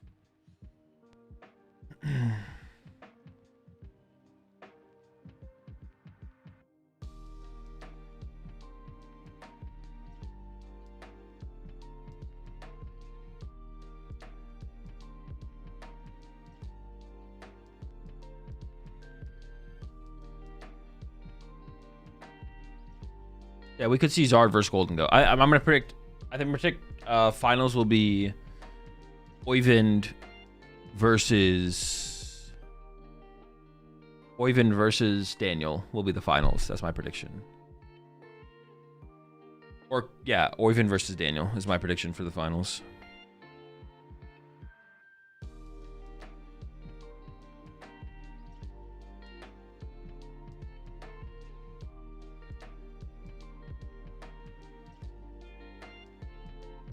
No Guardvorn top cut. Nope. All Golden goes, Zards, and Pults. All right, prize check fully coming out here from Alexander. And then we do have the Ultra Ball for the GP, and then we have the Lily to follow that up. Of course, we're looking for more Dreepies. We also wouldn't hate to see a Badoo here, of course, especially with no gimme ghouls on the bench. early Badoo to slow things down. Duskull getting involved as well would be pretty nice. Threaten the win a couple turns from now. But yeah, retreat to Badoo, another Dreepy, or 2, and a Duskull. And Alexander will probably be feeling pretty good about the situation. Honestly, this might be one of those situations where you... it's kind of weird, actually. Benching double Badoo always feels like terrible. Probably fine not to. Surprised I haven't seen many battle cages. I think we've literally seen 0 battle cages. Nikolai is playing Charizard. Give her Ultra Ball for Badoo there instead of Dreepy. Potentially, yeah. Actually, I didn't really think about that in the moment. But, yeah. Honestly, yeah. I think Alexander probably should have. It's probably correct to actually Ultra Ball for Badoo there. You have such a higher odds of drawing into the other card, obviously. So I think a mistake there from Alexander. We do get the Poff in here. I mean, it is likely you still draw into the Badoo off of that, but it's less likely you draw Badoo than Dreepy. So, good catch. This is one of those setups where it feels like you kind of want to put 2 Badoo in play if the second Badoo's not prized, but... Oh, it looks like Alexander's actually considering going into the Latias here to preserve the energy on the Monkey Dory. I actually don't hate this. We don't get any Duskull down this turn. We don't need a Duskull this turn. We just kind of want a Duskull next turn. And we also want to be able to chain Badoos. But if you want to attach for turn to a Dracloak next turn... I don't know, we have the Neo in hand. No. Yeah, if we want to be able to attach next turn, yeah. This will make it easier to chain Badoos, because we know we're going to have to chain Badoos here. So this makes sense here from Alexander. There we go, Itchy Pollen for 20. Top deck from Drew is no good. Lunar Cycle. Double Gimme Ghoul would be insane here. That's what we want, double Gimme. No gimmies. Oh my gosh. Well, I think we probably boss KO here at the very least, right? I don't think we're KOing a... Badoo's pretty mid. Do not recommend. Gonna be the chase on the Dreepy. Dude, what a horrendous draw. I mean, we're item locked now, so kind of part of the situation, I guess. We get a gimme off the prize cards? Okay, we got a gimme.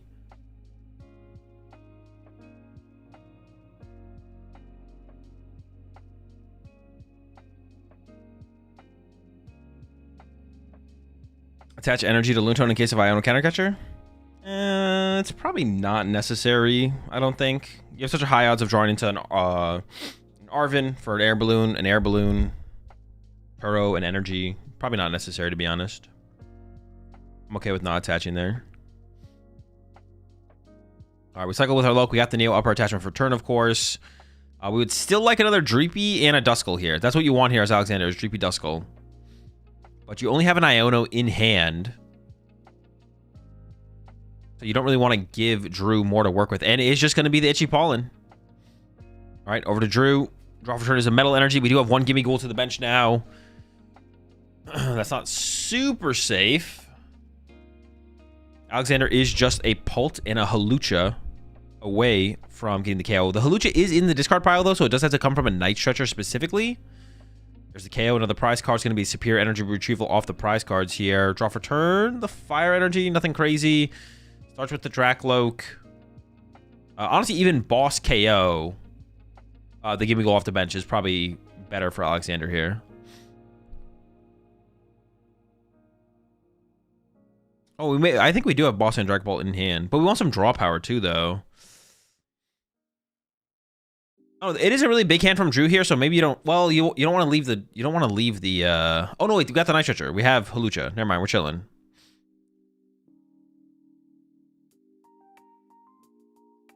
All right, we definitely play the Iono here, I think. Like, you know Drew's hand is not good, but Drew has like a really big hand here, and you've been item locking, so you don't really know the quality of the hand. The quality is terrible, but you don't really know it. Oh, we're not gonna. Wait, why do we attach for turn to? I guess it allows us to run back to Badoo later. Is it not better to start to build up? Like, I don't know. Maybe it's fine. I don't love it, obviously. Attached to the Dragapult, it just seems so weird. I mean, it's like fine. It allows you to retreat the Dragapult into like a Badoo later or something like that, I guess. I feel like attaching to Monkey Dory even might have been better, to be honest. I don't know. I mean, it's not terrible, but it seems like there was like not attaching for turn or attaching to Monkey Dory seems better. I'm not sure. In case of Sinnoh, yeah, you gotta play around the Temple of Sinnoh. True. There's a chance you don't draw an energy, I guess. Yeah, but the extra energy on the Pult is just so pointless. I don't know. Surely this is game. We have seen a comeback from a similar board state almost happen before. So it wouldn't be impossible. You afraid of Hammer? No, he's not afraid of E-Hammer here. Okay, Arven and Nestball here for Drew. We could get Pheasantipity involved. And then Arven, of course, can find Poffin for a couple gimmies. I'll probably start with the Fez here, though, I would imagine. And there's the Fez. Looks like it might be a pretty uneventful first couple games here overall with how far ahead Alexander is.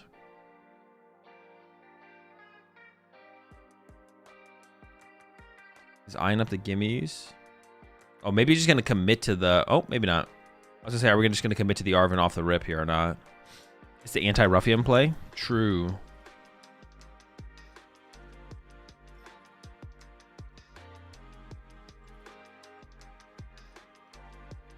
Who has a better chance to win if they both draw optimal cards?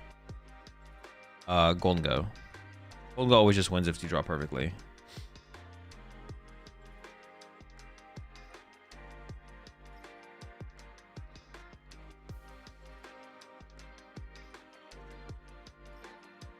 Actually, we didn't get the Poff in there, but actually the draw is pretty good. Double Golden Go in the hand for the next turn. Means you might not need Genesect. Of course, if you get Ionoed here, you lose that, but... I don't know what he was thinking about so hard. He was like thinking, he was in the tank a little bit there. I was like... I mean, you're always just playing Arven here. I don't think it's ever really a question. There's the Poffin. Oh, wait, is it one of the Gimme Ghouls, the 50 HP Gimme Ghoul? That's so bad.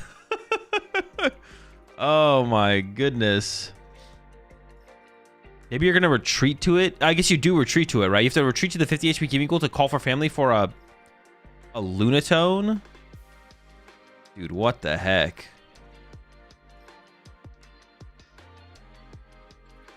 The 50 HP Gimme Ghoul is a rat here. That's not the guy.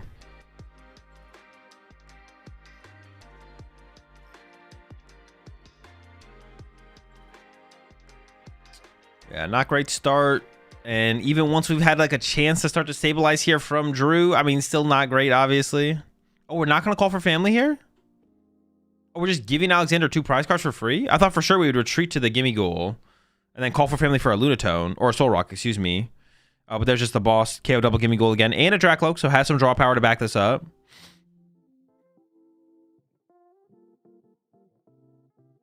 Countercatcher Poffin, I mean, they're both just kind of dead cards. I think you grab the Poffin here, because if you get access to a bench space, you could burn it, or it's better Ultra Ball fodder just in case of like some crazy comeback from Drew. But yeah, there we go. And Drew's just going to pack it up anyways with the double Gimme Ghoul KO. Yeah, I mean, the chance for a comeback there is basically 0. So we don't hate the concede here from Drew. All right, so game 1 and game 2, both pretty uneventful. Very slow starts from the loser. Taking advantage of from the winner there. I can show off the... I don't even know how it's going to look on the screen, but we'll see. Oh, that looks good. So up at the top half, we got Oyvind. And Oyvind will be playing the winner of Silas versus Christian. They're playing out the asymmetrical cut match. Only one asymmetrical cut match in this one. The winner of Oyvind and that match. I'm going to predict Joltik Box to win. I'm going to predict Oyvind beats Joltik Box. Wait, actually, that's pretty tough for Zar. No, Oyvind will beat Joltik Box. And then Oyvind plays against the winner of Alexander and Drew. I'm predicting Drew to get the dub. So Oyvind versus Drew. I think Oyvind will beat Drew. And then we have Nikolai losing to Paolo. And then I have Daniel beating Goofy. And then Daniel beats Paolo, which means it's Oyvind versus Daniel in the finals, and Oyvind wins with the Charizard. There's a possibility for Oyvind to fully dodge Zard, get to the finals, and play against a Golden Go. So I'm going to predict that route here.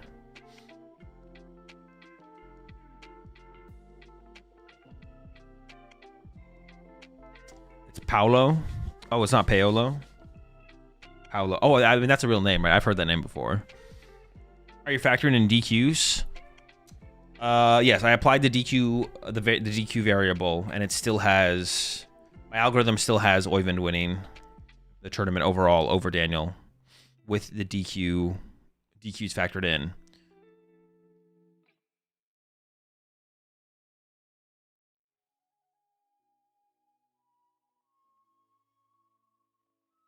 Start here again for Alexander is super weak. Every game, the starts have been super weak. Did top deck Lily last game to have a stronger follow-up.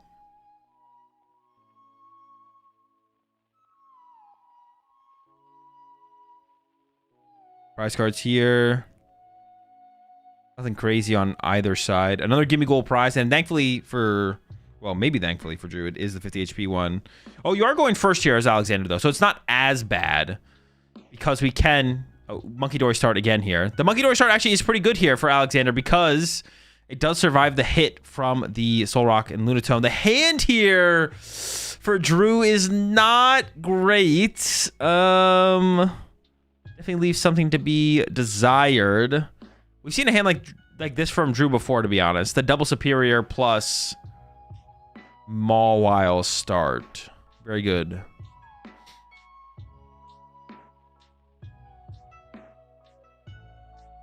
Is playing towards version of Zard have better odds to beat Poltnor? I have no clue. Maybe. He does have the way to one-hit KO a Polt with the big Zard.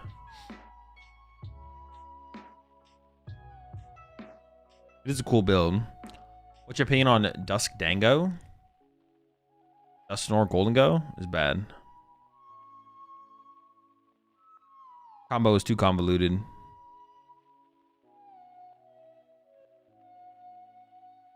Drew getting the buddies out. Actually, this could be a hand here. It's actually kind of funny. This is a hand from Drew where you kind of want the Call for Family Gimme Goal in the deck. So if you top deck Air Balloon, Turo, or Arven for Air Balloon, you could Call for Family. Actually, if you top deck Arven, you're probably fine with a Secret Box combo, right? But you could Call for Family for the Genesect. All right, Ultra Ball coming out here for Alexander. Losing a Duskull here does not sound great. Is it really not a better discard in the hand? Debating the boss versus the counter catcher. I'm trying to keep that Duskull, though. I like that Duskull. Second one is in the deck, so it's not... We don't need to establish a Duskull turn one. All right, pass over to Drew. Not see what the top deck was. Another gimme. Literally the worst possible top deck. Dude. That is the lowest value top deck possible for Drew. Is literally a Gimme Ghoul. The only thing he was going to guarantee do for his turn was get all of his Gimme Ghouls. Yikes. Still living off the top deck here. We'll be able to mine our errand running. Get some energy. But yeah, that's a big yikes for sure.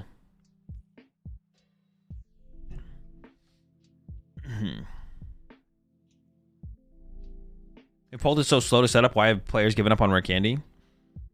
Rare Candy's like fine in the deck, but it doesn't really drastically increase your odds of like... It's not like... Rare Candy doesn't help you set up, basically.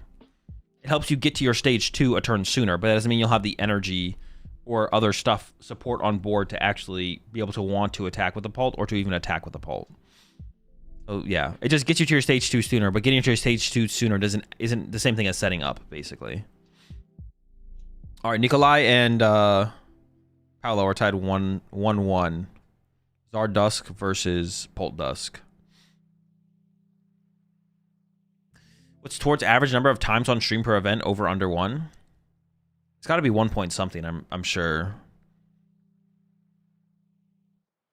1 point, I'd say 1.3, something like that. All right, there we go. Minor errand running, getting a medal and a fighting. How well do you think Sarah Ledge is standing on the PFL meta? I mean, I don't think that much has changed, so it's probably just still fine. All All right, I didn't see the top deck there for Alexander, but we know we have at least one Dracloak. Alexander's just waiting to be able to cut Drew's deck before starting the turn. Daniel and Ufi are tied 1-1. Golden Go Mirror. All right, now I predict Ufi to beat Daniel because Ufi, I think, is tech for Mirror. Daniel is not. Oh, wait, no, he's not waiting. He was literally just thinking. Well, no, maybe he was waiting. I don't know. He was, you know, he was... all right, here we go. Dracloak, number 1. Well, I assume it has to be a... The other card can't be that good if he's debating taking an Ultra Ball. I only saw one of the cards, and it was an Ultra Ball. So if you're debating taking Ultra Ball, the other card cannot be that good. Goes for the Ultra Ball.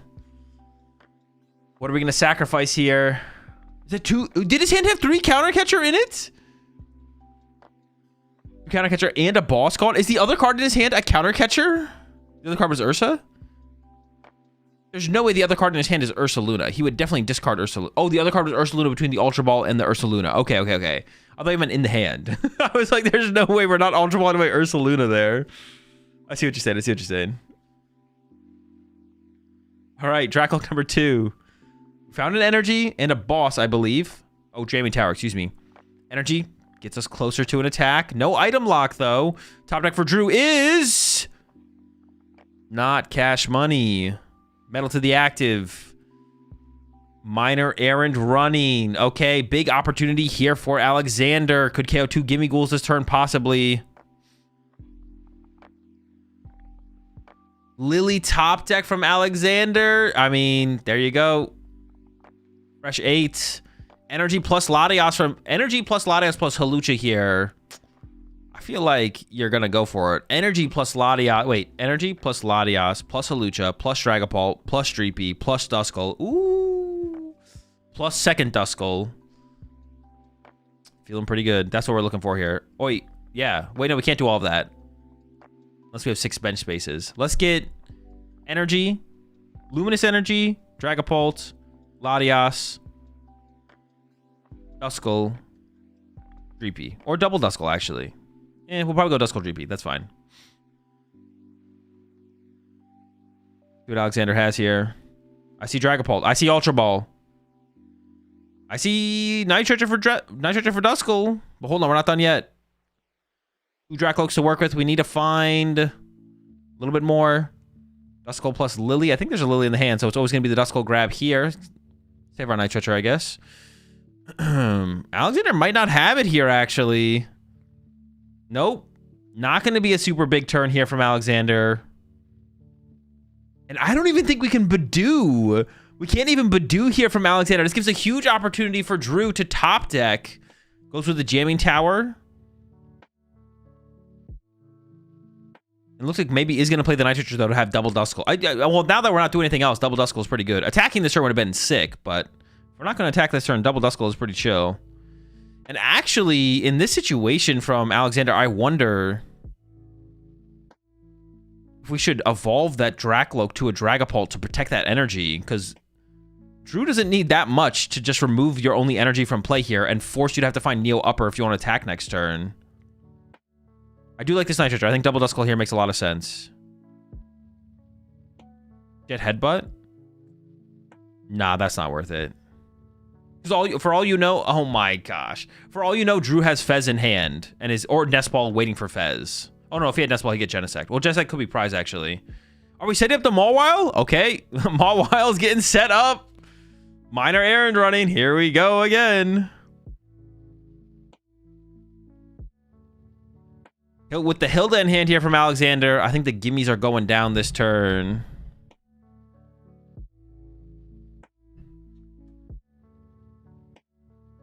Bongo player acts like some kid or something. Yeah, it's super cringe. Yeah, he's acting like he's like 5 years old. Honestly, I can't believe they allowed this to happen on the PokemonTCG live streams for the official PokemonTCG stream tournament broadcast. Very childish, very unprofessional. Needs to be investigated further for sure. And I mean, maybe potentially remove him from the tournament for such behavior. All right, another Dracloak here. I think it's a Ursaluna and a Night Stretcher. Probably know what the Night Stretcher. Ursaluna here is not super strong. I guess it's accurate for Golden Go players. This is true, actually. Yeah, very good point. They're basically children. Every Golden player, basically child.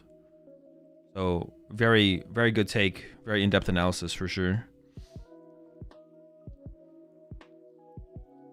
Yeah, Pokemon is a high-class adult game. We can't permit that in the community. I mean, like, if we're trying to rise up to being, like, you know, respected by, like, on like the level of chess and stuff like this, we can't be allowing this type of behavior on stream, and it needs to be checked and dealt with in the appropriate manner.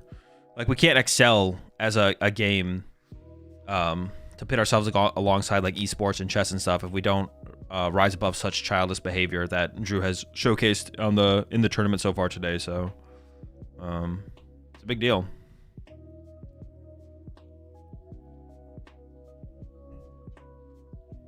All right, Ultra Ball coming in here. We do need to find the Latias still, I believe, here for Alexander.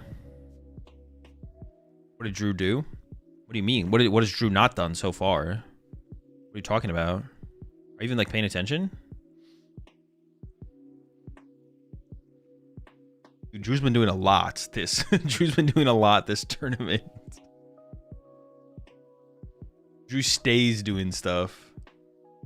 Double clops, wipes gimmies. It does, yeah. Yeah, we can see all the gimmies go down here. That does... Actually, that doesn't activate the Mawile. Never mind. I forgot what the Mawile's first attack does. I was like, okay, hold up. Push the 5 months there. Makuhita.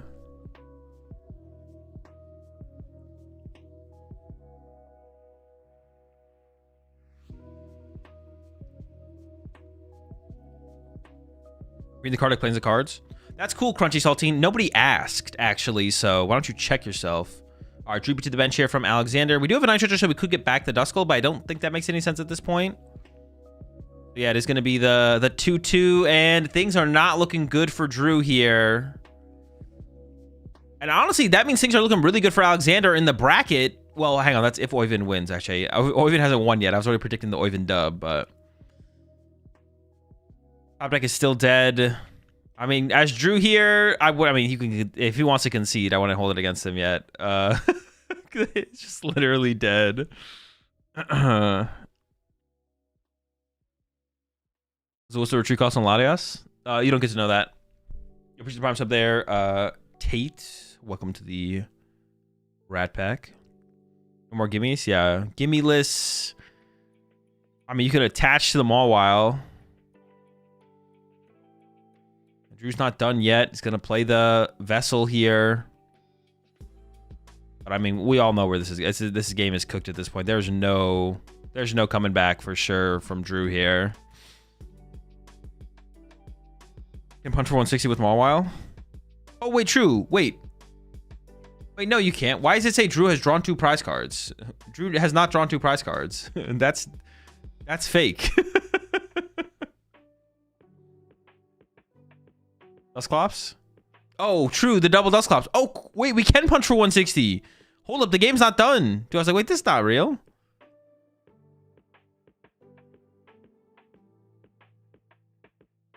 Oh, but the Monkey Dory gets us out of range. Wait, that's so unfortunate. We can't even 2-hit KO this for guaranteed. If Alexander just finds a Luminous energy. Luminous is big here. Use the primes up there. Sarlo, welcome to the right back. Yeah, honestly, I forgot about the Dusclops. Use the 4 months there, Dusty. Yeah, the Monkey Dory goes kind of crazy. Yeah, I forgot about the Dusclops. It is all right. So it's not like if there's no Luminous here, Drew can KO the active. Wait, why did Drew bench the Lunatone? I guess maybe getting scared of getting Iono there, I guess. Ultra Ball coming in here from Alexander. Second Dracloak on the way. No Luminous yet, but they're in the deck. Oh, wait, Alexander needs 3 prize cards to win. Oh, no, this is cooked. What the heck? Yeah, Alexander only needs 3 prize cards to win. You just 2-hit KO the Mawile. So Drew would need like some kind of Turo play here, but you can't Turo. No, it's over. It's over. You can't Turo and set up Gimme Ghouls. It's like not like a play. I guess Drew's play here. No, it's cooked. It is cooked. It is cooked, but yeah. Okay, Nikolai beats Paolo Charizard over Dragapult Dusknoir. 34 months there, Ollie. There's the Monkey Door heal as well. Kind of insult to injury there. And I mean, the 3 should... Honestly, the 3 should probably go to the Lunatone here, because like you're playing around the Turo. And there's the punch, 200 to the active, and then 30 more to the bench. Or 60, excuse me. Who won the ASIM? They have not shown an update for that yet. Okay, Drew could boss the Drakloak to try and buy time. So Drew could go boss Drakloak, and then Alexander has to draw pass with double Drakloak and play for like 10 turns. And then you have to Turo the... Dude, it's over. It's cooked. It's cooked. I can't even like... There's nothing. So there's the boss on the Drakloak.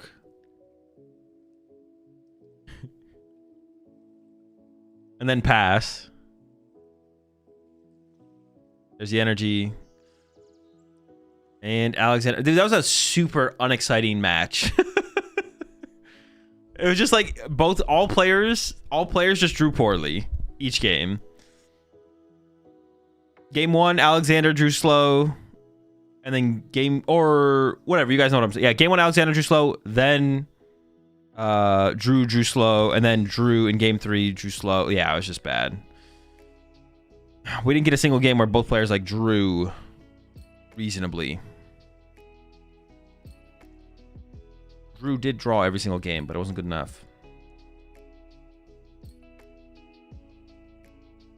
Appreciate the 6 ones there. Rare Candy Danny.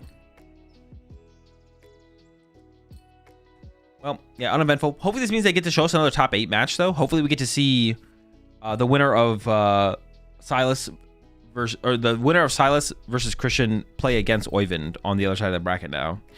That would be my hope here for sure. And then Nikolai beat Paolo. So Charizard moves on to top 4. Alexander here beats Drew. So we have a Pulp moving on to top 4. So Alexander plays against the winner of Oyvind /Silas /Christian. And then Nikolai plays against a Golden Go in top 4 of Ufi or Daniel.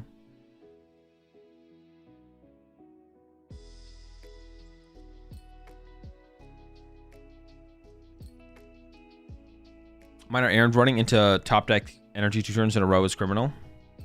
Yeah, you'd like hope. Also, dude, it's even like worse than that as well, because I think Drew top decked Gimme Ghoul. Yeah, Drew also top decked Gimme Ghoul. It's just like insult to injury type situation. Turn 1, Drew top decked Gimme Ghoul when the only playable card in his hand was Buddy Poffin with a Gimme Ghoul prized. Oh my, it was terrible. It was terrible.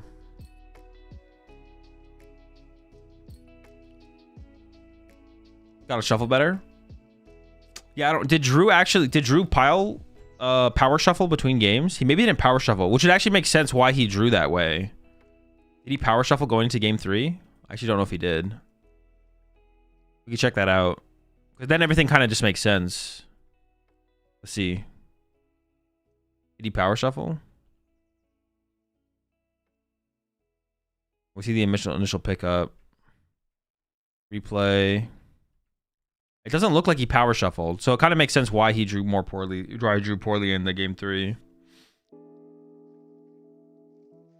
Lack of power shuffling. That's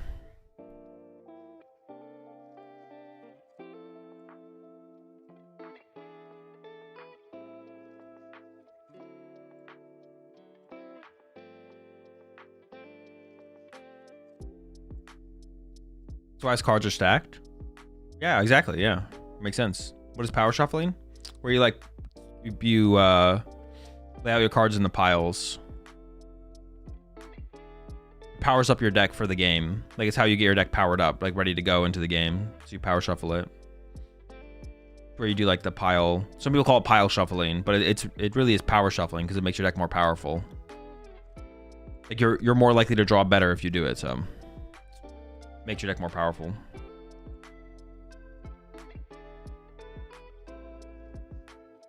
The original Slack guy finished 37th with slacking. 1 win away from ASIM. Slack? Pretty sick. Just give the deck Powerade. True. That's why Premium Power Pro Golden Go decks are better. Please make a TikTok tutorial on power shuffling. Yeah, of course. Yeah, of course. What's your favorite flavor of Dragon Shields? I don't know. I've never tasted any of them. So I'd assume they all taste pretty similar. So I guess all of them. You gain a buff every time you power shuffle and the buff stacks, right? I'm unaware of this theory. I've never heard that theory before, Floppy, but it would make... I could see it making sense for sure.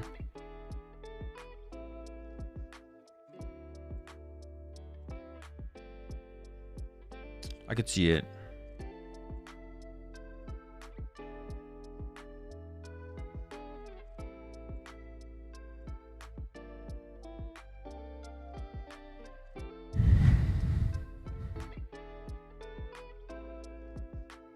Oh, I thought it like glitched. I thought it was frozen.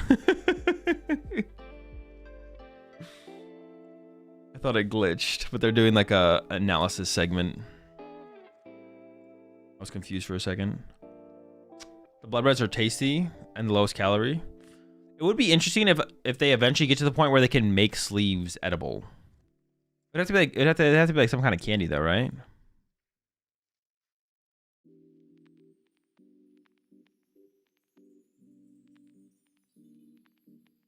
Get to the point where we make the sleeves edible. So that way, instead of throwing the sleeves away, you just eat them, right? So it's like a form of recycling. It's like when sleeves get like too damaged or dirty or whatever, and you need a re-sleeve, you don't throw them away. You like, it's like your snack in between rounds or something like that. Is there a market for this? I mean, it makes sense, right? It's just like a snack at that point. Someone said something, ratios smell like maple syrup. Dude, I remember doing it, but I don't remember what the answer was. Is Canadian money smell like maple syrup? Isn't that like a thing? Am I trolling? Did I just make that up? I didn't make that up, right? It's either true or it's not true, but that's what people say, right? Or am I trolling?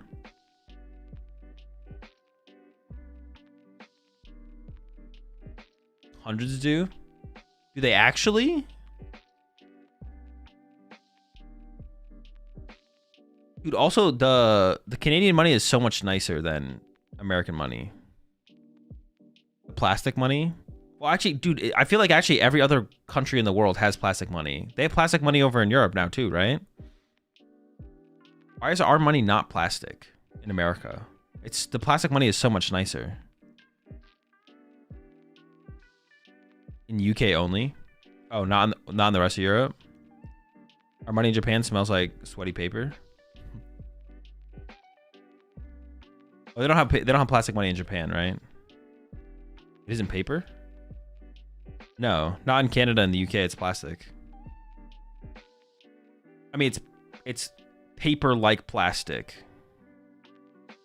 Plastic easier to counterfeit? I doubt it. Well, not to the degree that it matters. They wouldn't do that if it was the degree that matters. It's plastic in a lot of places.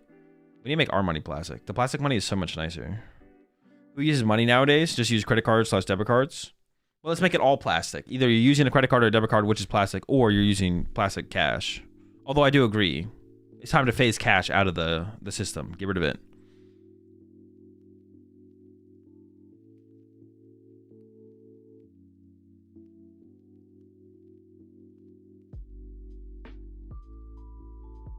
Use money nowadays, just steal it. True. You both for that excellent coverage of our top 8 game. I'm here, of course, with the winner of our top 8 game, Alexander. Alexander, I must ask first, how are you feeling? I mean, I feel pretty good. Like, it's insane that I managed to be in a second cut this season, so it feels pretty nice. Yeah. And of course, you're no stranger to top 4s this season, of course, being the Lille regional champion this year. So, you know, how has it differed, this experience in comparison? I don't feel any difference, honestly. Maybe I was a little bit more stressed before. And right now, like, okay, I will just see what am I up against and play. That's fair enough. Yeah. It was an electrifying top 8 game. It went to a third game, which is what the viewers want to see, of course. Was that typical of the matchup that you've experienced, you know, with Goldengo? No, that's not typical at all. I mean, I think they play the same list with like Daniel, Magda, and Miloslav. So I'm actually like right now I'm 1-2 into those guys, but before like they should probably win with Dengo against me. Of course, I got pretty lucky, but also like my hands, I was looking at them and they were like not ideal. But of course, at the end, like I drew with Dracloak and somehow like got something. That game 3 pop-off was the highlight, I think, of the matchup. Well, how you know, what's going through your mind at that point? Because there's so much sequencing involved with Dragapult. How do you manage it? I was kind of upset after Lily that I missed the Badu on him.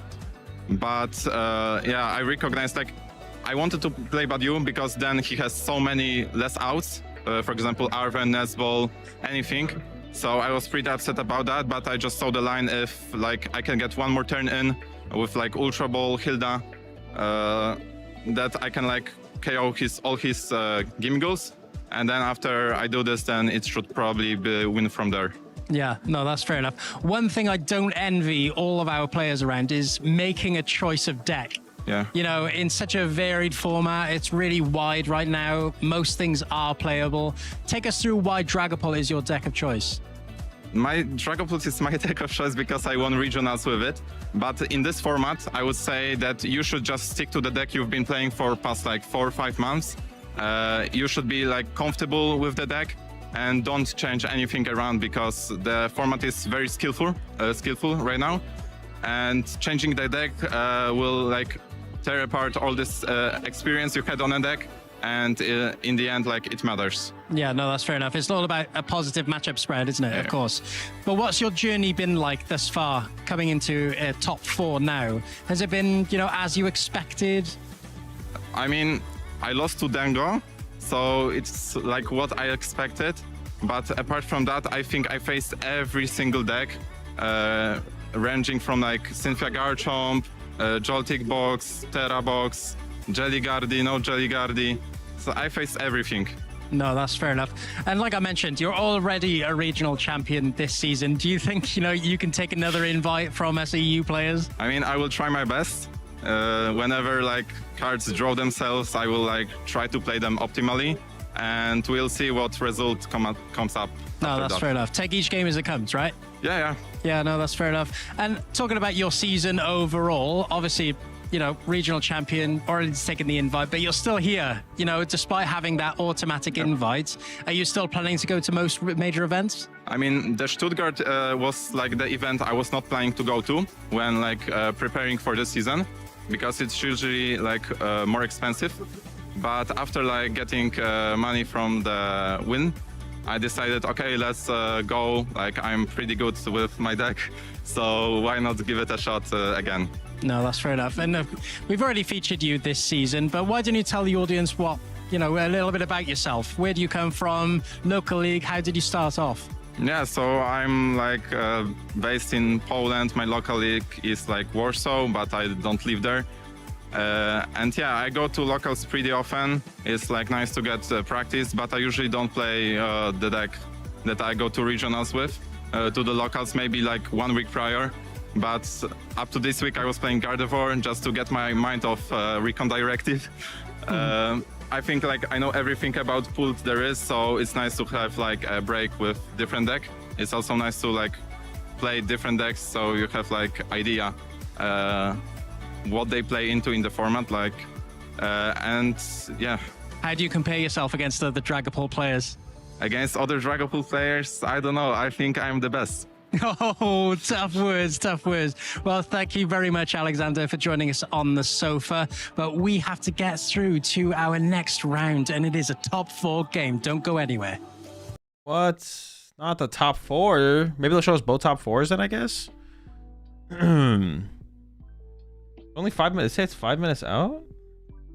Oh, I guess maybe. Yeah, I guess the other pairings are already done. So we're gonna see Nikolai versus Ufi or Daniel up next, and then maybe we'll go see the other. Maybe not though.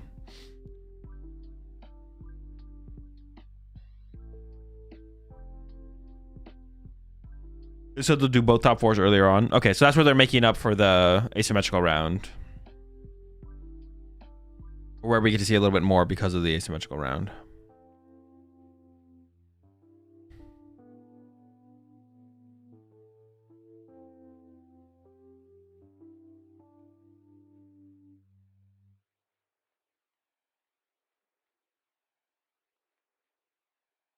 Wait to see Noctowl Dawn on stream. Well, no, I don't think there's Noctowl in it. I think it's just, isn't it just Dawn Pidgeot? Or is it all everything? Is it Noctowl Pidgeot Zard with Dawn? I thought it was just Zard Pidgeot with Dawn.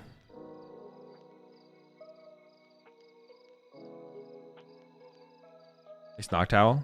Oh, okay. Got some owls involved. You and Chip make a video where y'all play each other using your fully graded decks? No.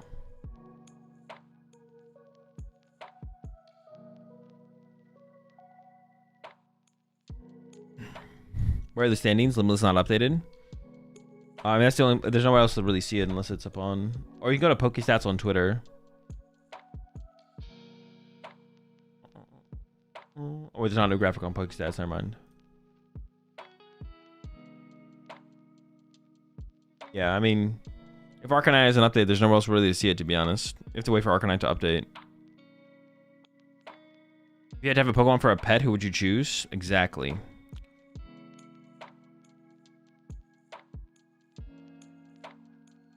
Do we know if Daniel or Ufi won? Do we know who won between the two? I think the last update was that they were 1-1.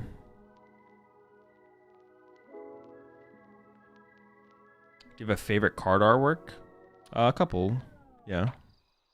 I don't have like a favorite overall. I think the top 16 game is still going. Oh, really? I guess it could be, yeah. Ufi? Ufi won. So it's Ufi with oh no, versus Nikolai. Oh wait, does the I didn't actually think about that. The Monkey Dory can actually matter in like the Soul Rock trade, right? Because you can go Soul Rock Punch. Oh wow, that could matter, yeah.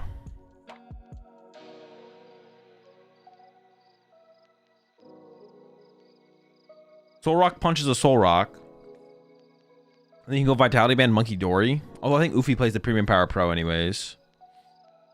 Oh no, but then you would survive the next hit, right? Wait. No, you wouldn't. You would still die. But you get like an effective one hit. Where your opponent has to 2-hit KO you. Interesting.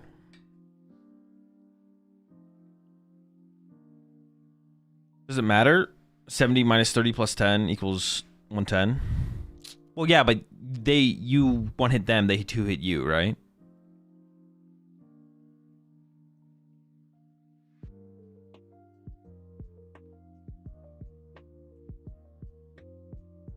It definitely is like an advantage to have the Soul Rock or to have the Monkey Dory. It turns a 2-hit into a 1-hit. Not that it's like that big of a difference, or like maybe the biggest difference. Like Cram still might be the bigger difference, but it's better to have than not have. Yeah, what's up, Mike? So was it worth it playing Dango since rotation is around the corner? I mean, if you want to. I don't have the cards, so I have to buy them. I mean, that's like not. There's not like really a. I mean, a Dango is a good deck. Will probably be a good deck to rotation. Like it's not like that's like. And then from there, it's just if you want to buy Dango. There's not like a correct answer to that question.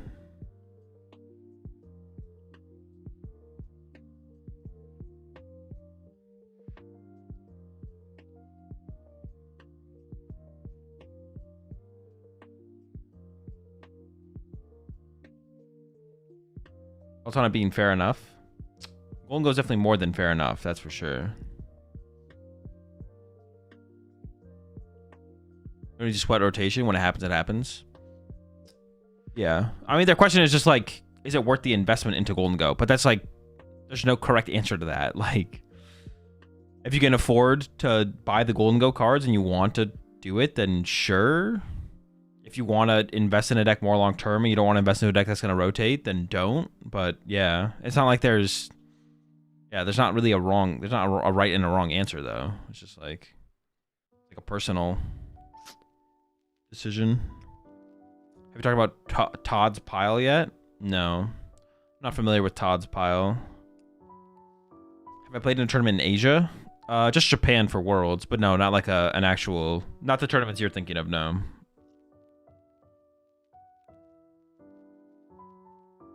Should I invest in the S&P 500? I mean, probably, depending on what else you're going to choose. That's probably a good bet. Not financial advice.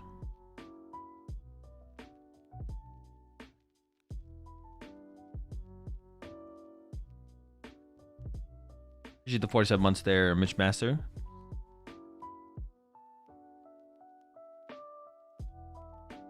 Should I invest in first edition Kabutops from Fossil? Bro, what was that? I saw that on Twitter the other day. What was that? The Kabutops fiasco. Will we ever compete again? Maybe. I don't know. I haven't thought about it that hard, to be honest. Currently, I plan to go to Toronto. I think it's the answer they were looking for. Sure. Sometimes, I mean, yeah. Sometimes I feel like I'm not answering a question, but sometimes what I say is like all they were looking for. I sometimes think about like the answers that I give as being like obvious to me, but maybe it's not obvious to everyone.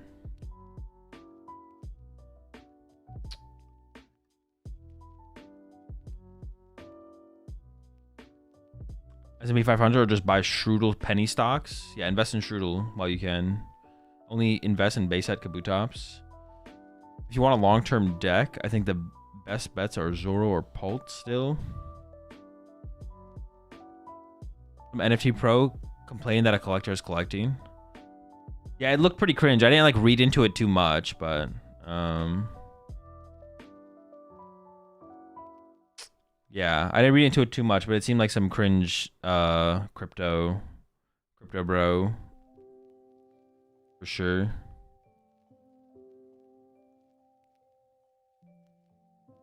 Dude, that stuff is just like I cringe every time I read anything like that.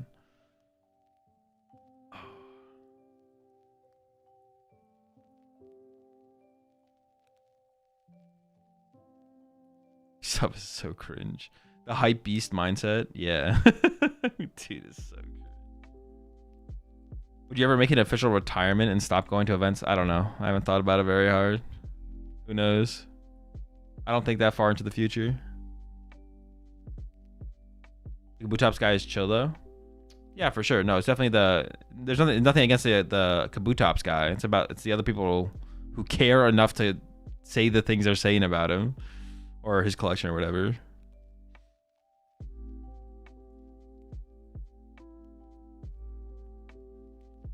What's Nikolai playing?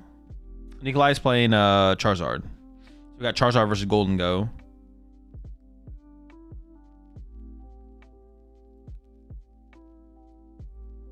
Why did you stop competing? I haven't. I just haven't been to an event so far this season. You think Raging Bolt is worth investing in right now? Yeah, definitely. Yeah, that's the one. Yes. Yeah. Yep. Everyone should play Raging Bolt. Appreciate the 3 months there. King Brutality.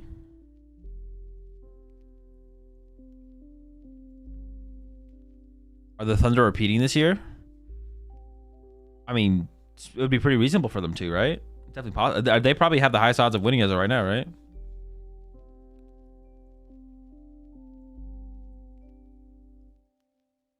Prediction? All right, my bad. Jeez, chill. Y'all are fiending for the prediction, bro. Honestly, it's probably better you predict with Bulu Bucks. Then Nikolai's playing Charizard. Charizard, Dawn, Noctowl, apparently. In Pidgeot.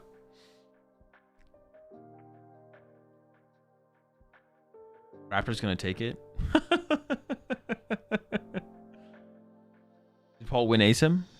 I don't think we have the update on that yet, actually. I'm not sure what won the ASIM.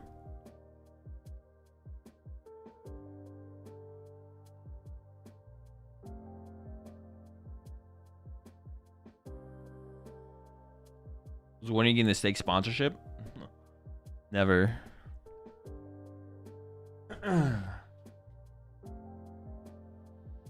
I would hope that if I was offered a gambling sponsorship, I would turn it down. Like I can't say for sure, right? Like, but I would turn down any gambling sponsorship I ever got. Like, but I've never been in the position before, so I can't like truly fault people who like take them and, you know, once they're offering you, I mean, I don't think I'd ever get offered millions of dollars for a gambling sponsorship, obviously, but once you're offered millions of dollars, it's like hard to be in the, it's hard to put yourself in those people's shoes. But it's something I would hope I would turn down if it ever came my way. Obviously, I'm not in that kind of position right now, but all right, here we go. Nikolai went first. Pidgey pass, a classic. Over to Ufi. Solrock in the active and does have an S-Ball here. I don't know if Ufi plays the Iron Bundle, but does play Prime Catcher. Also could just have Boss KO Pidgey here as well. Oh, actually, I think does have Boss KO. But I think only has a single Fighting Energy in hand, maybe. And that means you wouldn't be Lunar Cycling this turn. So if you just KO with a lone Pidgey on the bench, that's only so good, to be honest. Will the TCG ever be esports? I mean, like, as far as being esports goes, I mean, I guess chess did it, so. Oh, and it looks like Ufi is just content with just going Boss KO Pidgey. That means nothing else gets set up this turn, just KOs the Pidgey. I don't think you're that concerned with that, honestly, as Nikolai here. Without seeing anything else hit the bench. Wait, do we have second Pidgey in hand? Wait, did Nikolai have second Pidgey in hand and just not bench it?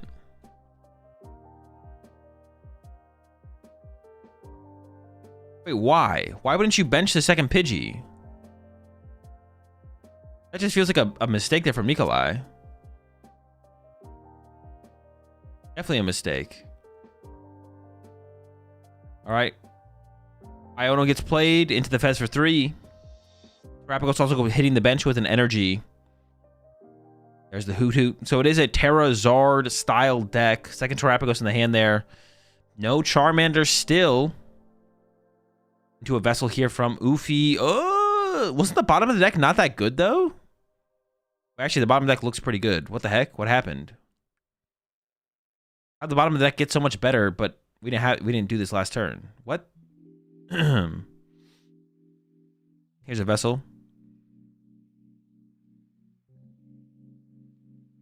2 more energies going to be hitting the hand here.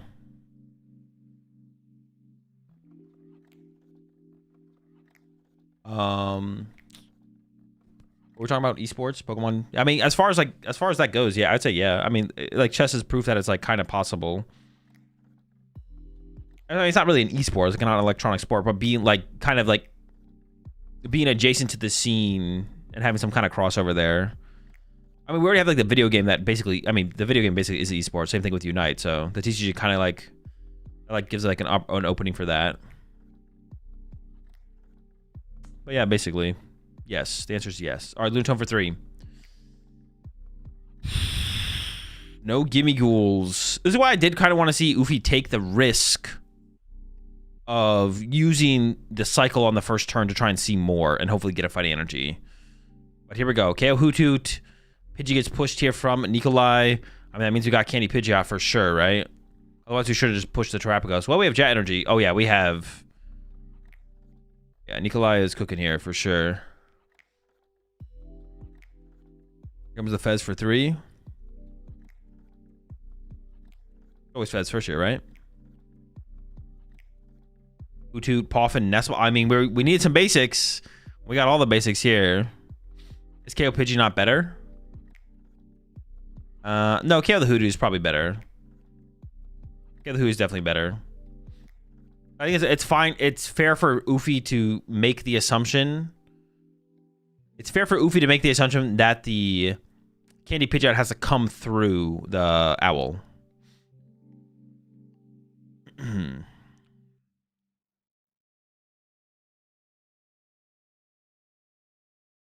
All right, double Charmander found. There is still time for Ufi to be fine here, but things are going to start to get out of control pretty quickly here. At the area 0, so we're going to be able to go wide. Duskull's going to start hitting the bench. Maybe multiple Hoot Hoots. Ooh, Prime Catcher. Yeah, things are gonna get scary, pretty quickly here.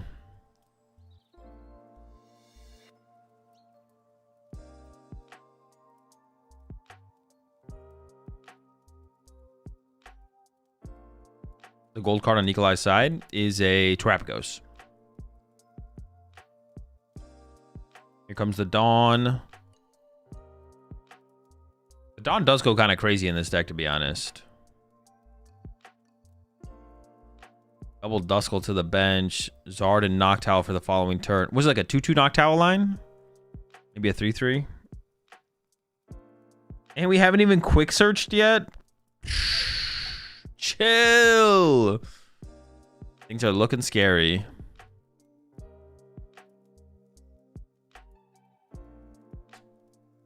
Just giving this some final thought here. But yeah, Jet up. Oh, probably thinking about Jet versus Fire. Sure. Because we could have just retreated the active there as well. And then there we go. Trap goes to the active and knock out the Soul Rock. Oofy does have a Nest Ball off the prize card there. So that can at least get us Pheasantipity. Artisan top deck can get us Gimme Ghoul. Goes out the Artisan here. Okay, some choices have to be made here from Nikolai. What are you giving up here? Looks like a Duskull bites the dust. Maybe the Fez? Duskull Fez? Keeps the Hoot around. Makes sense. Immediately into the Artisan. But I think this is actually an error here from Oofy because the second Soul Rock is prize, which means, yeah, you'd rather draw into a Gimme Ghoul and then Artisan for a Gimme Ghoul. So I think it's an error here from Oofy. Didn't fully check the prize cards. Doesn't know the second Soul Rock's prized. So we should have drawn with Fez first, which I assume the Nest Ball is about to go get us Pheasantipity here. Because we need... This is not enough. We need more. And there we go. Nest Ball. Pheasantipity should be on the way here. There it is. How did Oofy take 2 prizes? Attacking 2 turns in a row with Soul Rock. Nikolai's active is a Terapagos.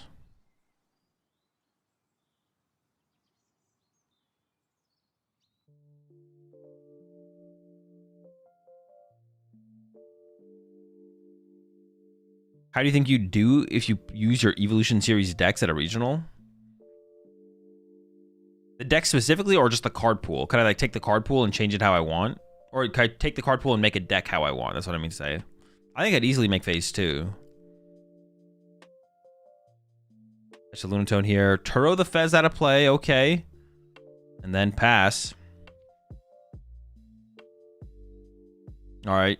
I mean, for the situation, though, I feel like Nikolai can set up pretty reasonably for a Briar line. I guess you could Candy and Boss here and KO both Gimme Ghouls as Nikolai as well. Which actually is probably going to be the play. We can board wipe here. I mean, the Gimme Ghouls, yeah. We can't KO all 3, though, right?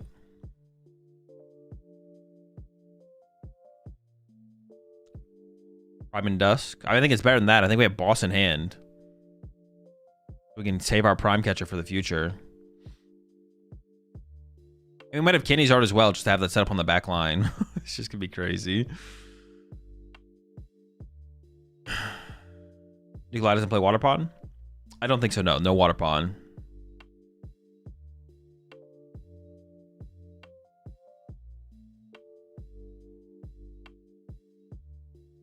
Grabs the Area 0 back.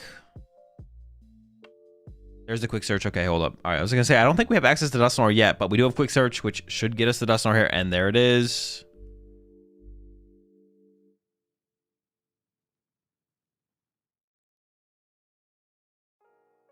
Looking pretty good. There's the Area 0. Candy into the Dusknoir. Or hold up, Charizard first, Dusknoir second, I guess. Yeah, this one is looking... I mean, this is looking pretty cooked. Why not quick search Dawn? Because they're gonna play Boss for turn. We're gonna Boss KO Gimme Ghoul with Terapagos, and then Dusknoir KO the other Gimme Ghoul. Charmeleon gets it set up as well. There's the Candy. There's the Dusknoir. Huge combos going down. Boss on a Gimme Ghoul. Pop the Nor on the other Gimme Ghoul. We also bumped the Artisan, so we don't have that to find a Gimme Ghoul. There's second Artisan in hand here for Oofy, but yeah, this is looking pretty cooked. Buddy Poffin coming out here. Oh, wait, how many Dawn are in this deck? Is it like 4? I thought it was like 2. It's literally 4. There's 4 Dawn in this deck. Okay. I literally thought it was like 2 Dawn. You could grab a Fan Rotom and a Klefki if you want, just to thin them out of the deck, to be honest. I don't see why not. I think Nikolai's going to opt not to. Maybe just Nitroture for a Hoothoot here. I mean, it does seem fine, to be honest. 4 Dawn actually seems kind of... I mean, it seems good. It seems fine. The 4 Dawn too much? I don't know. Seems aight. Or, of course.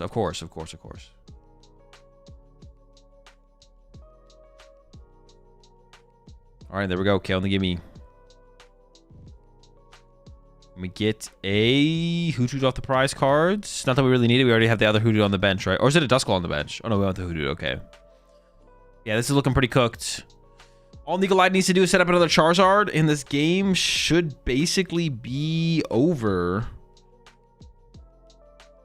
Actually, should Nikolai have even benched that Hoothoot? Because it does give, like, Ufi a potential to go with, like, Soul Rock KO here, right?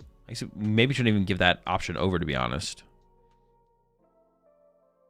If you just don't bench Hoothoot here, there's no way for Ufi to get a prize card. Theoretically, like, Ufi could have Soul Rock, Gimme Ghouls, Boss KO Hoothoot, or like Prime Catcher KO Hoothoot, and then go down to 2 prize cards left with a 1 prize board. So I feel like the Hoothoot bench here, honestly, from Nikolai is probably a mistake.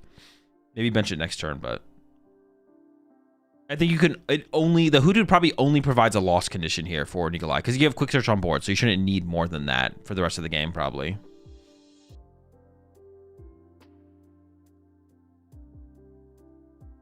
Did Oiven make the top 4? Not sure. I don't know if Oiven has started the top 8 match yet, because he was waiting on the asymmetrical round, or the asymmetrical match. Speaking of Dawn, how many Dawn should be included into Dragon Ball decks for Phantasmal Flames? I mean, depending on who you ask, 0. Seems like the majority of people say 0. Yeah.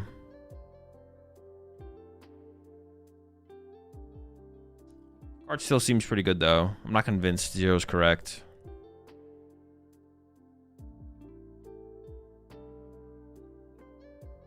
All right, Vessel coming out here for Ufi. We do have the draw power of the Lunatone, but we've already played Arvin for turn. Well, no, we have Prime Catcher, so the play I mentioned could happen here.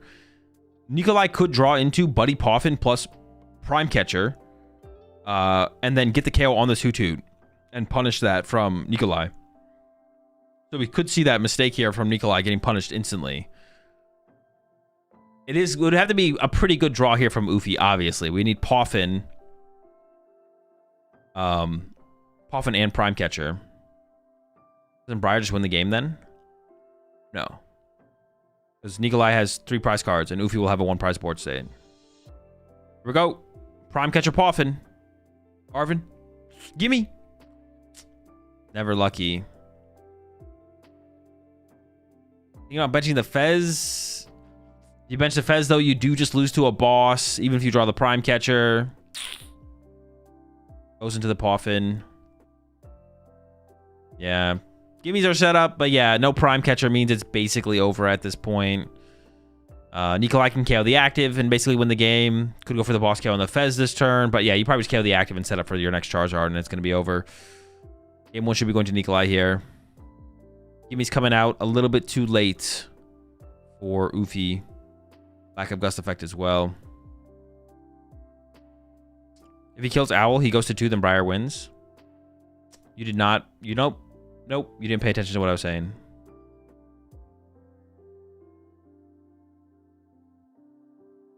Listen. It's one thing to pay attention to what I was saying and then be like, Azul, that play seems fine, but what about this play instead? Or wouldn't this be a flaw with that play? But it's another thing to just not pay attention to what I said and then say something that has nothing to do with anything I said. That's two things.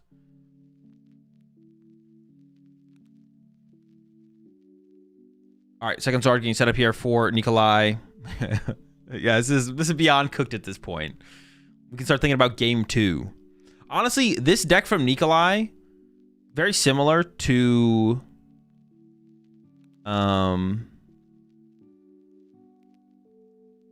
like, it plays very similarly, I feel like, to... like how Oyvind's build plays against this matchup, but probably more consistent at pulling off the Briar Dusknoir combo in the late game. So this matchup feels kind of scary for Golden Go, to be honest. This deck feels like it's a way more consistent version of the deck. Also, as Nikolai, you can like more consistently like fan road him early game, maybe. Yeah, I don't know. How would this build beat Pult? You don't. You definitely just get farmed by Pult for sure. Maybe if there's a duck in there, maybe you have a chance if you have a duck. Terrazard can go first and turn to KO. That's good. That's a good point as well. Going first feels way better for sure. If you have duck in there, I guess it's beatable, but otherwise it's probably a bad matchup.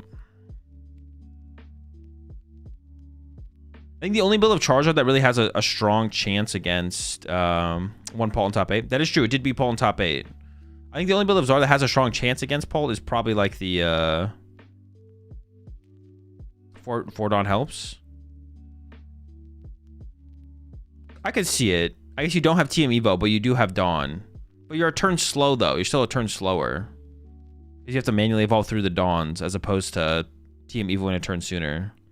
But you do have Phantom for early KOs as well, possibly as well. So that is that. No duck. The Pult's probably favored for sure. Pult's probably favored. But yeah, I think the only build of Zard that is like I think the build of Zard that has the closest matchup is like the Gabriel Fernandez build. I think you could like maybe it's even in 50-50 to be honest against Pult. I'd have to actually like play the matchup more, but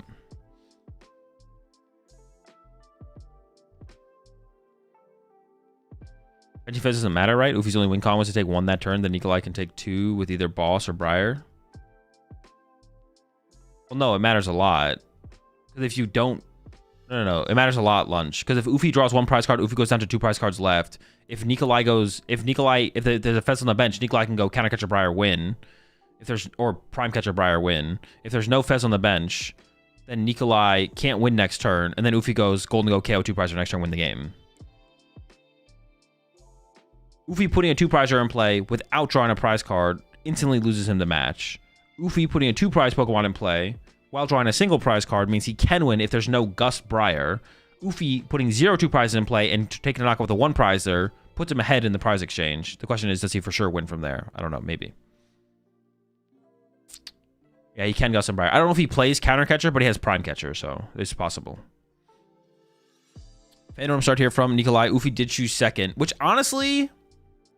I don't even know if that's correct in this match. Going first in this matchup actually might be better because of the fan rotom. Like, does Nikolai really care if he goes first? I don't even know if he cares. And that puts so much more pressure on Ufi to get like a turn 1 knockout with the Soul Rock. But we did open Soul Rock here for Ufi. So it's a pretty good start, obviously.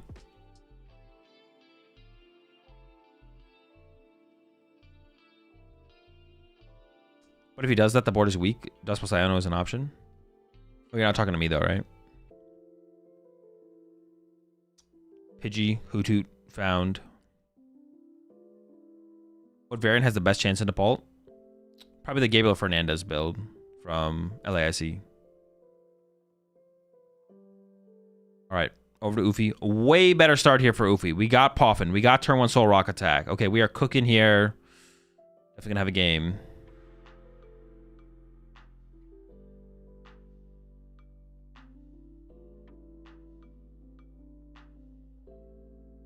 Gabriel Fernandez was never at LAIC.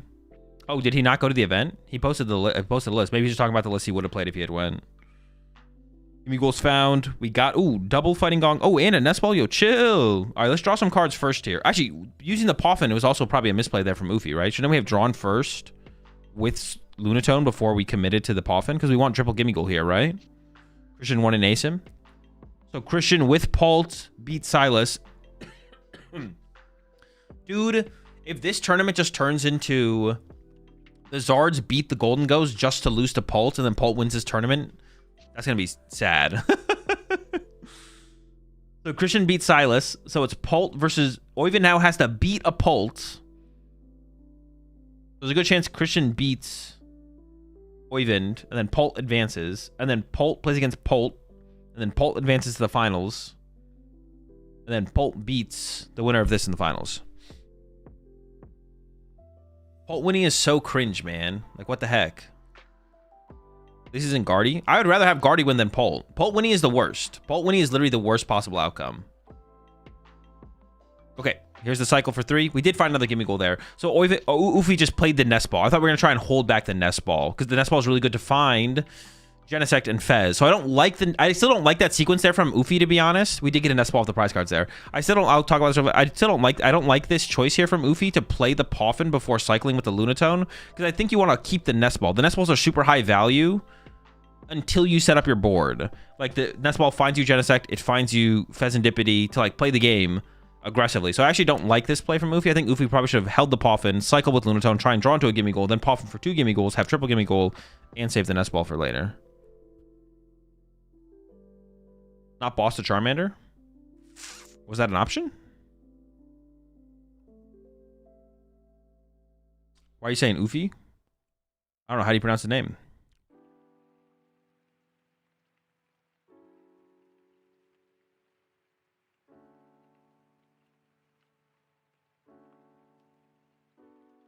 Maybe he just wants to save the... Well, no, Boss KO Charmander kind of works there, right?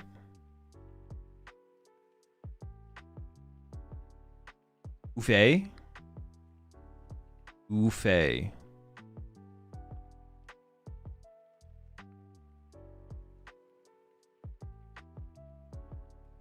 So we could have bossed but chose not to? I feel like we definitely should have bossed there, right?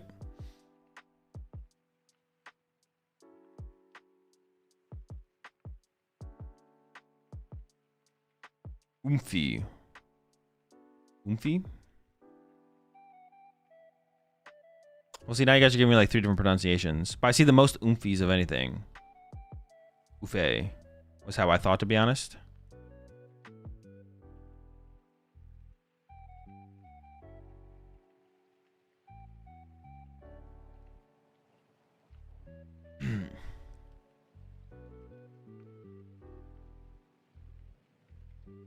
Oofe. Yuffie. Nikolai's playing Prime Catcher. Alright, Kenny Pidgeot, Kenny Zard. But I mean, we got the 2 prize. We have to go in with 2 prizers here from Nikolai. The prize trade is still possible, winnable here from Ufe.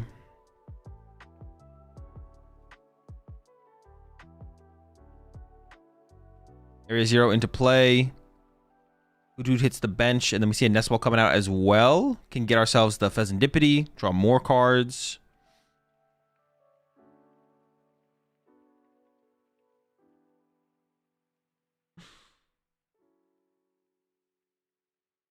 If Uwe doesn't take 2 now, he loses.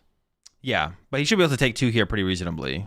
It shouldn't be too hard for Uwe to take 2.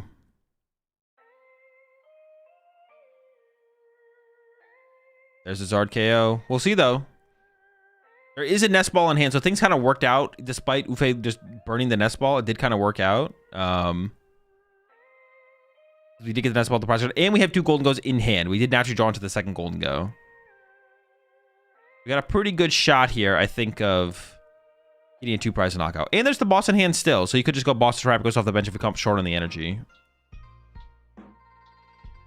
Man, I gotta go back real fast while he's sequencing out. On the first turn, did he not play boss? Wait, is this the replay? Oh, this is game 1. What the heck? But could Ufe actually have played boss there and boss KO'd the Charmander off the bench? He held boss? Wait, why would you not boss KO Charmander there? Doesn't that buy you +1 turn? I guess not definitely, because Nikolai could go Fanordum KO Gimme Ghoul, right? But it still feels correct, right? He bossed the Pidgey? No, he KO'd the Fanordum the active. He didn't boss anything, right? Fanordum KO his own Gimme? Yeah, but or also, wasn't there only 1 Hoothoot on the bench? Boss KO Hoothoot is maybe even the better play, right? Like, it feels like Hoothoot might be the big threat there. Or like, yeah, that gives the most potential to Nikolai's turn. It feels like not using the boss is just a mistake, I guess. For sure. It feels like KOing something besides the fan rotom puts more pressure on Nikolai's turn. And potentially follow up. But now it feels like Nikolai's gotten very comfortably to where he wants to be for the situation. Not that it's terrible for Ufe here. You're still doing okay.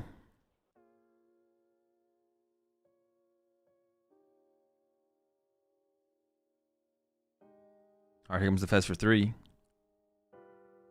Ooh, it's a pretty bad 2. Oh, that's a pretty bad 3. Maybe the Lana's Aid, but I think we have a superior in hands. The Lana's Aid is not that good. All right, here we go.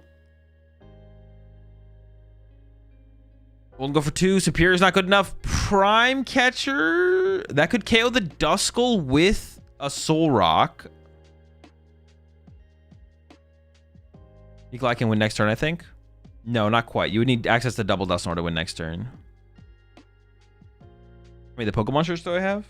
A lot.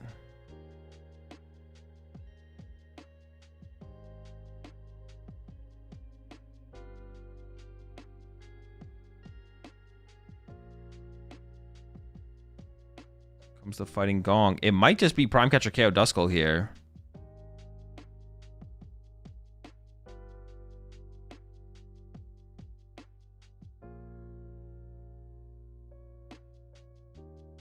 Thornton Candy Dusk. True. Better KO Hoot or Dusk. I mean, there's quick search online. I think it has to be the Dusk. Yeah, I think it has to be the Duskull. The Duskull's way too scary. I mean, I don't know. Is that true? I guess it's pretty easy to recover the Duskull, right? Maybe not. I mean, I think I would go after the Duskull here, but actually, you might be wrong, or you might be right. Actually, going after the Hoodoo might be better.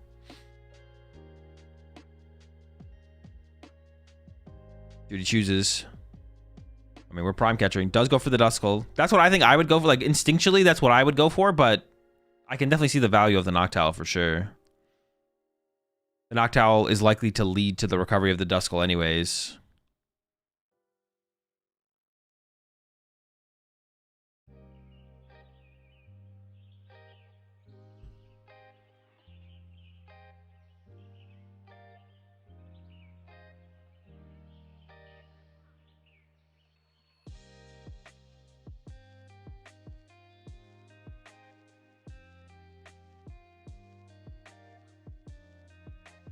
All right, Fez for 3 to start off with. There's a Poffin in hand, so if second Duskull's in the deck, we can go find that. And there we go. Another Hoothoot wouldn't be bad either. I think do we want double Duskull here? Well, not really, right? Well, no. We do want double Duskull. And honestly, we could go double Duskull plus just Charizard KO active, right? Oh, no. If we could also do this, but yeah, I guess we can do this plus boss KO Fez as well, or Prime. Well, I mean, we've got the boss in hand, so we're saving our Prime here. Boss KO Fez. I mean, this is looking pretty good for Nikolai, right? Like, you just have the prize trade lined up. The only thing that would be bad here would be if you prize Briar. But I don't think it's prized, so it looks pretty... I mean, dude, this is unwinnable. This is literally unwinnable for... Like, you can't even whiff here as Nikolai. The only thing you could do is misplay. Like, you literally can't whiff. 2 Hoothoots and Fez and Pidgeot set up on board. Like, there's too much going on. Even if you prize Briar, you win. That's true. Yeah, even if you prize Briar, you literally still win. Yeah. Because you'll have access to the Dusknoir the next turn. Jeez, man.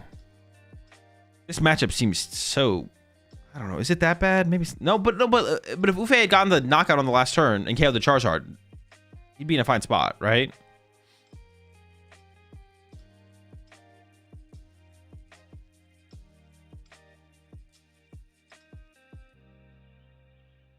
All right, Golden go for 2. If he plays Iono Trust, I don't think there's an Iono in here.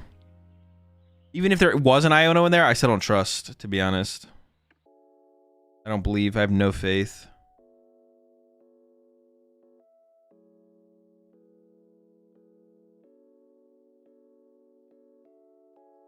You can just discard the Terapagos, right?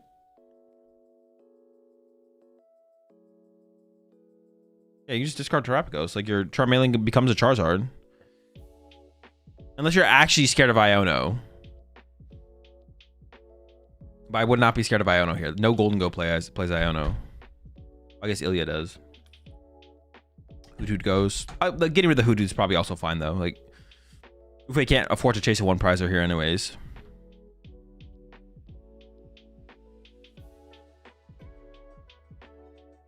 Yeah, just kind of a formality at this point. Ufei just gets to play the turn. Oh wait, Nikolai won game 1. I thought we were gonna actually get a game 3. This is literally just over. For some reason, I thought we were going to a game 3 here. Nope. It is a quick 2-0 for Nikolai in this one.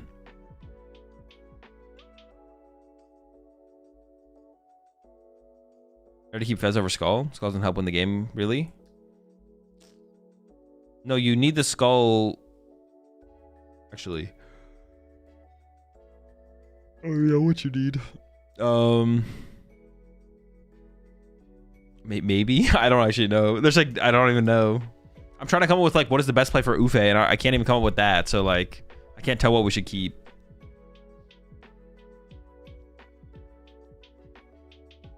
Yeah, I can't even tell you. I don't even know what to keep here, to be honest.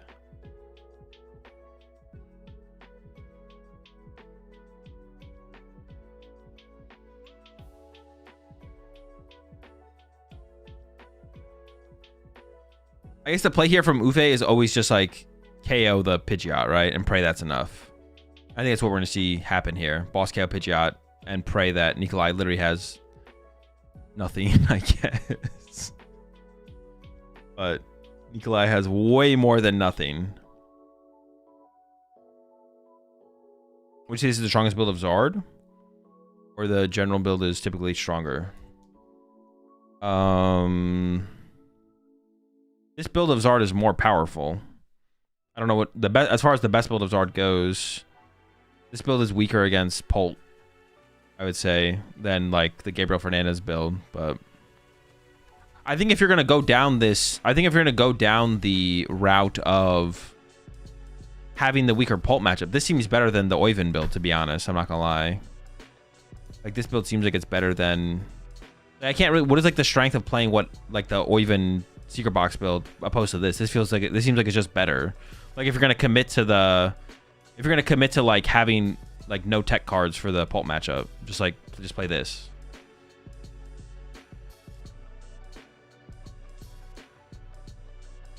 Because this seems like it even might have a better Pulp matchup than what like the Oyvind, what Oyvind's playing.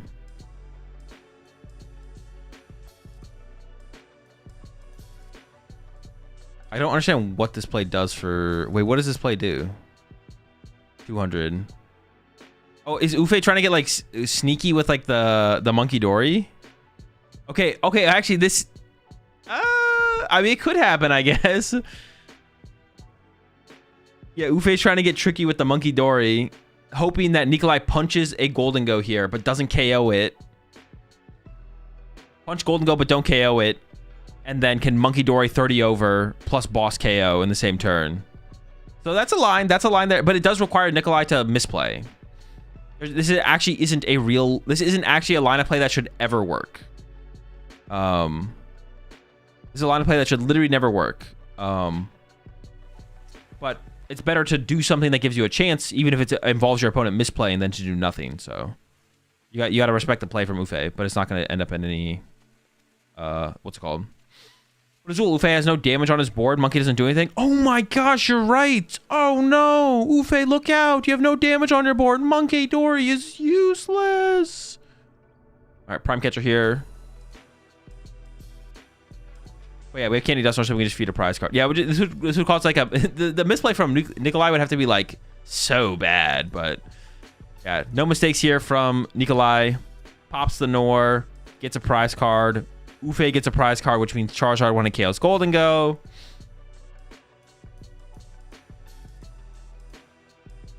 Oh, wait, did he just win with... Oh, wait, did he just draw all of his prize cards? Am I trolling? I didn't even think he could win that turn for some reason. Oh, wait, he literally had 3 prize cards? Oh, what the heck? I thought he had 4. I thought he couldn't even win that turn. Yeah, I literally thought he couldn't win that turn.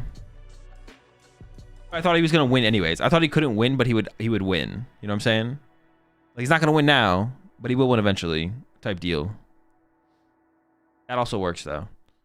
All right, pretty uneventful cut round, but this matchup does seem pretty bad for Ufei. Not impossible, Like, even there in that game, too, if Ufei just got the 2-prize knockout on turn 3, he was at the advantage for sure. Definitely at the advantage, but didn't happen this time around. So it is a L overall. We gotta go back to that. I gotta go back to that turn 1 though in game 2 from Ufei. Okay, it's like here. Did we have a boss play and just didn't do it? Like, I kind of just don't believe it, you know. Buddy Poff. Timothy Ghoul.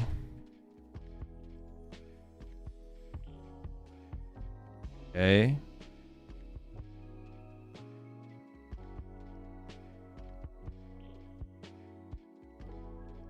Yeah, we just don't boss. Maybe, like, because he drew the boss off the Lunatone, he just wasn't thinking about it. Like, he looked at his hand, he's like, okay, I'm gonna use Lunatone, draw my cards, and attack. And he just and then when, like, he drew the boss, he didn't realize a new play was available and just attacked. But, like,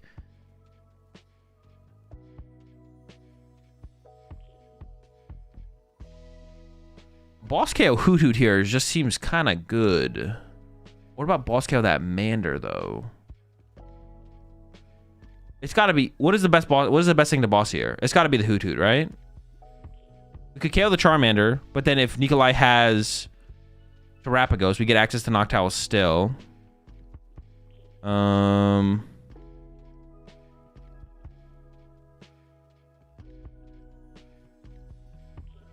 not sure. What is the best thing to boss here? He definitely should have bossed something. KO in the Phantom is actually just bad. We definitely should boss something here. It's the Charmander or the Hoot Hoot, though, right? Every time. It's one of those two. Maybe it would slow them down. Well, it might not, though, because Nikolai could just have boss attached to Fanrodom, KO something off the bench.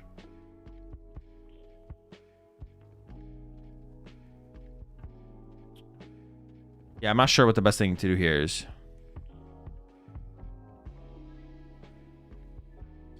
Boss and randomly select is better than KO Fanrodom.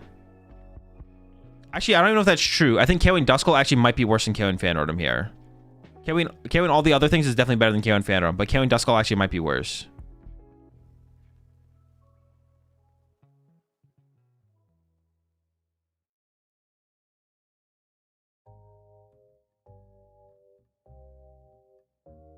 I think it's the Hoot. We know the Turtle is in the deck, so it's not like KO the Mander takes him off of an attack next turn. Well, no, but it could take him off the attack to KO the active Tangelos, because Terapagos without Charizard can't KO the active. So Fanrodom Energy Boss is the only way to take a knockout. But if you leave the Charmander around, then Candy Charizard KO active is a play. But if you KO the Charmander, that's not a play, and the only play becomes Fanrodom Boss. So we'd limit one of the options for our prize cards from Nikolai. With if we KO the Charmander, we can't. If we KO the Charmander as Ufei, Nikolai can't KO the active and can only Fanrodom KO the bench. If we KO the Hoot Hoot, Candy Charizard gives the option of KO the active and makes it almost impossible for the Fanrodom KO. Actually, just because of that, I think it always is KO Hoot Hoot, right? Because you want to force Nikolai to KO the active here. Yeah, okay. I think that is actually what we do here. Is we always KO Hoot Hoot here because we're okay if Nikolai KOs the active, but we want to decrease the odds of Nikolai being able to use a 1-prizer to KO a 1-prizer. So we KO Hoot Hoot here. If we KO Charmander, Nikolai can go Attach Energy active, bench Terapagos, Noctowl, Boss, KO Gimmighoul with Hoot Hoot, with Fanrodom, excuse me. And then if we go Soul Rock KO, well, then we could say as a 1-prize board though, as Ufei. I think I still lean towards the Hoot Hoot, though. I think Hoot Hoot is still probably best. Because we want Charizard to attack next turn and KO our active. Like, we want that to happen. I think Hoot Hoot or Pidgey are best KOs, yeah. I think the Pidgey's actually a pretty bad KO, to be honest. I don't think the Pidgey's very good at all. I think the Pidgey, yeah, the Pidgey's worse than the Charmander. You probably get to the Pidgey out through the Noctowl, right? Actually, I don't even know if that's true. The deck plays like 4 Dawn, 4 Candy, but still. Yeah. I think it's very possible Ufei like saw the hand before using Soul Rock and was like, okay, I have my 3 Gimmighouls, I have my energy for turn, use Lunar Cycle, draw the cards, attack, and didn't even think, oh wait, what happens if I draw a boss? and then drew the boss and just attacked. And it was like, yeah.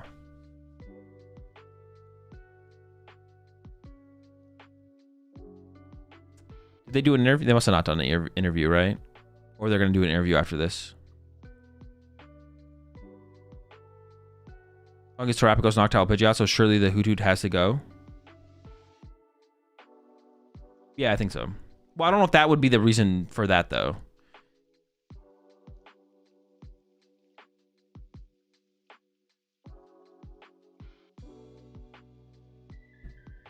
Does it play 4 Dawn? Yes, I'd probably prioritize Mander. I was leaning Pidgeot, assuming it would be hurdles Nikolai would have to go through to get Pidgey back and set up. Yeah, the deck plays 4 Dawn. Prioritize Mander. The thing is, if we KO the Mander, then the Pidgeot gets set up through the Hoot Hoot. Like, everything gets set up through the Hoot Hoot. But I guess that means that there's maybe still not a knockout happening. I guess the highest odds of a KO happening next turn is through the Charmander. So maybe KOing the Charmander does make the most sense still. Because that, like, just stops the potential of a KO. It's one of them, though. It's definitely one of them. Maybe it is Charmander. Now you're kind of convincing me it's Charmander, to be honest. When I say prioritize Mander, I mean prioritize Hoot and then prioritize Mander as the second best option. Oh, sure. Well, now I'm actually thinking Mander might be best, to be honest. Now I'm kind of thinking that Charmander might be the better attack. Because it's so hard. It's so hard for Nikolai to have a good turn and get a knockout if you KO the Charmander. It's so hard for Nikolai to, like, set up the board well and get a knockout. Because if your supporter for turn is boss, it's really bad. But I guess you could find, but using Prime, I guess one of the things that would come up, does Nikolai play Countercatcher? Would be one of the things I'd be wondering. If Nikolai doesn't play Countercatcher and you force the Prime out of Nikolai to get the Phantom KO, I don't think you're like a little bit more okay with the Phantom getting a prize card that turn, I guess.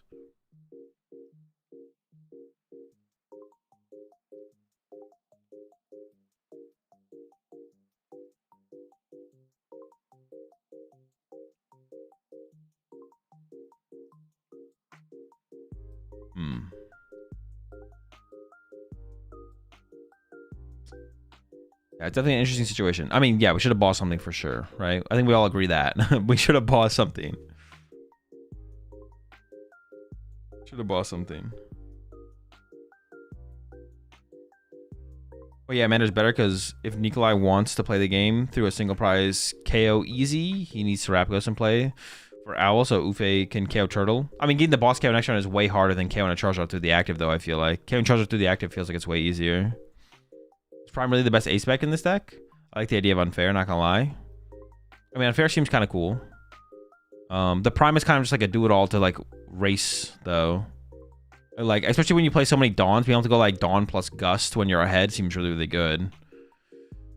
Yeah, being able to go Dawn plus Prime. Whereas, like, Countercatcher is not going to always be active for you to, like, maintain your lead. I think the Prime makes sense. Unfair could be cool, though. Honestly, I thought about this as well. Unfair Stamp in the Saraledge deck. Saraledge Golden Ghost seems kind of cool as well. The build of Saraledge I was working on the other day. That's something to experiment with as well. Unfair Stamp's pretty chill. It's a pretty chill card. Does Ufe play the Big Bunny? No, just Charizard and Terrapagos.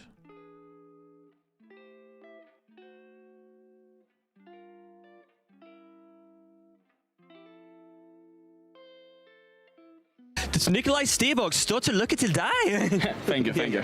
So I have to ask, first of all, when you came on your flight to Stuttgart, did you think that you would be in Top Cut, playing a match against someone who you could have played against at Allerod Library, being interviewed by someone who you could have been playing against at Allerod Library?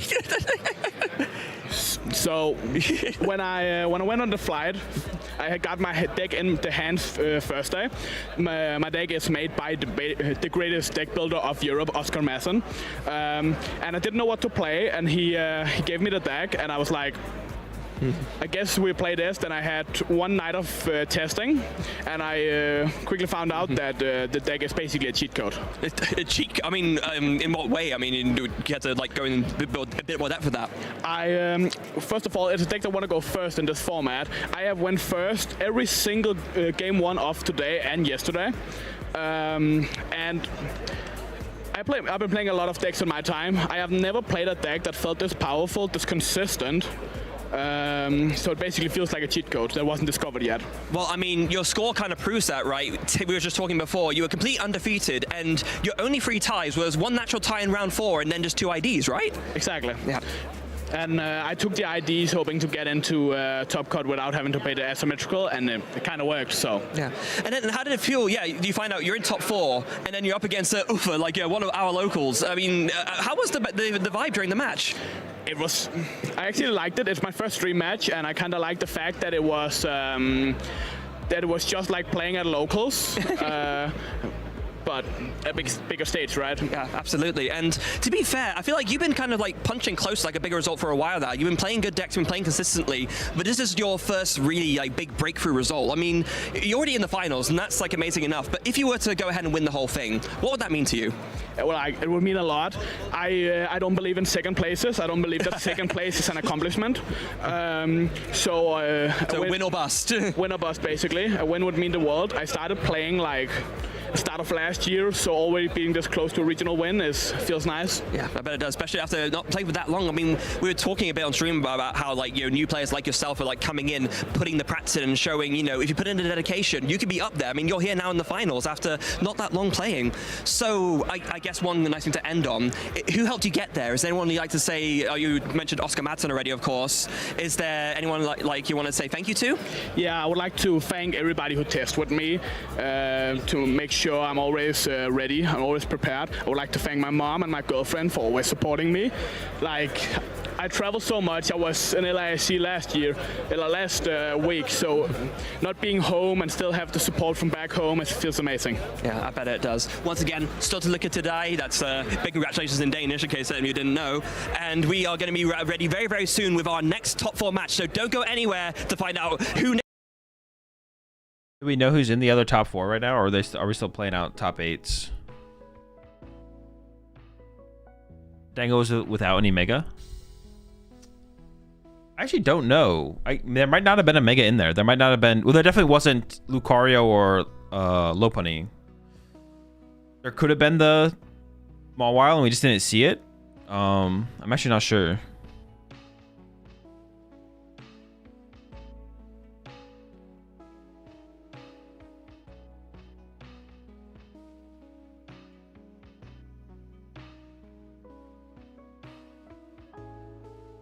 Was there any interesting matchup with Phantasmal? We saw Lopunny Dusknoir. That's about it though, for like Phantasmal Flame stuff. The duck is insane into everything that's not Pult, right? Oh, the deck, not the duck.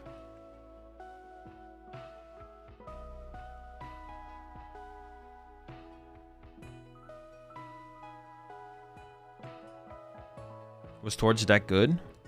No clue. I mean, it's a Charizard Pidgeot deck, so it can't be terrible. Like, the floor for any Charizard Pidgeot deck is, like, pretty high. What was that weird Bolt deck from day one? I mean, it's just Raging Ball with Soul Rock and Lunatone. That wasn't anything crazy.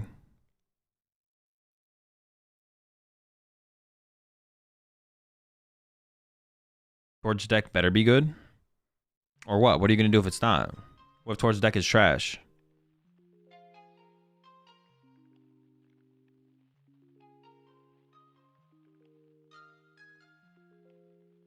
What do you start playing when your local cup matchups are Alakazam, Conkeldurr, and Ceruledge? I just quit, man. It's just not even worth it at that point. I start playing Riftbound.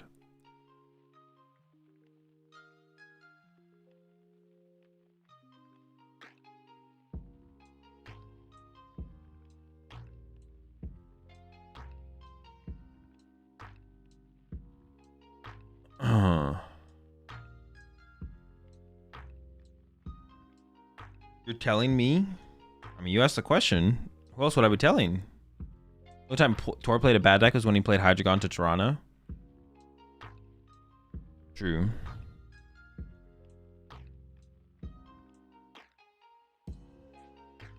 Nikolai said he went first in every game when he played. It is a go second meta, yeah. Everyone's choosing second. That is like one buff for fan rotom decks in general, to be honest. Is every game one you will just get to go first. And then sometimes people just like misplay and choose second anyways, to be honest. To beat them game one. What about the Urshi pile? I mean, that deck was pretty sick, to be honest. The Charizard and Teleon deck.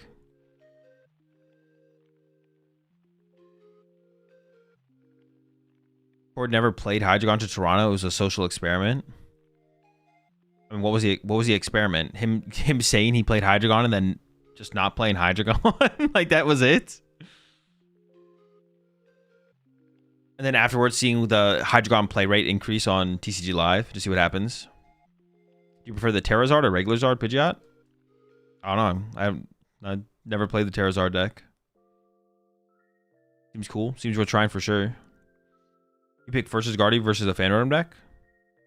Yeah. Basically, every deck should go first against fan rotom decks. I can't think of like a single deck that would choose second, or a fan rotom deck that should choose second. Well, wait, is that even true though? Actually,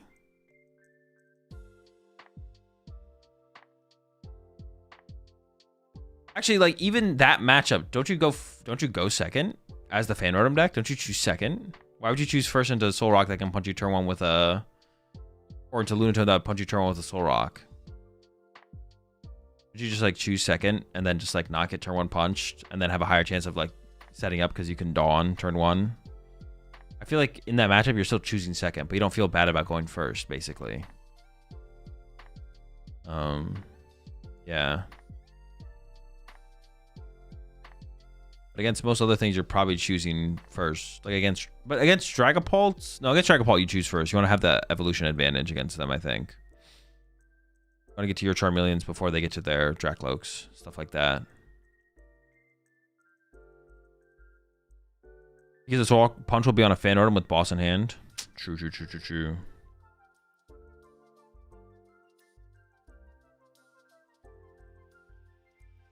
you think of Frostlass Monkidori?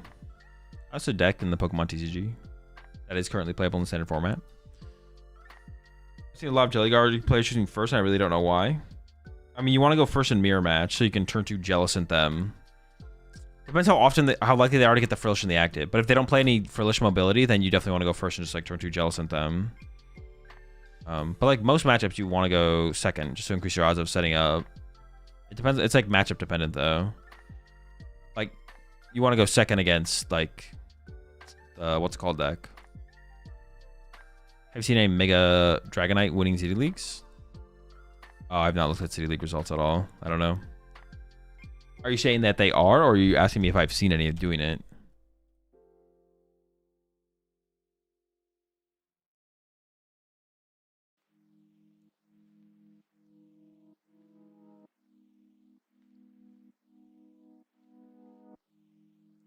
Childless can go first.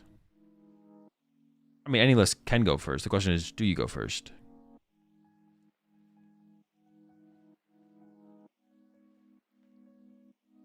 Yesterday I realized that in VGC Toadstool is a counter to Golden Go, and in TCG they did it as well. Oh, is it actually? Have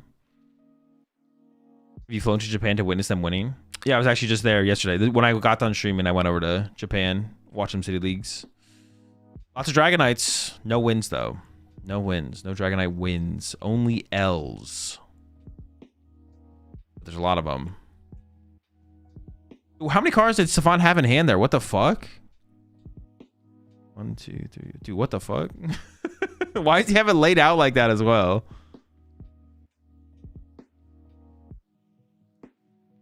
Did Alexander ask him how many cards in hand before? Yeah, I don't. I own him. What's your Mount Rushmore of bread? Sourdough. Bagel. Hawaiian roll.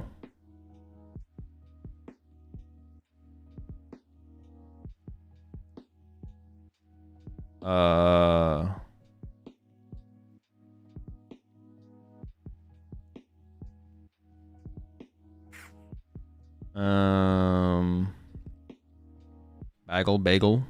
Did you just say bagel is bagel? Bagel? Dude, bagel. No garlic bread? Well, but the garlic, well, is that a form of bread? I was just like picking the actual bread with like nothing on it. I wasn't gonna pick garlic. Well, garlic bread would be the next one, but it's not the thing that makes garlic bread isn't the bread, it's the garlic, you know what I'm saying? Naan's okay. It's fine. It's good. I was we'll put garlic bread if we're counting it. It sounds like y'all are counting it, so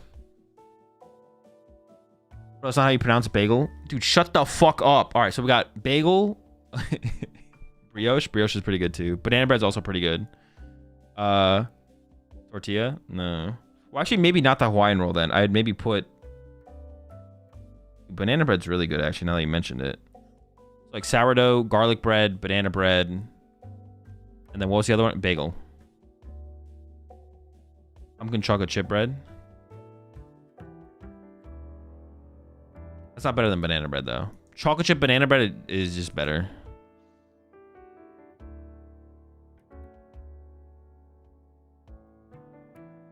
Croissant top tier. Croissant's too much though. That's like, yeah. French toast, dude. That's not bread. That's something you make out of bread. That's why I wasn't counting garlic bread, because garlic bread isn't the bread itself. It's something you make out of bread. Isn't banana bread just cake? I don't know. We call it banana bread. Isn't cake just bread? Checkmate, atheists. Banana bread is also not bread then. Sandwich is bread. See, now it gets too complicated. What's your Mount Rushmore or Mount Rushmore?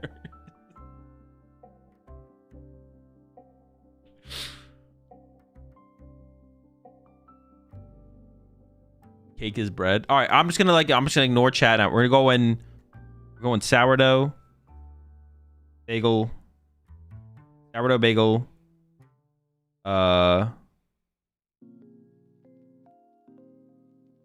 garlic bread. We're counting it. And then banana bread. That's it. Top 4 breads.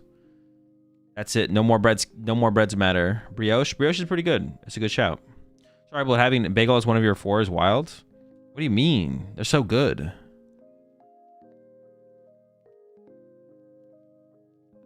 You forgot white bread? Yeah, on purpose.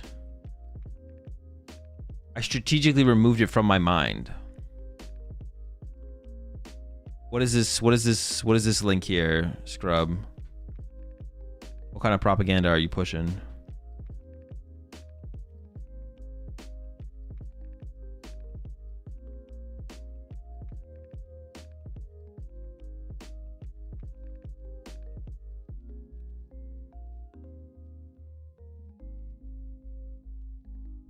Oh, so we are still waiting on Oyvind versus Christian. And then we're going to get to see Alexander versus the winner of that. Christian is playing Pulse. Oyvind is playing Charizard Dusknoir.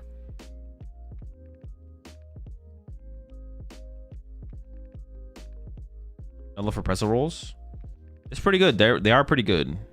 But see, they're good like every now and then. The reason they're so good is because you don't have... Well, I don't have them that often. I think if I had pretzel bun stuff all the time, it wouldn't be as good.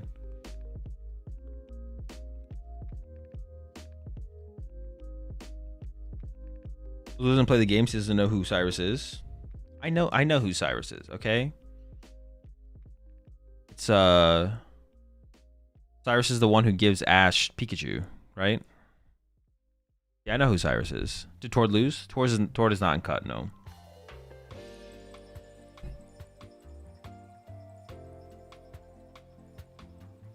What is the optimal pastry to get for breakfast? Probably a croissant, right? Sorry, I didn't know you knew ball. That's right, respect my game. What about tortillas? Is that a bread? I mean, basically, it definitely is in the category, but it doesn't rank very highly.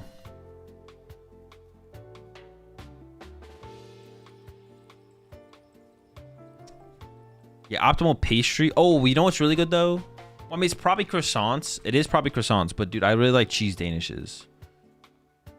But probably a croissant. Croissant is probably the better overall one because honestly there's a lot of really bad cheese danishes. Pie Rushmore, around Mount Rushmore pie. Cherry pie, blueberry pie. Like cherry blueberry. Not that big of a fan of apple pie. Kolaches all the way. Kolaches are pretty good. Pecan pie, pumpkin pie. Nah. It's not Mount Rushmore status. Key lime pie is pretty good.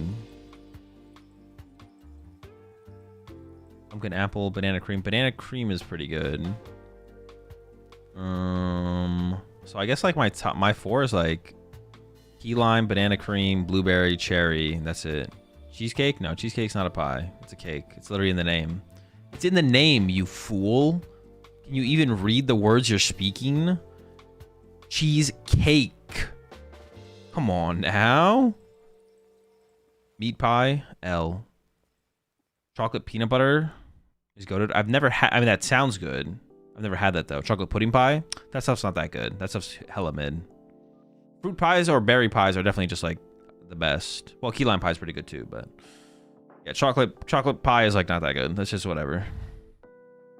I'm not like, I mean, I'll have some, you know what I'm saying? Like, I'm not gonna not have some, but apple's like fine. All right, does anyone in chat actually put cheese on their apple pie? I think we've done this before, but there's a lot of people in chat right now. Does anyone in chat actually put cheese on their apple pie? Do those people actually exist? No? It is a thing. It is a thing. Putting cheese on apple pie is a thing. Does anyone in chat actually do it, though?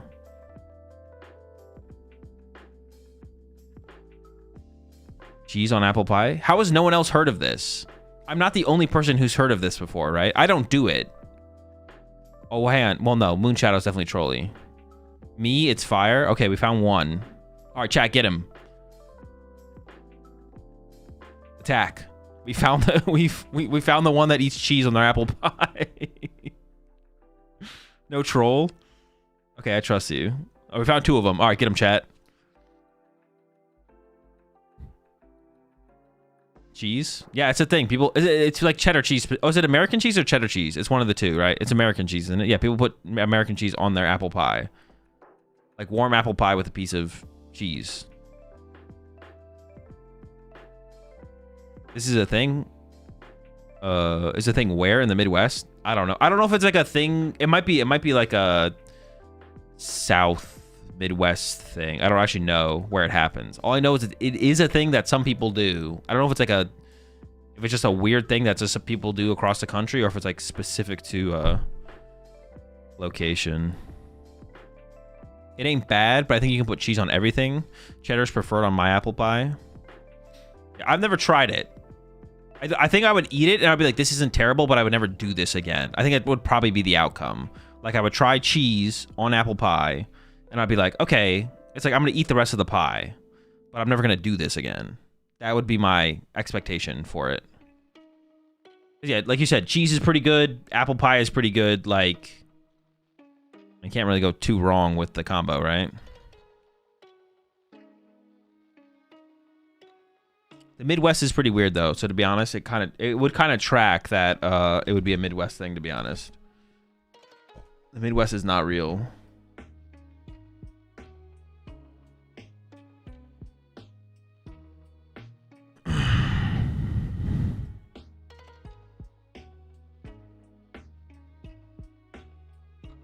Wisconsin will later put cheese on anything. That would actually make a ton of sense, to be honest. Chicken and waffles odd combo? Well, hold on. Chicken and waffles is actually pretty good. Hold up. What is... Does anyone in chat actually not like chicken and waffles? That's a... I feel like that's we're gonna get the opposite reaction. Never had it. Wisconsin isn't real. No, it's a real place. It's in the US. It's a real place. I've been there before.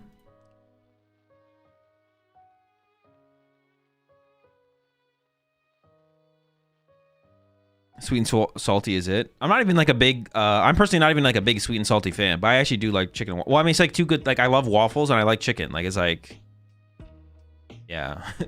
I guess it's just two things that are really good. Disgusting. What the heck? I like orange soda in my pizza sauce. What the fuck? Alright, you're banned for sure. Yo, push your 2 months there, Pop Leo. Orange soda in the pizza sauce? Wait, do you put it in the pizza sauce before you make the pizza, or is it like an? Well, how would you do it afterwards? I guess like you lift the cheese up and you put a little orange soda in there. If you have pizza without orange soda in it, would you dip your pizza in the orange soda to like kind of capture some of that flavor?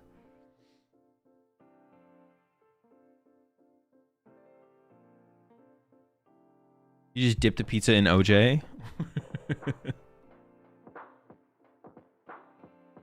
Please ban them. Banana and Sprite? Okay, but how are you doing it? When you say banana and Sprite, are you dipping the banana in Sprite? Are you drinking a Sprite while you have a banana? Are you mashing up the banana and then mixing it with Sprite and then drinking it? Like, what is the... What does that even mean? I feel like we need more context, right? It's just like the same thing with the orange soda with pizza sauce. Like, how is that? How are they getting involved? You know what I'm saying? Are you pile shuffling the banana? Yeah, are you pile counting the banana? He lets it soak. Do you put it in the fridge overnight?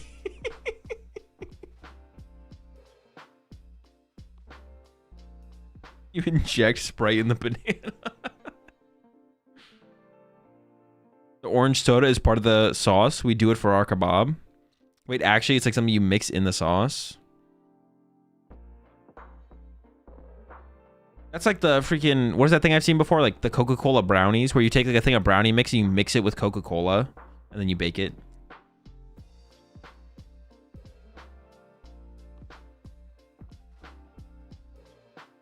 Is a hot dog a sandwich or a taco? It's a hot dog. Literally, the name is the thing. It's a hot dog.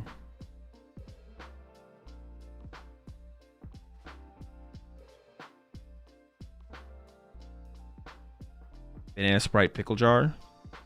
Banana in the Sprite in the pickle jar. Okay, I get it. I get it.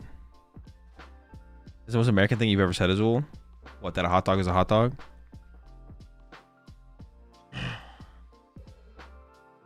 Oof. Christian with the dub over Oyvind. So we have a Pult mirror. No, dude. Pult's gonna win. No, dude. No. I can't believe this, dude. Oh my gosh.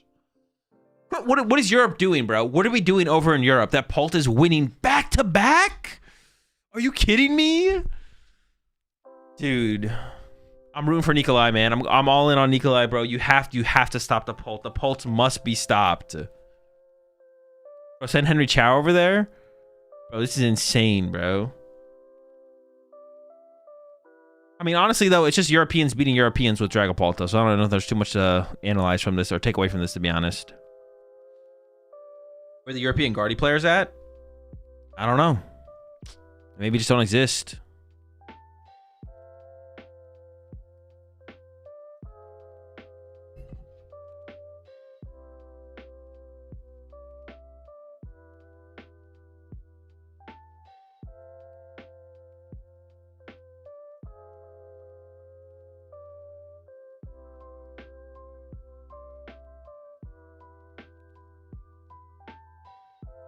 Canary an improvement for Iona's belly ball?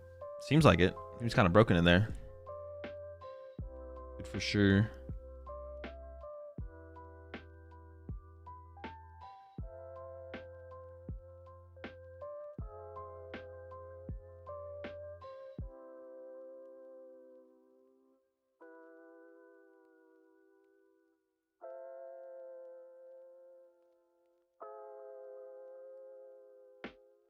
Dude, it's just so sad, man. Listen, Nikolai can still win. You know, I don't want to give up on Nikolai. I have hope. I want to believe that the Pulse can be stopped. It is an unfavorable matchup, though. I'm not going to, like, sugarcoat it. It's definitely an unfavorable matchup for Nikolai in the finals. Definitely unfavored. But There's still hope. There's still hope.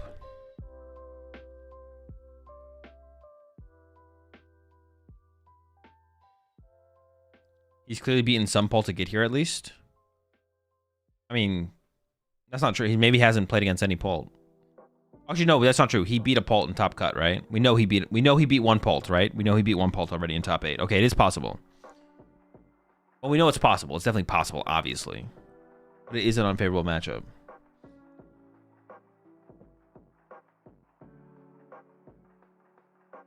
Maybe both Pults get DQ'd in top 4. True. There's always the DQ route. Yeah. There's the DQ route.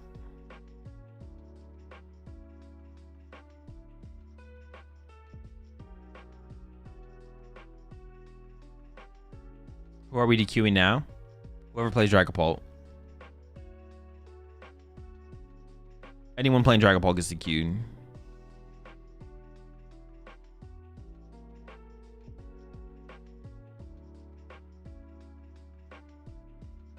Eat the Pole player's Neo upper. That could be a route. That could be a route.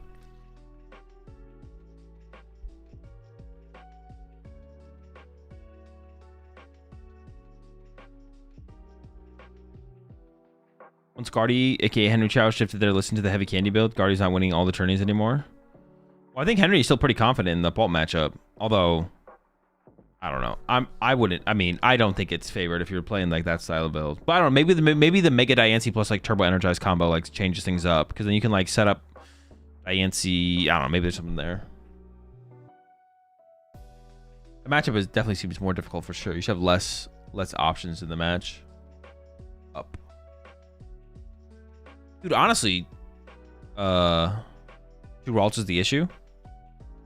I actually disagree. I don't think the 2 Ralts is that big of a deal. I think the bigger deal is 1 Kirlia and no TM Evo. I think both of the, like, if you're trying to improve your Pult matchup, both of those come before the 3rd Ralts. And then maybe then you get to a 3rd Ralts, maybe you go to like +1 Arven, but both those come first.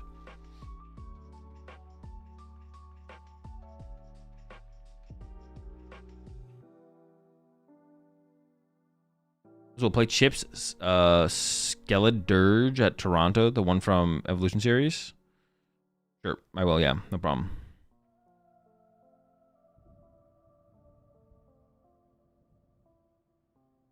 Is 4 boss good in Saraledge? I tried it a little bit more. It feels a little overkill. I'd maybe want to go back to the Palpad, to be honest, like 3 and a Palpad. So can you play Pokemon if you go to Toronto? No, I can't. I'm banned. I'm not allowed to play Pokemon anymore. Why do you think I haven't been at an event playing yet?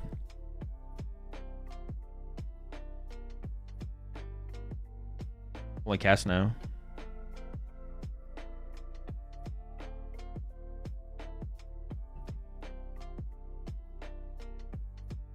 We need more booster box battle content. It's on the way. Briars when? 2 Briars, what the fuck?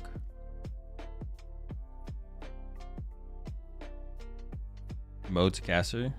Yep. Got rid of me.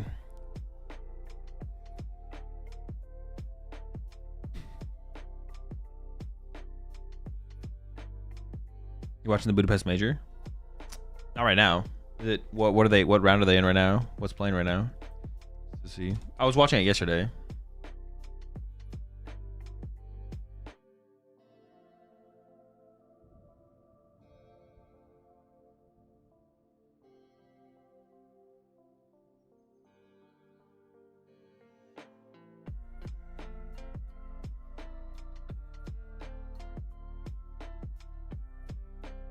Has FaZe versus Nip started? Oh boy. Dude, I hate FaZe so much. Dude, they're so annoying. What FaZe level are you? 0, I guess.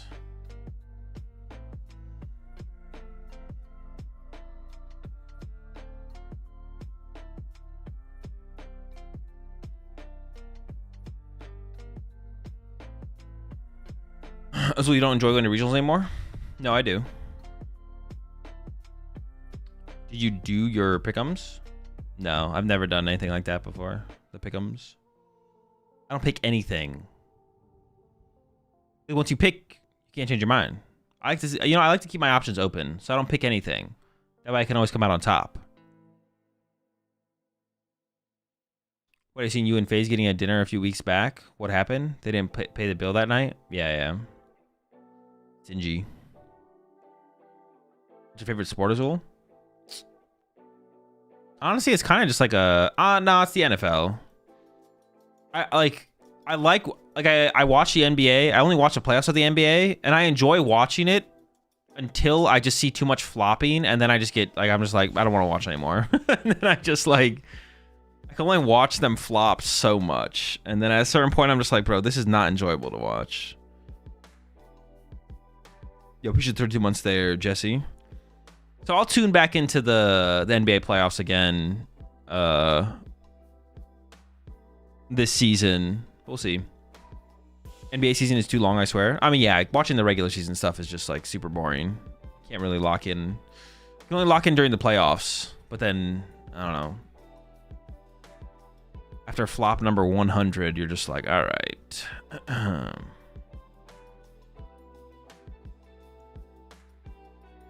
Although it does lead to some very comical moments, like the LeBron moment in the, was it the playoffs last year? Yeah, I think it was in the playoffs last year, or towards the end of the season. Dude. Some of it is really funny, though. I will say that. Yo, appreciate the prime sub there, Twin. Welcome to the Rat Pack. You're like a curling type of guy? No, definitely not.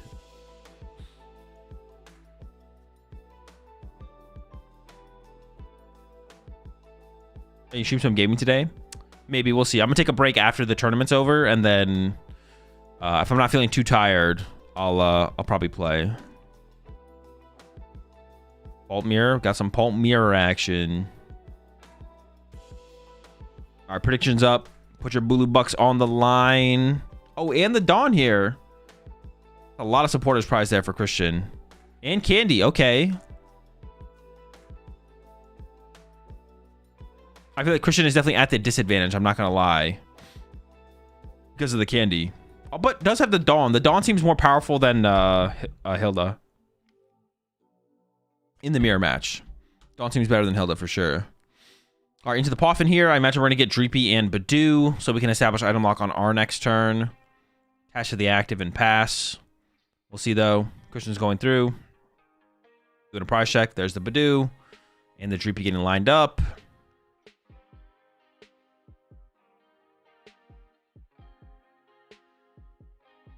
Candy Build fucking sucks in mirror.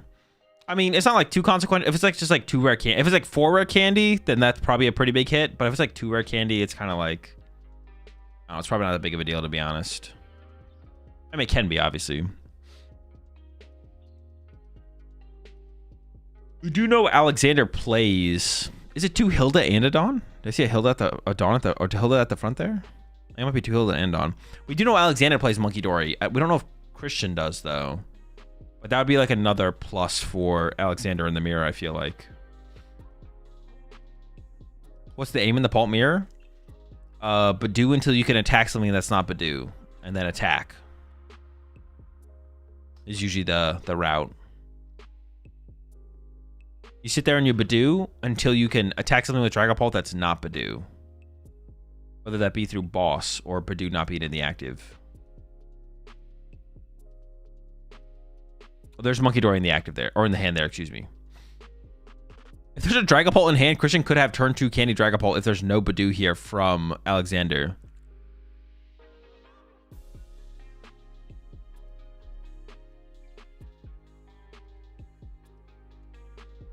The hand looks pretty awkward there for Alexander. Actually, the hand literally might be dead here from Alexander. Ultra Ball away basic energy and the Dragapult. Is that a Hilda? Dude, how many times have we seen Alexander open like dead hand plus Hilda? I feel like we've seen it so much from Alexander. Yeah, where's the Dawn at, man? Where's the Dawn? Dawnless. Pulp mirrors always seem so one-sided. Yeah, I mean, mirror matches in general are pretty snowbally. but like Badoo kind of adds to that aspect. So it's like it's a mirror match. Mirror matches are snowbally in general usually. And there's a boss in hand. Sick. Really good hand here for Alexander. Yeah, a little snowbally in general, and then Badoo adds to the potential of a snowball or snowballs.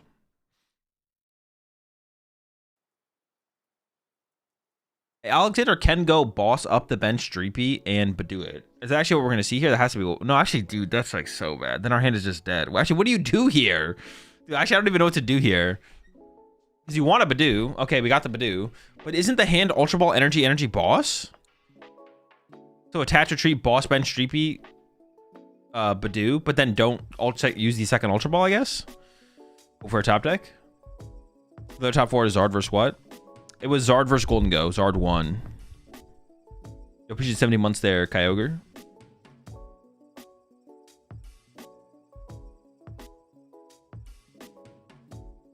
Charizard Noctowl is waiting in the finals.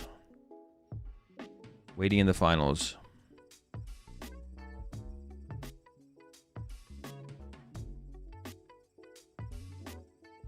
Yeah, Alexander gives the Riffle a hard bridge. Yeah. So we have no follow-up here from Alexander. Alexander's going all in on this Badoo. Badoo and hope for a top deck. Actually, there is an Iono in the hand here for Christian. Dragon Ball top deck. Oh, Alexander getting bailed out here. And it could be that much better here as well, because this Dreepy might not be able to move here from Christian if Christian can't find anything. Could be a huge swing on this turn. Energy was found, okay. Can Badoo back?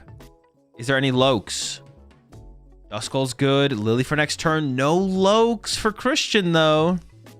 Goes to jamming. Duskull hits the field. Attach, retreat. Gonna establish that Badoo. Could have benched the Monkey Dory there from Christian, I guess, before playing it.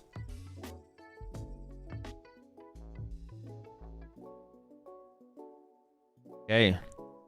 There's a Loke for Christian. Not Christian. Alexander. And a Lily. Things are flipped around pretty quickly here. Has Latias in hand, but Latias seems terrible to put in play.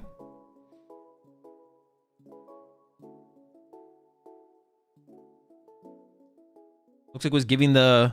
It is interesting to watch Alexander play. It feels like Alexander considers like every... it's not like a positive or a negative. I guess it leads to him probably playing a little bit slower on average. But like, you obviously never bench Latias there. But it does seem like Alexander actually considers every possibility.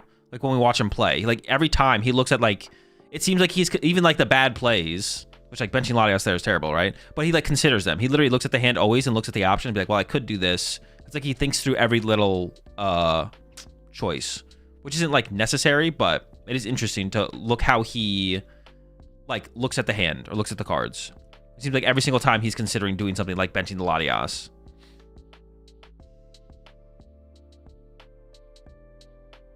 It's like he very much seems to be playing not on autopilot, I guess is how I'd put it. It's like the opposite of playing on autopilot. Which like playing on autopilot isn't necessarily a bad thing either. Like some things you just know to be true in certain matchups, in certain situations. Like don't do X, do Y, stuff like that.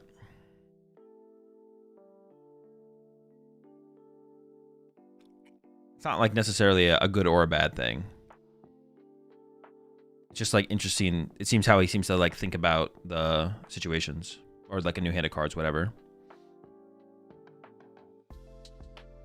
Okay, 8 cards coming in here for Christian. One at a time though. Any Lokes? We're Loken, and we got some energy too. That's a pretty good draw here from Christian. Also, Christian is winning as far as the Badoo war goes. Christian's Badoo will KO Alexander's Badoo first. So if Alexander doesn't have a boss to bring up something that's not Badoo. Ooh, and there's a Dragapult as well. And we can even evolve that bench Dracolic as well if we want to protect it. And the Monkey Dory. I don't have an energy for the Monkey Dory, but that's a good option later on. Might just go for the Ultra Ball anyways, though. It can get the Monkey Dory, but it could also get something else in the future. Like, item lock's probably going to break before you'd want Monkey Dory anyway, so that makes sense. Splits the energy up and just keeps double Lokes. You could have evolved one of them, decides to just split the energy and keep the draw power of the Lokes around. Probably makes sense. Both players are looking for Dragapult plus boss here to break the item lock, but not with... Although I guess I could see... Wait, ooh, Alexander has Dusclops in hand. If Alexander gets a boss here, I think Alexander actually just KOs double Dracloak here. Oh, wait, Alexander has boss and Dusclops. Oh, wait, Alexander has the board wipe. Oh my gosh. Dude, what? Dude, what a change. Like, from turn 1, things are looking terrible for Alexander. But then Christian has to play the Iono. Can't find a Dracloak. Oh, goodness. And now Alexander is about to board wipe the Lokes. And that's why you maybe want to evolve one of the Dracloaks. I don't dislike this play from Christian, though, to be honest. Because just as much as Alexander is looking for this play, Christian's also looking for this play. Oh, wait, killed the Badoo. He needs Pult still? Oh, I thought there was a Pult in hand.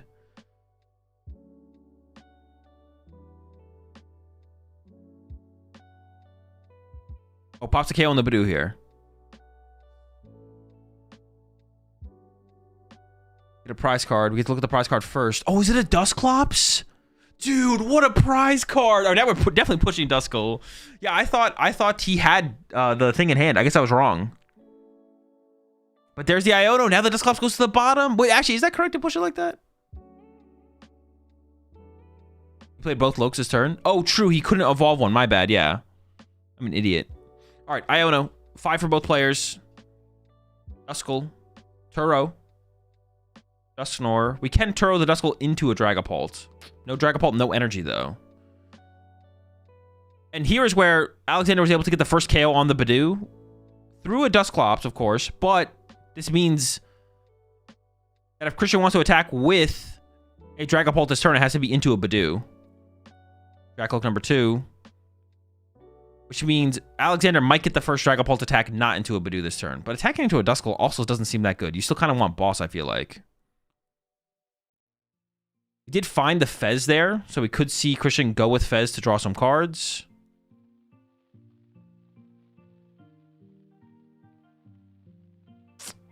Not very good. Some energy, some Dreepies.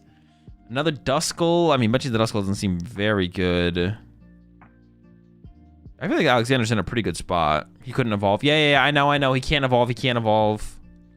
Dracloak's evolved on that turn.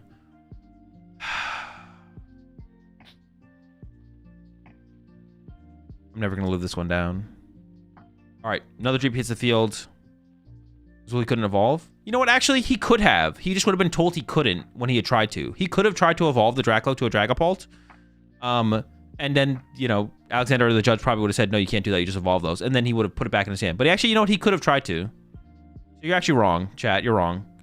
All right, Turo on the Duskull. Dreepy gets promoted. Do you even bench the Duskull back down? Because it's such an easy prize card at this point. Oh, we're going for the Dreepy knockout? What is the attack name called? No item lock, though. No item lock here. And Christian is ahead on the prize exchange, which means Counter Catcher is available for Alexander this turn. Oh, wait. What if Alexander brings up Fez here? Well, no, that would be kind of annoying. Bring up Fez, punch for 200. Don't take a knockout. And then Christian would have to... Oh, yeah, we already see that going down. Yeah. The punch on the Fez seems super good. Because now if Christian wants to attack this turn and move the active, you have to pop a Clops. You have to pop Clops to get room for Latios to then retreat and then attack. So this play seems super powerful for Alexander. And the Turo was just played from Christian, so you know there's no Turo on the Fez, which means there's just 2 prize cards sitting on the bench to be picked off later from a Dragapult attack. So things are looking super good for Alexander here. Yeah. At first, I was about to say, this could get Turo'd, but we've already played the Turo here from Christian. I doubt Christian plays 2 Turos, so it's probably sticking. Only getting 6 off this Lily. As long as he remembers. Okay, we're all good. I always get like a little worried. Oh no, that hand is... Yikes. Looks like going to commit to the Fez here. Which could make sense because that hand is pretty bad. But we'll see 5 more cards here at least. We definitely need to evolve the Dreepy to a Dragapult or a Dracloak as well this turn. We need Dragapult Dracloak here for Alexander. As for 3 first. Oh. Okay, well, the only way to get both now is to chain Drakloak into Dragapult. Oh my gosh. Well, we got the Ultra Ball, but not evolving the Dreepy to, well, maybe it doesn't feel that bad. No, that feels, Pop. That feels pretty bad, right?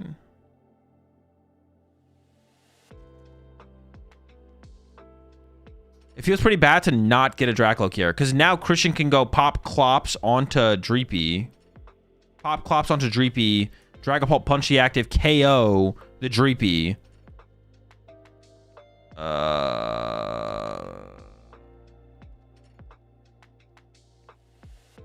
Punch knock Duskull is an awful no. Oh, that's true. We can punch knock out the Duskull here, actually. Good point. We can KO the Duskull to stop Dusclops plus Latias. And then you can't Hawlucha and Latias. So then, yeah. Okay, sure. We could just KO the Duskull. In my head, for some reason, I was thinking we really don't want to KO the Duskull. But I think we can KO the Duskull here. And we see Duskull actually get benched here from Alexander. I don't know if I like...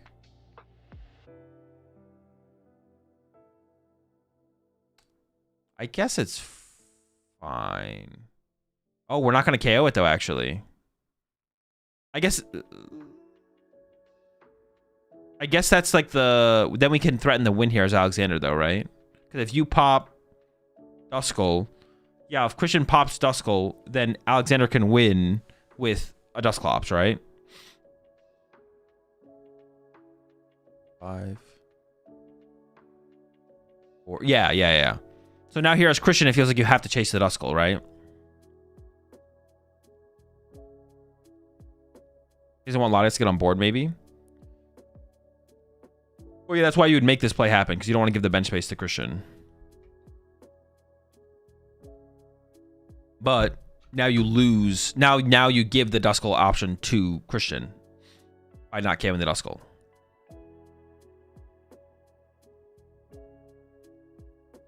Yeah, having the Duskull here from Alexander makes it so, like, whiffing the evolution doesn't feel as bad, but...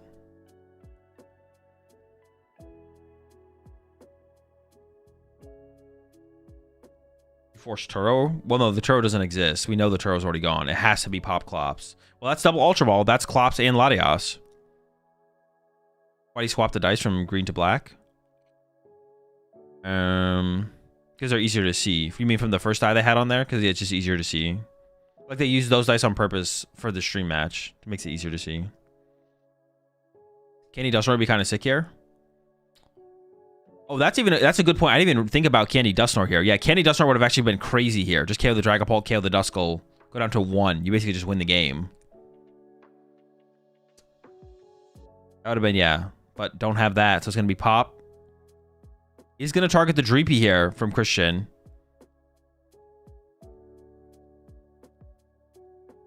Wait, 5, 4, 3, 12.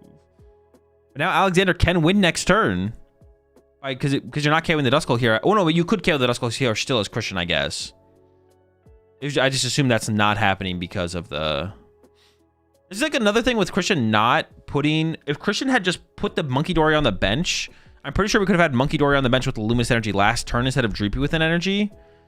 And then we could have Monkey Doried again this turn as Christian.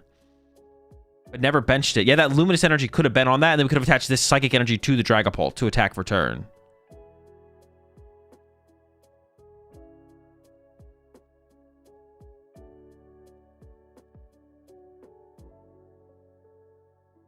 Oh, yeah, Alexander just wins next turn with a boss. Or a counter catcher, right? Counter catcher also works here. Actually, as Christian here, are you supposed to just not take a KO? I actually feel like as Christian here, you can't take a knockout. It should be like 5 on Duskull, 1 on Dreepy.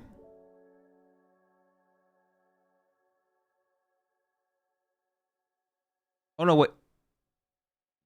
No, because now you give counter catcher over. Now you lose the counter catcher. You can't lose the counter catcher. Yeah. Yeah, and Alexander wins. You have to, dude, we got to go back to this. Yeah, Christian just need to bench Monkey Dory sooner, I think. Monkey Dory just need to hit the field. Monkey Dory is just a good card to have in play in this matchup. But it's like this turn specifically.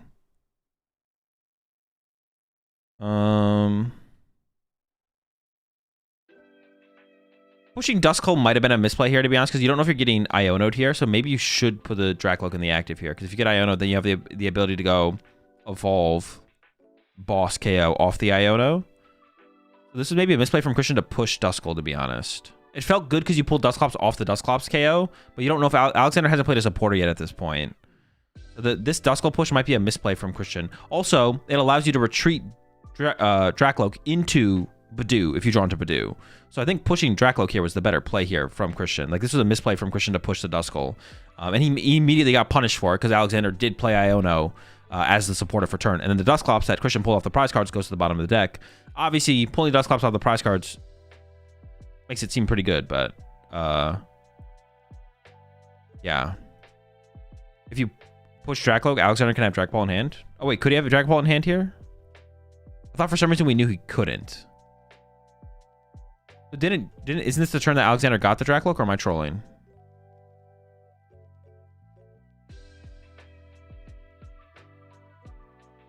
No, you're right, actually. The Dracloak's been in play for a turn. Oh, true.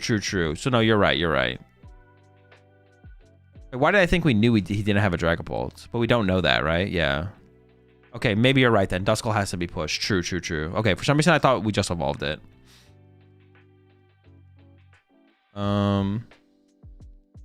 But yeah, Christian should have benched. I don't know. We had the Monkey Dory multiple times in the hand there, and Christian should have just like put it on the bench.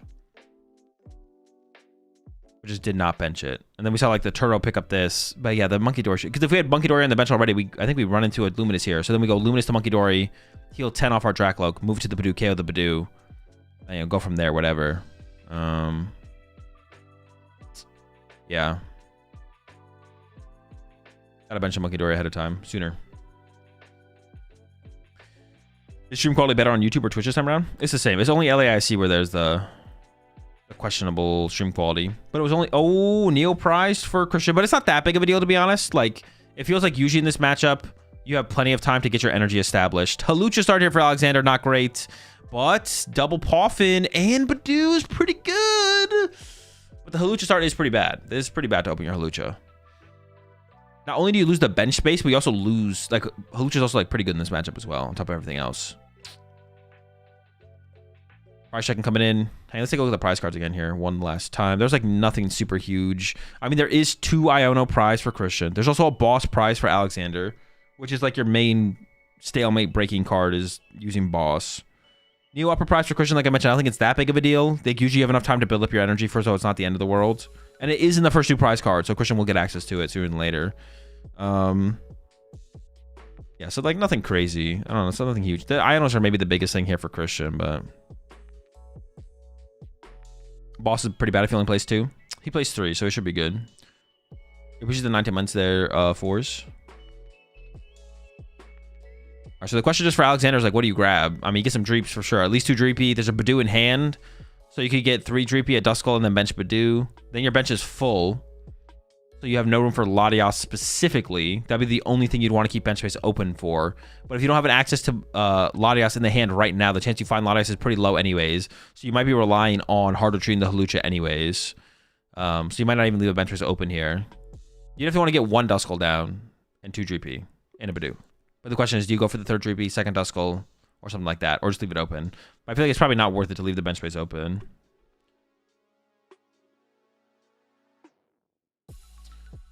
You think Candy is better than no Candy in Pulse? Candy's better than no Candy. I don't know. I don't have a strong opinion on that, to be honest. They're both good.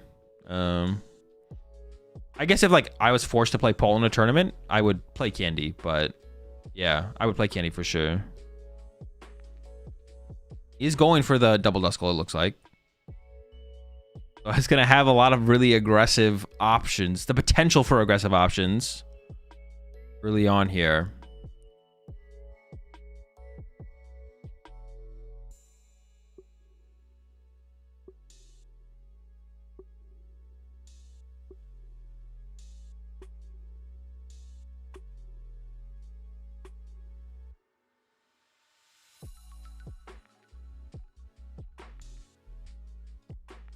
So if Hedrick forces you to play Paul, would you hurt him? Would I hear him? What do you mean, heard him? Just starting double Poffin kind of decrease the impact of starting Badoo here? A little bit. Ultra Balls are still really important because finding Dracloak's like the most important thing overall. So like, yeah, I mean, limiting your opponent's access to Dracloaks is still a pretty big deal. Like, you still want to Badoo here. It's a little bit, it feels a little less important, but it's still pretty important.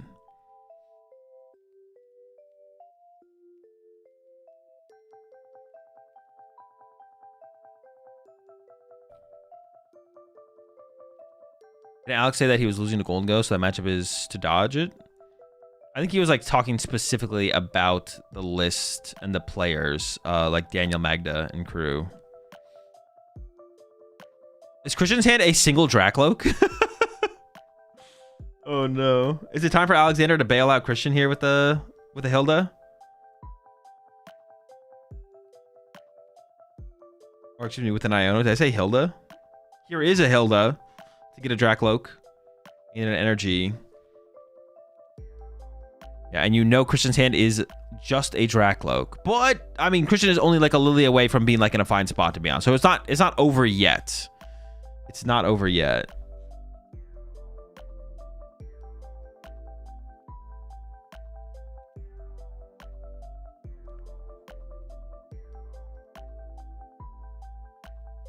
He has like one more turn. Yeah, if he whiffs this turn, he's in big trouble for sure.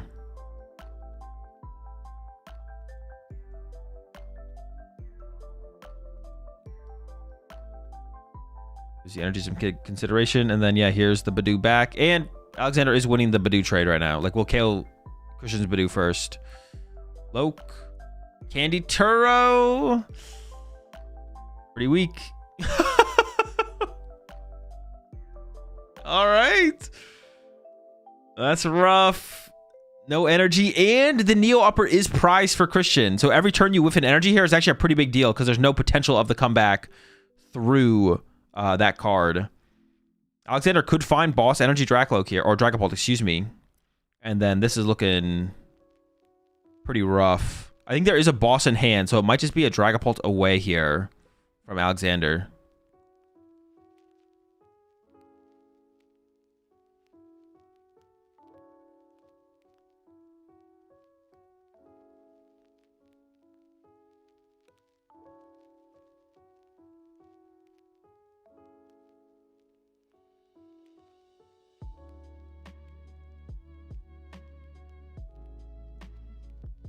Why is Churro in discard?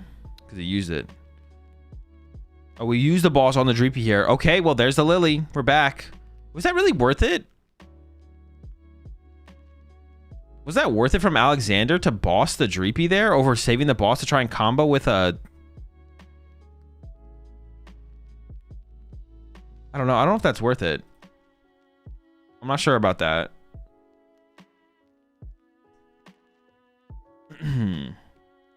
Christian obviously drew pretty well for the pretty good for the response, or responded to the play pretty well. Is it not worth evolving the Paul from Christian? No, you probably value the draw power. Like, you need to not just have Dragapult. You need the energy. You need Boss. You want Duskulls. So it's probably correct to not evolve it yet. You might evolve it now because you have Dragapult energy in hand, and you have a lot of everything else you'd need, and a follow-up Dracloak, and a follow-up Dreepy.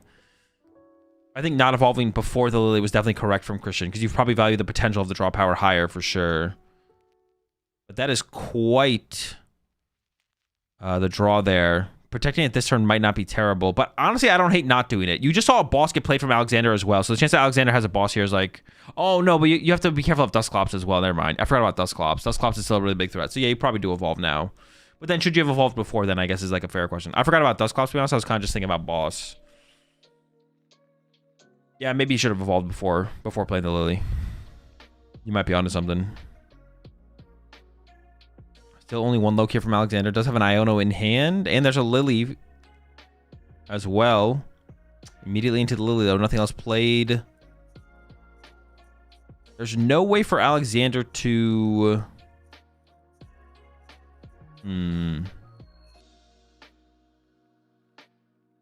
Like, if you find Dragapult Dusclops, you don't even attack here, right? Do you? Boss was a bit greedy. Yeah, the boss did not feel that good from Alexander, to be honest. And now we're in a situation where we kind of need bosses out. Well, now it's becoming another situation where it's like, who finds boss first, right? Because if Alexander just goes with Badoo, then Christian's Badoo KOs Alexander's Badoo. But then I guess you could try and find Monkey Dory to KO Christian's Badoo back. It still feels like it kind of comes down to who finds boss first, right? But there's a boss in the hand there for Christian, so just missing the energy, but only one Loke to work with. Okay, there's the Evolve from Alexander to protect his Dracloak. And then there's the Badoo. Yeah, if Christian can find... Where is she? Oh. It feels bad to not take the Dracloak, but you have boss. You have energy boss. You can just bring up the Dragapult off the bench, punch it, put 6 on the Dreepy. Like, that seems too good to not do, right? Actually, do you just win?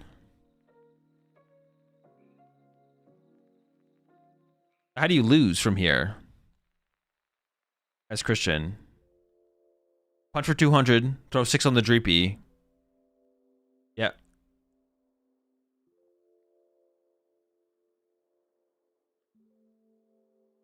You're ahead. Even double Dusclops doesn't KO the active, right? Oh, wait. Alexander could have double Dusclops Monkey Dory, I guess, to KO the active Dragapult. Okay, there is a route here for Alexander. Candy Nor. Alexander doesn't play Candy, but he does play 2 Dusclops and Monkey Dory. So it actually is winnable here. Well, it's maybe winnable besides that, but you have like a really good play you could find, I should say. I see the Monkey Dory in hand. I don't see a Dusclops, though.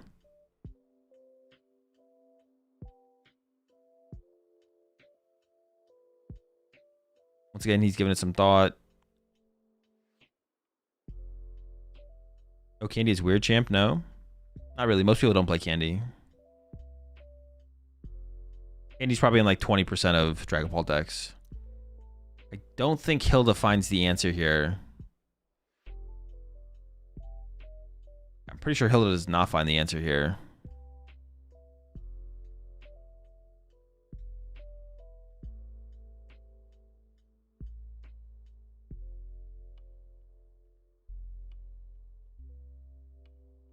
But Neo Upper is not seen in double Clops plus Monkey Dory can't wipe both Bolt and Loke. Well, I mean, yeah, sure, but you don't have a good play up besides that as Alexander. It doesn't really change anything. Like this, the correct play for Alexander is always to do it and then hope Christian doesn't have Neo Upper on the other side.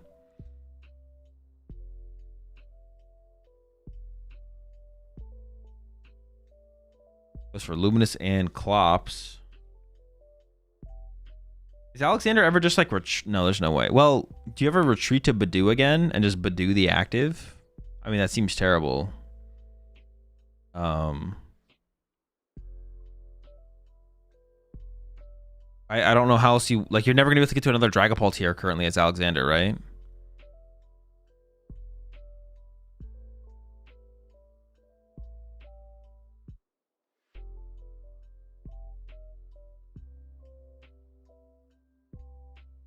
That's kind of the problem. Eventually, you'll be able to get to like maybe an Ursaluna, but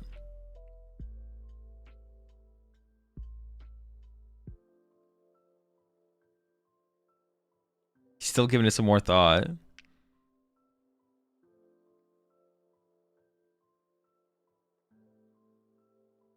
Yeah, I mean, I guess you can target Christian's Dracloak, right? Like you can KO the Dracloak and the Duskull, I guess, and punch the active, and then you can threaten Ursaluna KO active next turn, I guess. That's something.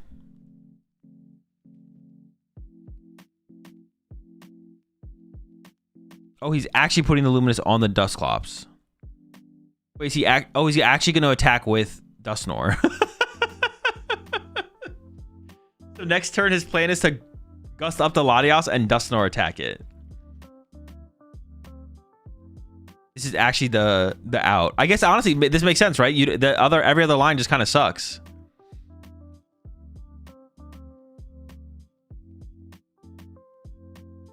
But what are we building up towards with that, I guess? Does that still lead to anything? We have 5 prize cards left. Maybe there's something there. Oh, wait, actually, it does, right? Because you, well... You draw 3 prize cards here as Christian. Alexander can do a 5 prize turn, I think, of Pop Nor, Pop Klops, Ursaluna, KO, Latias, or Pop Nor, Monkey Dory. I think there is a way for Alexander to draw 5 prize cards in a single turn after trapping Latias in the active for a turn. He needs Monkey. Yeah, so he has to go Nor, trap Latias for a turn into Monkey Dory, KO Badoo, Pop Dustnor on Dragapult. 3, 4, Pop Klops, Ursaluna, KO Latias for 0 energy. If Christian takes 4, then Alexander can't pop twice. He doesn't need to pop twice, though. He only needs to pop twice to make it so Ursaluna can attack for free. He only needs to pop once if he can find Monkey Dory.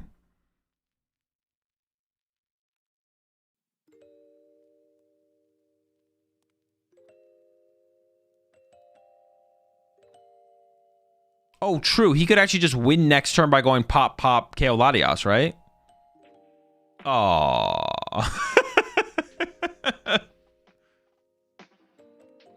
Well.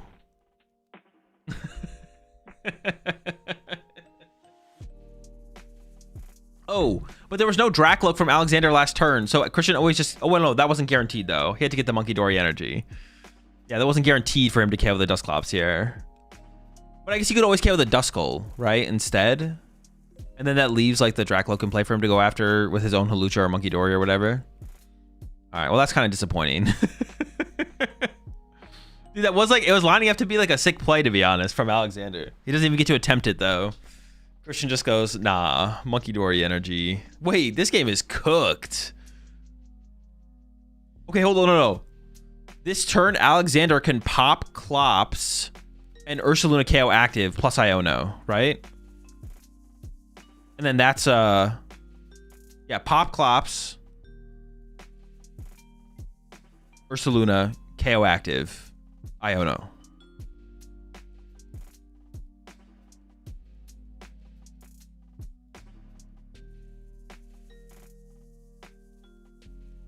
Then Christian can win with, yeah, Hawlucha, Monkey Dory. But you don't really have a choice here as Alexander. I think you still have to go for this play. What about Luna KO back? I mean, it'll be available to Christian, but yeah, there's no way you can stop Christian from winning. We don't have a line here from Alexander where it stops Christian from winning the game first. All we can do is give ourselves a chance to win the game, and this is like it. Pop Klops, Ursaluna KO active. Hope Christian just kind of dead draws off of the Iono coming up. There'll be no damage on board. Oh, true. You can Klops the Badoo, right? You can go Klops the Badoo to leave just 1 damage counter on the Dracloak plus. Oh, no. He actually has to KO the Badoo here, right?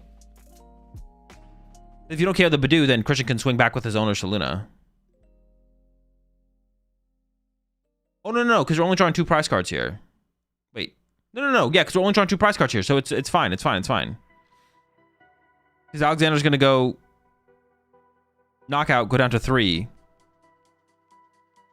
If you draw 1 more, then the Ursaluna from Christian can swing. But right now, Ursaluna can't swing from Christian. Alexander also needs energy Ursaluna. I don't know if we got that. Hawlucha wins now. Oh, that's true. It does leave the Hawlucha win condition up, though. Which, maybe we should have played around the Hawlucha win condition by KOing the Badoo, right? That's fair. You got neither? Yeah, he got nothing. I mean, you could leave... You could...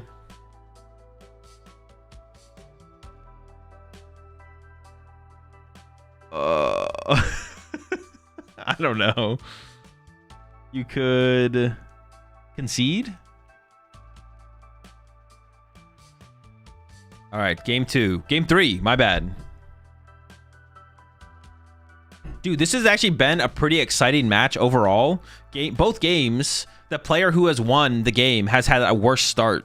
Game 1, Alexander's start was definitely worse than Christian's, but he's able to pull it back, get the dub. Same thing here in this one from Christian. Christian with slower start, able to pull it back to get the win.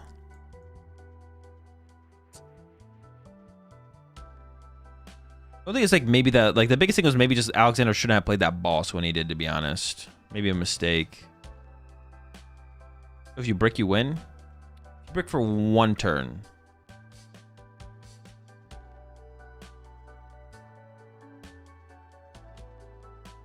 I went downhill from the beginning boss. He just kept the Badoo War. He would maybe been in a better spot.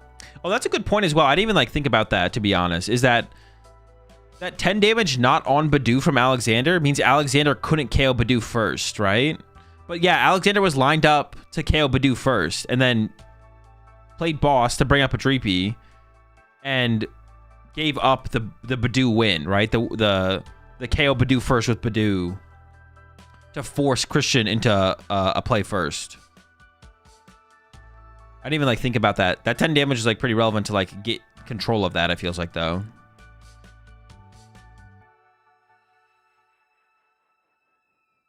None of them really bricked. Yeah, that wasn't really a brick. It was just slower starts. None of the Badoos were KO'd last round. They survived.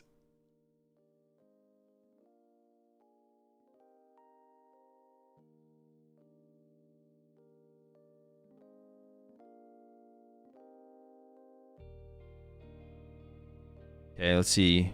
Any dramatic prize cards? 2 Iono, 3 Iono here for Christian. Okay, little hand disruption. Did prize a Dracloak. Honestly, Dracloaks are like more important than Dreepies, to be honest. Christian is going first. The aggressive jamming tower, and then into the Poffin. Do you grab the Badoo here, or do you go for double Dreepy? Let's see what Christian goes for. Looks like the Badoo. I think that's probably correct, right? Getting the item lock established is more important, and you have more Dreepies in your deck than you do Badoos. Does Alex run Stadium? They both just play 2 Jeremy Towers. The Stadiums are like mostly irrelevant in this matchup. Getting your Stadium in play first is optimal for deck thinning. That's about it. If we did 2 months there, truly.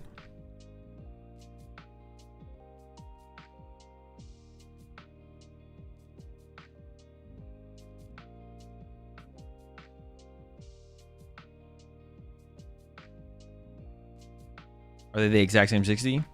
No, they're pretty different. I mean, as different as 2 Dragapult lists can be, I guess. Christian plays Rare Candy, Alexander doesn't, and then Christian plays Dawn and Hilda. Alexander only plays Hilda.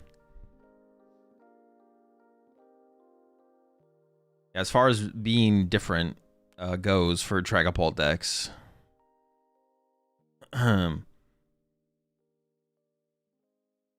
And in top 4 here, we have 2 different varieties of the Dragapult Dusknoir deck. Christian choosing to rock the Rare Candies and the new Dawn supporter for the more aggressive lines of play. Whereas Alexander has opted for the same 60 cards that everyone's been playing for the last 2 months. All right, Poffin here for both players. Dreep and Badoo are on the way, I'm sure. Upwards of 4 different cards. Yeah. All right, well, Alexander's prize check, and I'm going to go some water.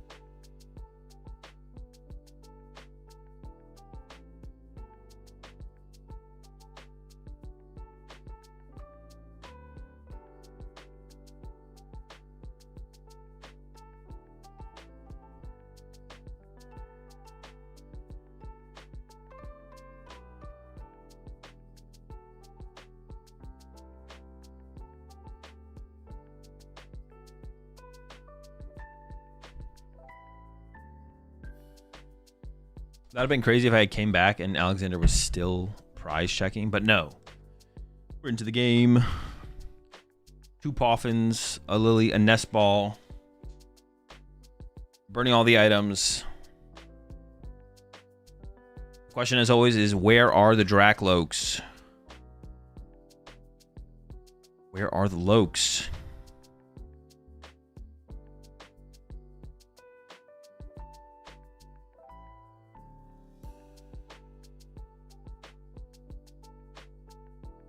Ultra Ball went away. Oh, did he actually? All right, into the Lily from Christian.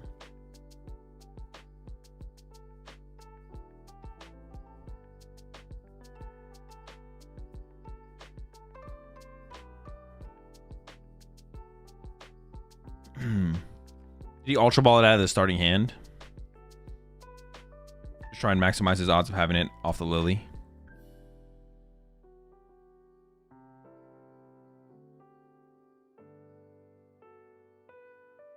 No Lokes? Lokeless? No, hold on. 2 more. Loke! Ah! No Dreepies either. Wait, no, wait. Maybe there's 1 Dreepy. All right, we have Hilda next turn. Does Alexander have any Lokes? Is this going to be some Lokeless gameplay? I think Dragapult's not very good. Dragapult's fine.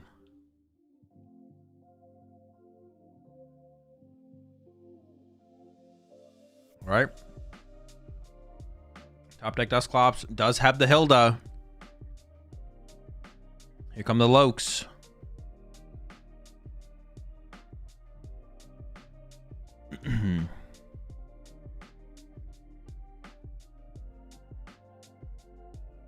Or maybe here comes Loke.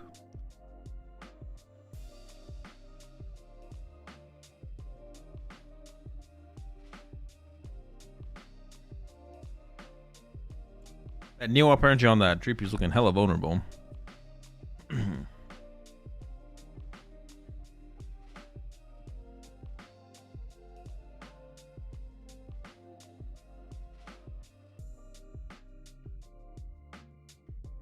Why is Paul not playing Red Candy? Having one makes sense.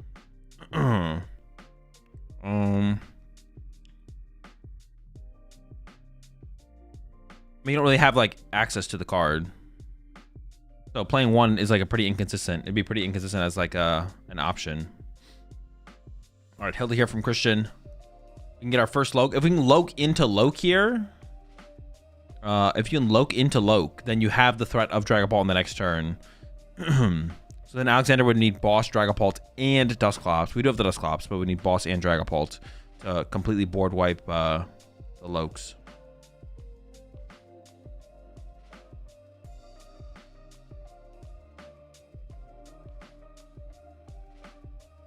Loke into Clops, surely. But of course, yeah, definitely.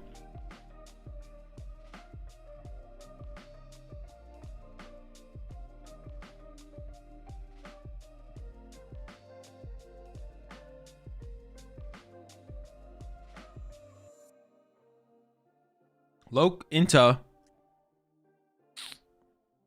Oh, Loke, that's tough. Although, Christian does play Rare Candy, so... Maybe there's some hope still. For Dragapult next turn. There's a Badoo. What do we see here from Alexander?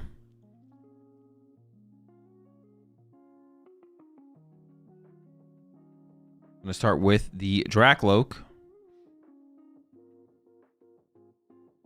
Ooh, Drakloak number 2. We see a little Drakloak chaining going on here. We get number 3.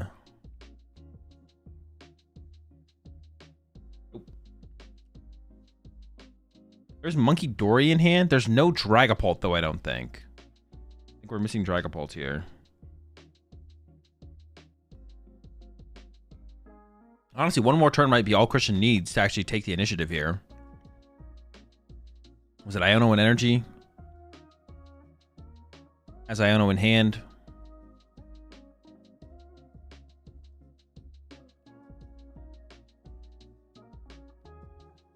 Think about trying to get that Monkey Dory with energy into play. That would be pretty good. You could also KO the Badoo, actually, which would be a pretty strong move.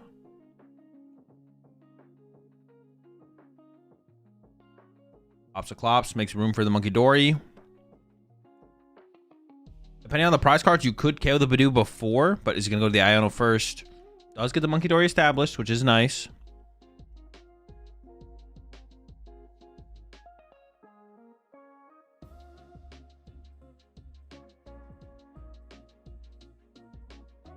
Dragapult's what you're looking for here. No Dragapult from Alexander.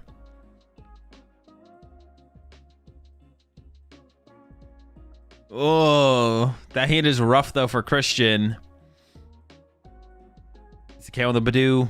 I don't think there's a drag. Actually, I think there actually is a Dragapult prize for Alexander, but it's like the top 2. There was a Dragapult prize. Did not get it. We got the Ultra Ball. I mean, from Christian here, it has to be a Duskull send up, right? Not even a question. Dracloak push?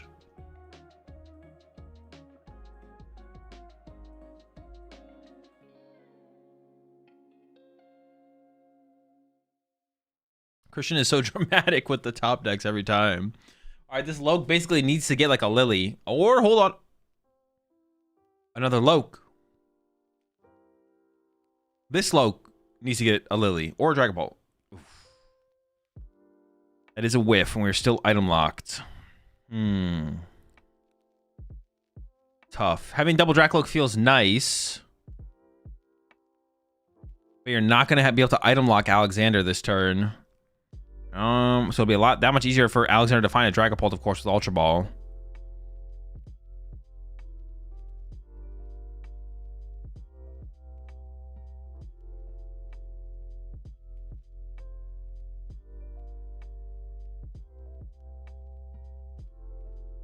That's true. There is 2 Dragapults on the bottom of the deck. Even if Alexander doesn't have boss next turn, I think a simple attack from Alexander is going to make this one too far gone.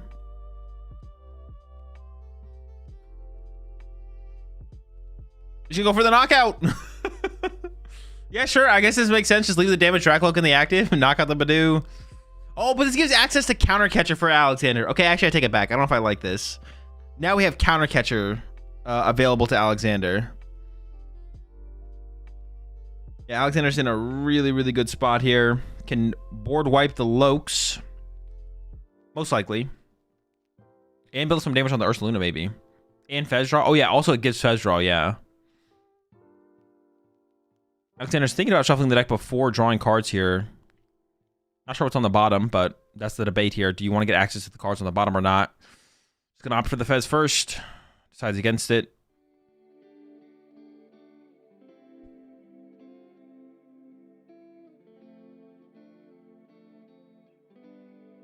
Trying to think of like a route here for Christian.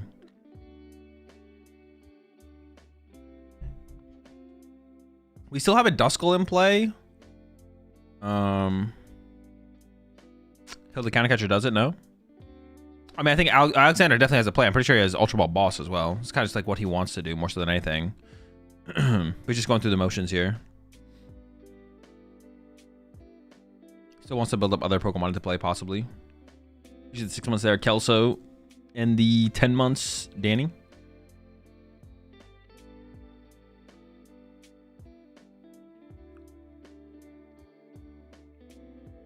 I mean, yeah, if you KO both Draclos, you go down to 3. I mean, Christian could have, like... I'm trying to, like, think of a play for Christian then, though. I think there is still a line here for Christian. Christian could have, like, Candy, Dusknoir, Counter Catcher. You could have Candy, Dusknoir, Counter Catcher, KO Fez with Ursaluna. And KO, like, a Dracloak or something. And then you don't win, but you don't lose. But Alexander could bench a Duskull this turn. Have, like, another threat on board.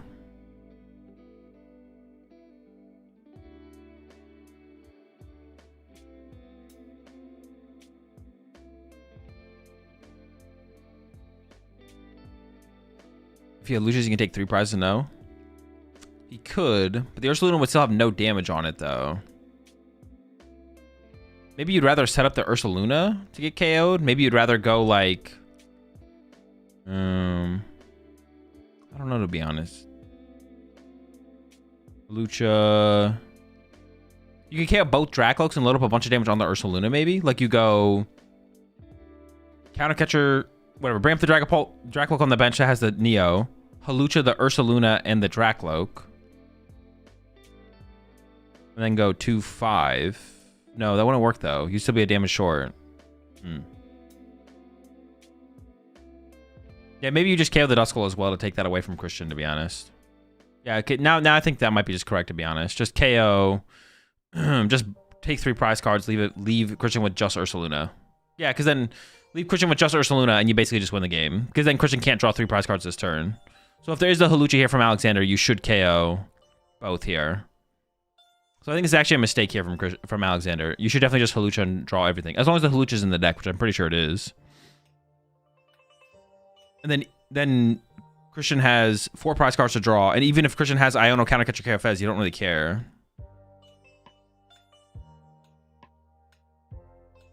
I'm not sure about that energy active, but I guess it plays around Enhanced Hammer if he's afraid of that.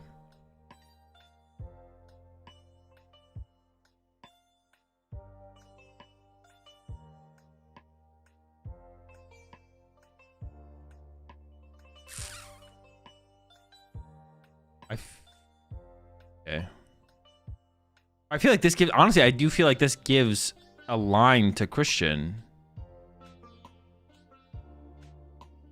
He already attached? Did he? I don't think so. Where? The monkey? No, that was last turn. Countercatcher Iono? Yeah, Countercatcher Iono, like, is a... Countercatcher Iono into Candy Dusknoir. Oh. We didn't promote the... Well, I guess that's fine. Well, no, but I feel like you should still promote Ursaluna here for sure.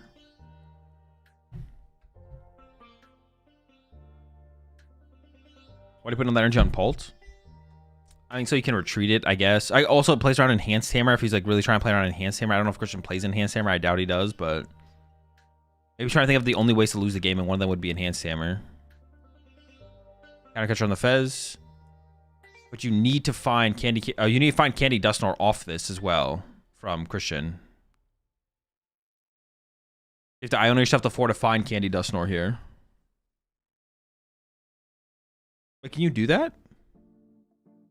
Oh, I guess you can bench these Pokemon here. I guess you can do that. But now you lose to... No, I guess you don't. I guess that's fine, actually. I guess that's fine. At first I thought we wouldn't be able to bench anything, but actually we can. Yeah, it's fine.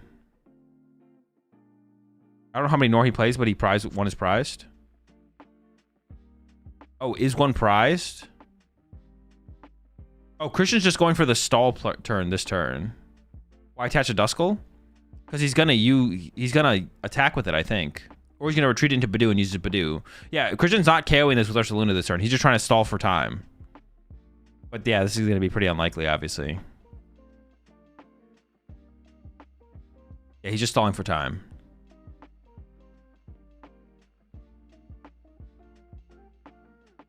Retreat. There's the Badoo. Over to Alexander. Alexander just needs... I mean, actually, I guess... Retreat attack doesn't win him the game. Puts you in a pretty good spot, though.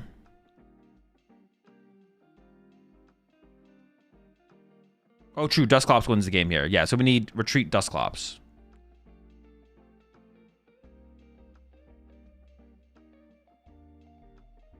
So probably pretty good odds of winning here for Alexander.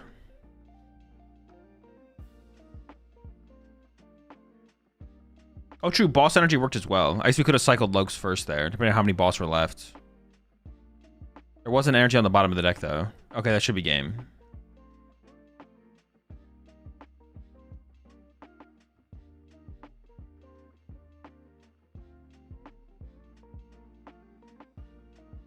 There we go. Alexander wins 2-1, moves on to his second finals of the season with the Paltnor going up against the Charizard.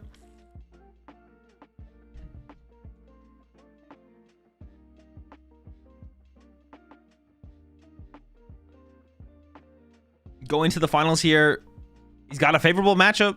We could see two-time regional champ Alexander with the Pults. Two-time regional champion this season?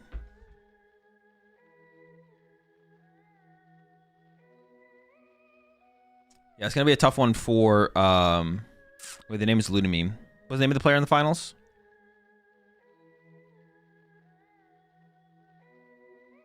Nikolai?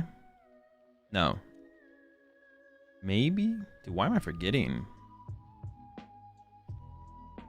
Oh, it is Nikolai. Yeah. Wasn't Ursaluna KO Fez, then Dusknoir, then a turn after better for Inquisition's turn?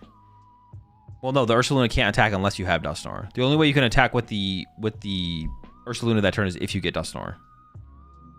Because Alexander had 3 prize cards left, so the Ursaluna needs 2 energy. So you'd have to attach to Ursaluna and then get Candy Dusknoir, pop it, and then Ursaluna KO.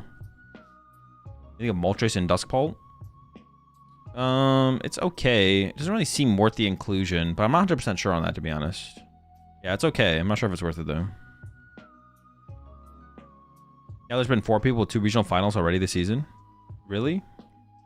Is it Aban, Tord, Alexander, and Liam? Sheesh.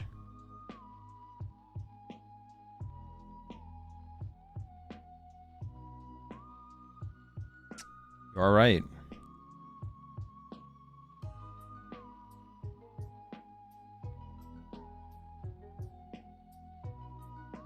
So what do you think about Moltres and Zoroark with some Luminous? Doesn't sound very good. That's too tedious.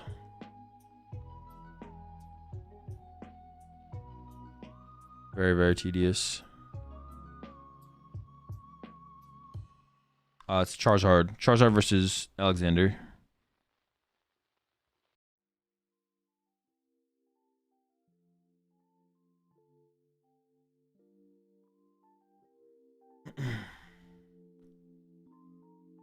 What is Moltres and Zoroark even for? I mean, you'd probably play tool cards so you can 1 KO Golden Goes. So it'd be like Moltres plus Maximum Belt or Defiance Band or something.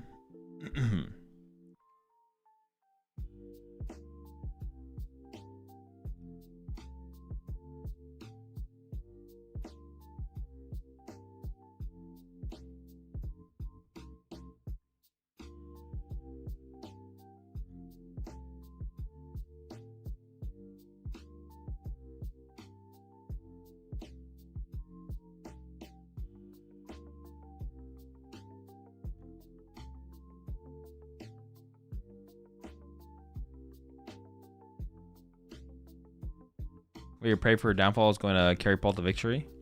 Maybe. Maybe I'm the problem.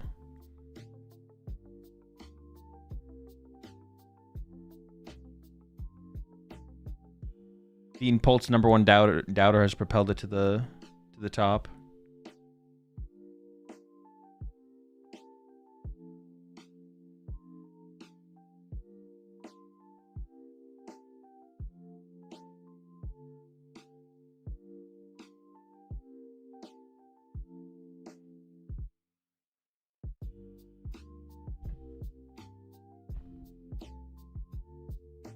Noctowl Zard plays Water Pond, they might have some chances if they go first. They don't play Water Pond. There's no there's no Water Pond. Just Dusknoir. There is like with the Dusknoir, you do have like some depth, for sure. Will Grim come back with Moltres? No. You can't really fit Moltres in. I mean, I guess you could play like a Fire and an Energy Surge. That seems kind of bad, though. It would give you a way to 1 KO Golden Go with a 1 prizer, I guess. I don't know. Maybe there's something there.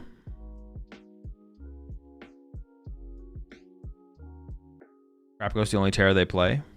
Yes, it's just Terrapagos and Charizard. Ratovich here, and booking another final. How you feeling? Pretty good. My flight leaves in 1 hour, so maybe I won't make it, but sure.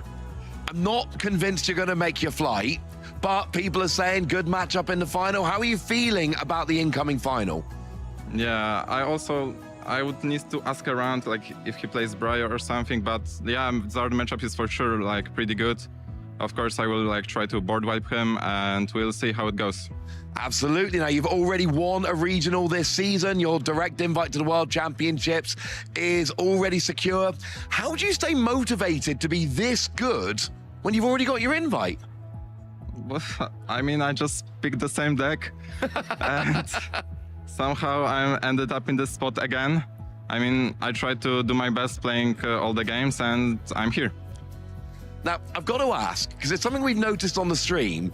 Occasionally, you'll end up with a third energy on your Dragonite. Is there a reason behind that? I mean, here it was a misplay to play it for sure, but I do it to like thin out an extra card. Sometimes it's like play around confused with Monkey Dory. So I was just like, if I put it here, then like in case I have to retreat, I will do it off the basic energy, not the neo upper. Absolutely, sounds like a good plan. So do you think, you know, having had that success already this season, do you think that gives you an advantage coming into tournaments, giving you that mindset of, I've been here, I know what it takes to win? Do you think that's important, or does it not matter so much?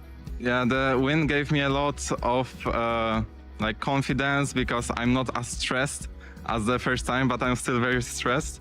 But it's like I feel more comfortable right now. So you said you stuck with Dragapult then. I got to ask, what is it about the Dragapult deck that makes you keep coming back to it? I mean, like, I think I'm the best, like, this is my best deck, right? So just why not to play for it for another regionals? And I don't know, the recon directive ability is just so complex. It allows you, like the sequencing, I really like the sequencing part of the game in general. So I think this engine is like very nice for me.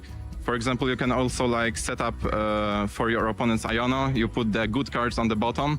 I think that's like the best thing you can like improve from like normally playing the game. And yeah, recon directive and pray. Okay, sounds good to me. So I've got to ask one last question before I let you go and prepare for the final. Do you have a local league that you play at regularly? Did you start playing at a local league? Yeah, I started playing in Warsaw.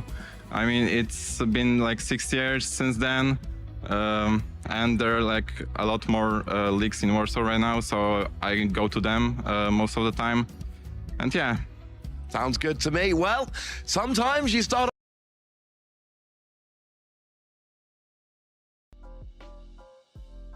They're Mega Glazing locals this weekend.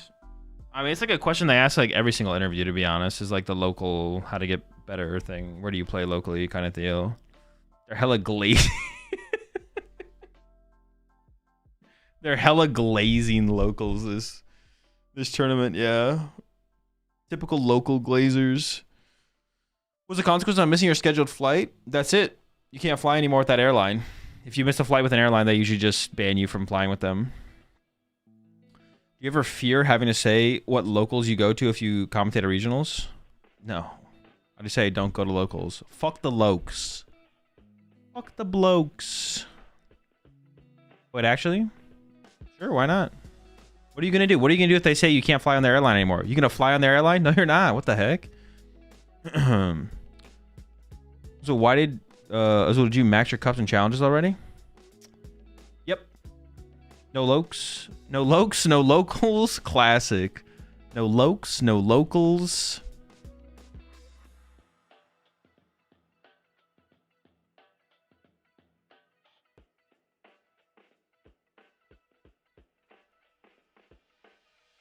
Locals are free. Did you know if you go to a cup and say you're going for your world's invite, then they have to scoop to you? Oh shoot, really? Have you ever missed a flight because you went all the way in a tournament? Yeah, a couple times. OCIC and then Toronto. The one where I got top 8 with Charizard or whatever. I didn't win it, but I still missed my flight. Usually I book my flight so that if I make top cut, I won't make my flight. But like most of the time I leave Sunday. I try and like find a flight for like, well, usually the flights are around like between like 7 and 9 p.m. So if it's like at 7 and you make cut, you sometimes miss them, but fine. What's the worst regionals location? Peoria, by far. Well, yeah, that I can remember. Peoria is like the worst I think I've ever been to.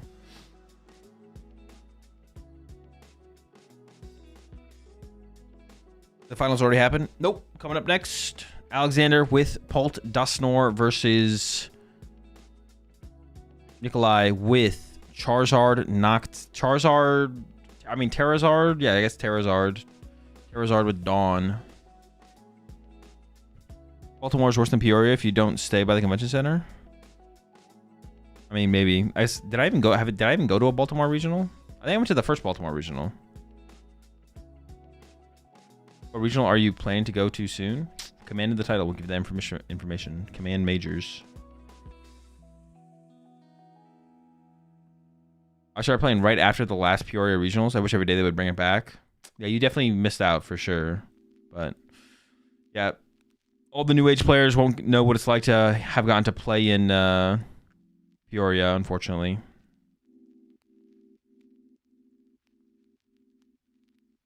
What deck are you playing in the tournament tonight? You know, a little bit of this, a little bit of that.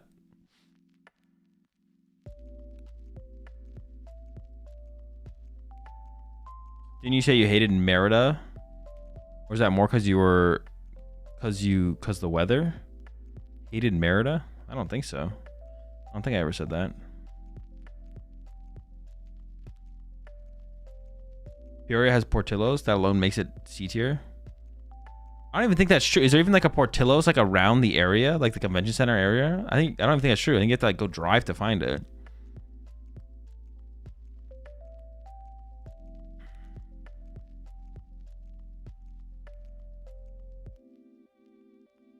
Shift Gear always talking about Peoria tier.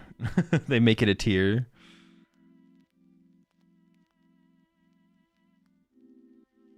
Well, yeah, you have to drive, but it's worth it. Oh, okay. It's not like right there. That's different. Portillo's is pretty good though. I like Portillo's. I'm a big Portillo fan.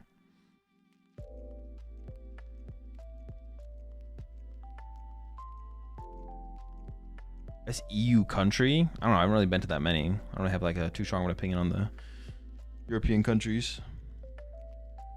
What's your favorite aspect of the TCG? Card art, competition, individual archetypes? I don't know. Never really thought about it. Is there a limit on playing at your local cups and challenges? No, you can go to as many as you want, but you can only get so many championship points from them. You have a best finish limit of 4, I think, for each of them. So if you win 4 league cups, you can't get championship points from winning another league cup, basically.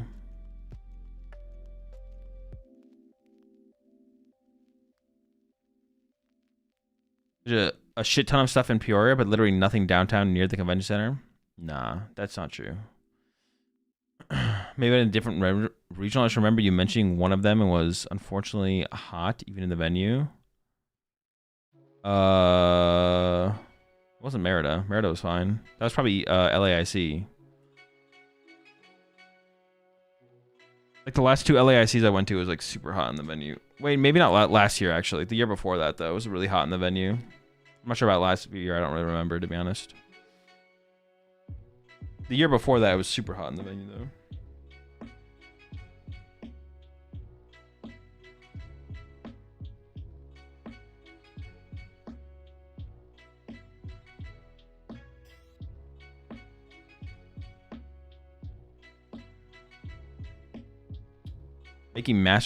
Is making masters on live easy? First time grinding, I just hit it, but not sure if it's a big accomplishment or not. I mean, if it's a big like all that matters is what it means to you. That's basically it.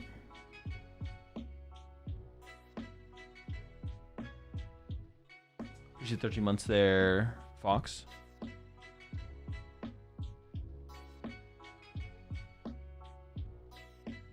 Like if someone tells you it's a big accomplishment, but you didn't feel fulfilled for achieving it, it's not really a big accomplishment, is it?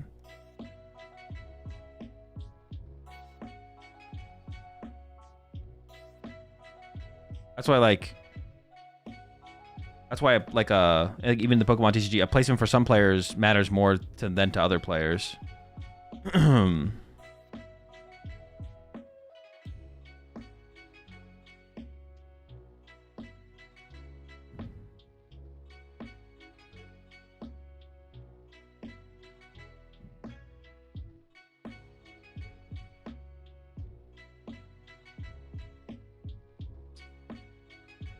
Why are you letting others downplay your achievements? Bro, if you pass that stone, be proud of that. That stone.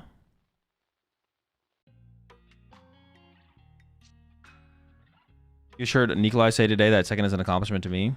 Yeah, exactly. It's all individual. A big accomplishment for one person might mean nothing to the other person, but it doesn't mean it's not a big accomplishment to the person who it's a big accomplishment to.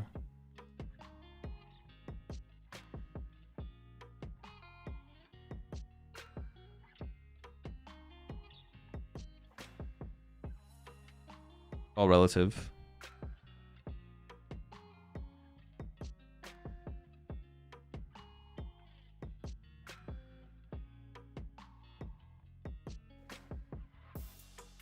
What he's gonna say after getting first? He's gonna say it's not enough. I need more.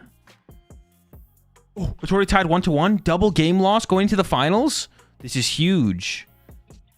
I think that favors Nikolai for sure.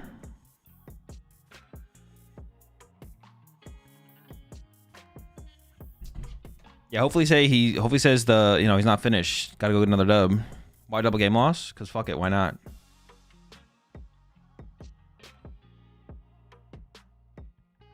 Holt versus Zard. A classic, bro. A classic matchup here.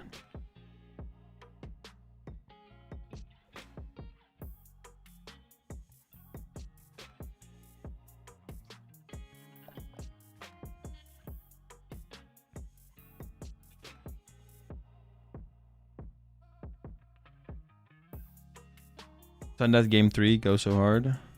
Sudden Death. Wait, Prem actually is there. What the fuck? Someone mentioned that earlier in chat. I didn't realize he was actually there. I thought someone was trolling. I just did not even notice.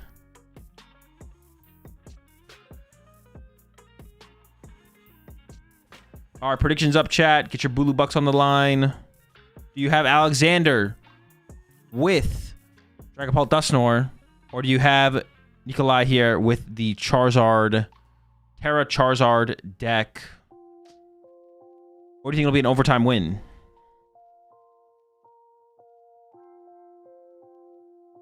But do start here from Alexander's pretty good. We have Nikolai going first. Opening hand is no fans. That's pretty bad. No fan rotom turn 1 here from Nikolai, and the Badoo already in the active for Alexander. This is not the start you're looking for if you're Nikolai. Does have the Dawn, though.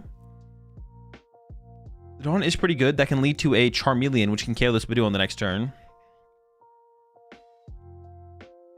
Oh, wait a second, though. Alexander's hand is just dead.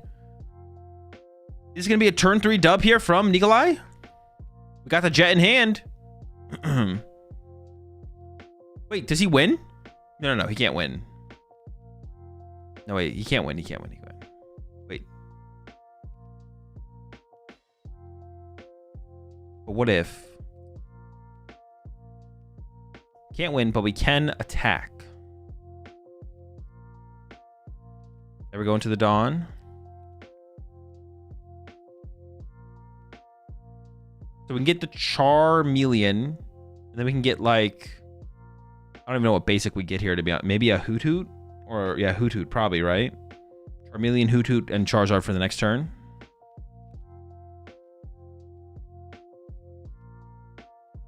Why is he attaching to Dusk? Because if the Badoo gets KO'd this turn, he wants to be able to retreat back into Badoo potentially. Which he has in hand, so that you want to be able to move around a little bit. I haven't seen this Alex kid have one good hand today. Yeah, he hasn't.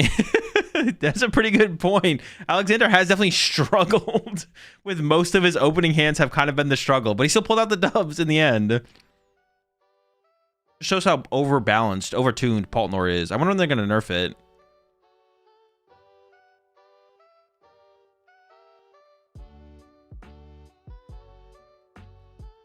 I think they should increase the energy cost of the attacks, to be honest.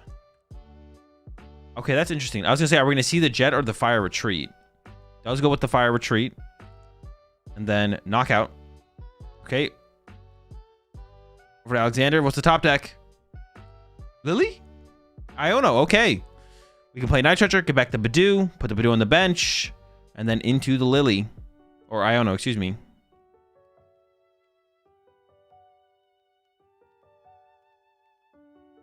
There we go. We're doing it. Oh, okay, sure. I was so confused there for a second. I was like, wait, why?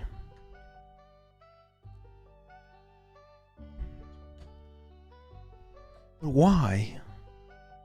Okay, we got ourselves a single Dreepy here. We can Ultra Ball for another one, though. Thinking about keeping the Clops over the Monkey Dory or the Jamming Tower. Deciding against that now. Ooh, a KO did get taken here. We can actually get Fez, right? Go for the Fez, draw some cards. First deck search here from Alexander. So we're going to see the prize checking happen first, of course.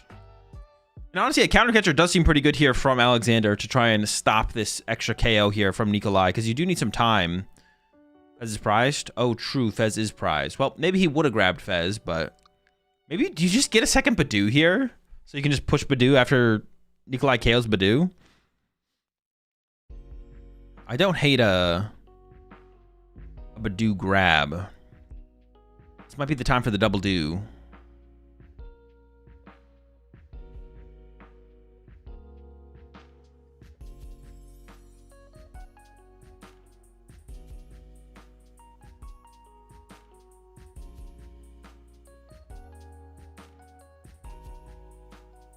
Yeah, so it's probably going to be Do or Dreepy here for the grab.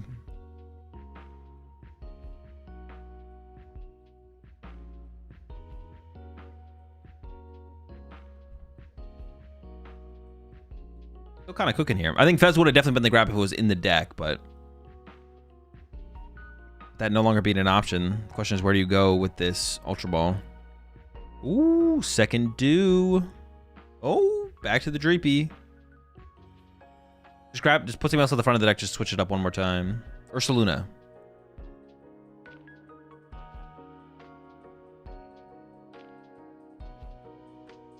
Oh, there's the Badoo commitment. Yeah, I think that makes the most sense. It makes sense.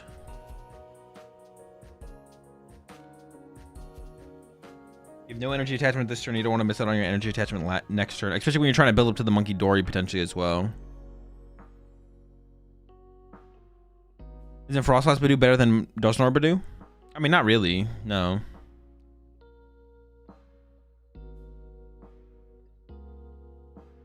Here we go. Doesn't bench the Monkey Dory. Gonna hold on to that now. And then there's the Do. Over to Nikolai. Another Dawn is in the hand, though. And honestly, the Dusclops actually kind of seems good here. You just like... You just KO the Badoos? You just do them in? Maybe you do. But maybe you don't. Well, it was a 2-minute Ultra Ball. Yeah, he's trying to 1-0 Nikolai here. So he's eating up as much time as possible. So every action from Alexander is probably going to take about 2 minutes. Because he's trying to 1-0 him. Because that's what favors Dragapult in this matchup, is just to win 1-0. Alright, Charizard into play here. Get the energy for the attack. Pidgey makes his way to the bench alongside another Charmander. The board is pretty developed here from Nikolai, and we did get that Dusclops here. So we could KO double Doos here, or we could wait for a Dusknoir possibly. But the thing is, though, if you let Alexander have a turn, then Alexander is going to Dusknoir your Dusclops possibly. So do you want to use your Dusclops before Alexander can Dusknoir your Dusclops and use your Dusclops to KO Badoo? I almost lean towards just popping the Clops now because of that, to be honest. Because of that threat.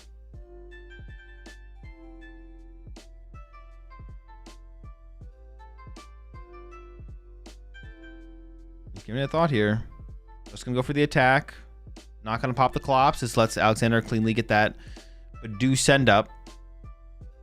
I mean, the threat of the Dusknoir is there, so Alexander needs to find Dusknoir here. Does not bench the Monkey Dory there. Fresh 6, only 4 here for Nikolai. Can we get a third Dawn in a row here? Well, we got a Owl. That could become a Dawn. One more. Broad Roadie. We find the Dusknoir here. We do have the Ultra Ball.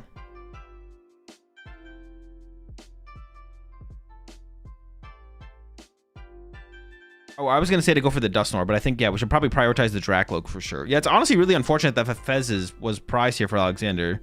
Back-to-back Fezes would have been nice. Aggressively finds the Droopy as well. I'll choose to stay under item lock. I mean, he could get item locked anyways. Like, we could see, like, Nitrogen recover it, right? So, you're not guaranteed to be able to get access to your items just because you take the knockout. Owl boss a Loken to scoop. That would be pretty brutal, yeah. That would be pretty brutal.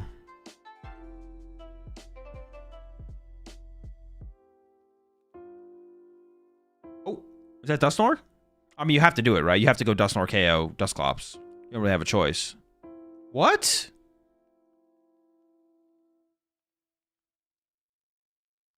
I feel like you have to do... Wait, is that not a... Wait, did we just... Wait, what? Wait, why not evolve it, though? Is that not a Dusknoir? Oh, that is a Dusknoir. If anything, it should have been Nor KO Hoothoot. Could have done that as well, I guess. Well, now it's just kind of cooked, right? Because can't Nikolai just go Dawn, set up further, and then also pop the Clops on the Dragapult on the bench? Or the Nor on the Dragapult? Maybe he's just trying to wait. Maybe Alexander's trying to save the Dusknoir for like a Ursaluna play. And maybe Alexander's like preserving for like some kind of Ursaluna play where you like go pop Nor plus Ursaluna KO Charizard or something.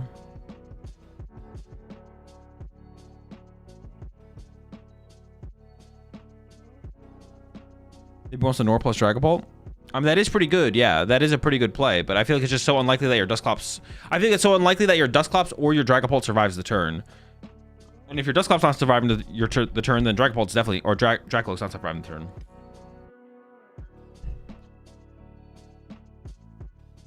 Maybe sitting up for a tie. Could be the tie angle. He could be going for the tie.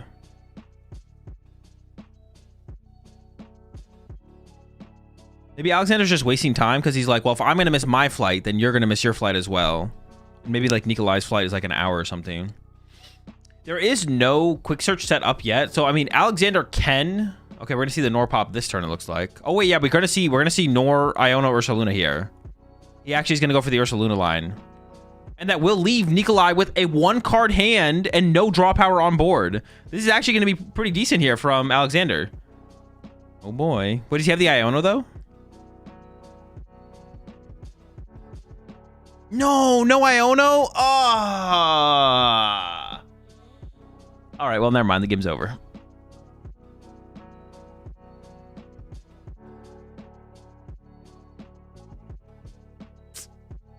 If he had Iono here, that would have actually been a pretty sick play because Nikolai does not have that much developed on the bench here. The comeback was definitely... Oh, I'm pretty sure... Yeah, I'm pretty sure the game's over, but... Pretty sure Nikolai has game in hand.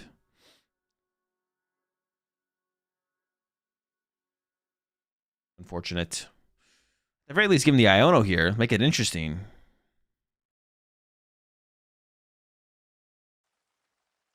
Things could have got pretty scary pretty quickly. Alexander wouldn't be putting on that much pressure, I guess. I don't even know if Alexander would be able to draw a prize card on the following turn, even if we had the Iono KO, but...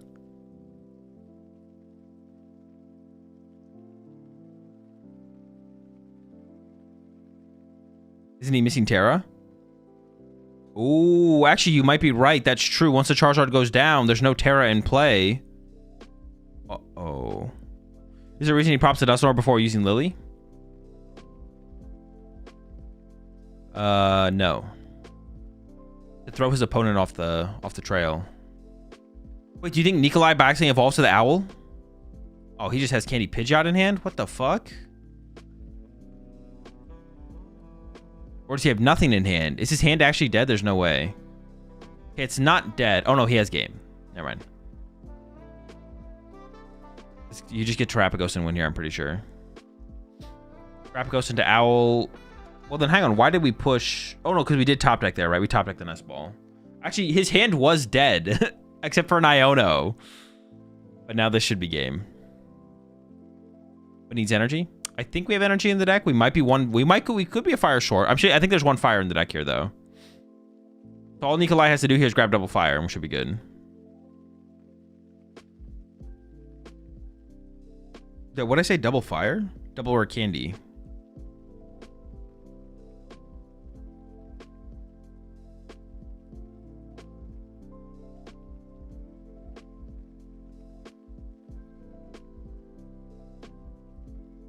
Did he not have game? Oh no, he still has game with this. Okay, this works as well, sure. I just assumed we were going to KO the active with Charizard, but that also works. Fan Rotom KO. Very good, very good. All right, Nikolai takes game number 1. Man, if there actually was a double game loss to start off, he would have won the match. Yeah, obviously, ultra slow start there from Alexander. And Nikolai didn't have like a super impressive board state or anything like that. Didn't get out like an early Pidgeot, but was drawing a prize card every single turn after turn 2 or starting turn 2. And Alexander was never able to find a turn to slow things down. So pretty easy for Nikolai to cleanly close this one out here in the end. I really feel like Alexander should have popped. Wait, why didn't Alexander do that though? Well, I guess Nikolai still would have had boss. You still should have done it, right? Maybe not, maybe not. Because actually the play Alexander played towards actually ended up being pretty good, right? Yeah, it's still pretty good, I guess. Yeah, never mind. Never mind. Yeah, you're able to go for the Charizard play, I guess, there from Alexander. You didn't have an Iono to go with it. You were just an Iono short. But if you had Dusknoir, Ursaluna, Iono into Dracloak plus attach to Dracloak, well, I guess honestly though, Alexander's Latios was prize, so the Ursaluna would still get stuck. And then find Turo next turn to Turo it out of play. Would have been pretty good.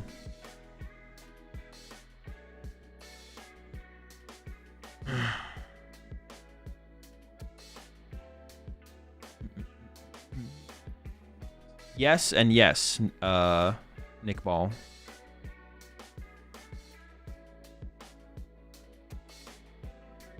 Wait, people still don't know how to cough in public? Dude just spewed all over his deck. Yeah, the human race still hasn't learned how to spew in public, but you know, maybe they'll get there eventually. Us as being the superior human race, humans who hang out in Twitch chats, we know. Us as the superior humans. Maybe that's his game plan, though. Maybe he's trying to spread a disease to his opponent, and his opponent just, like, has to go to the hospital or something. Bro is beating his ass and his health.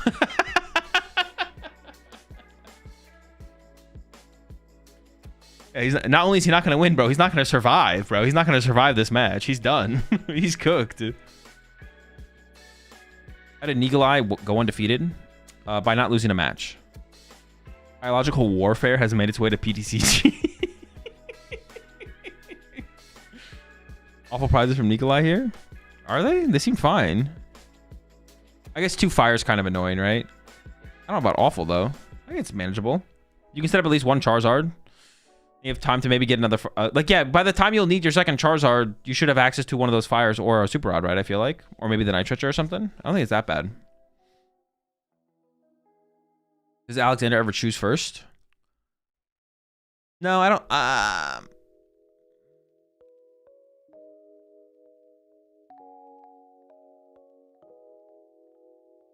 I'm not sure, to be honest. Does this deck play a Pidgeotto? I feel like for this matchup, playing a Pidgeotto would be kind of cool, to be honest, to deal with the item locking. Because, like, you have 4 Dawn. Like, you can just evolve your Pidgeot up manually. This matchup first versus second? You cut it? I don't even know if I like grabbing the Pidgey here, to be honest, as Nikolai. Like, I think... I mean, you have Candy Pidgeot in hand, but I just don't think you're going to be able to pull it off. But I guess you, like, force... Like, I mean, Alexander's going to get Badoo here, right? I guess, but... I mean, if he whiffs, though... And he could whiff. He did not whiff. First versus second in this matchup is interesting.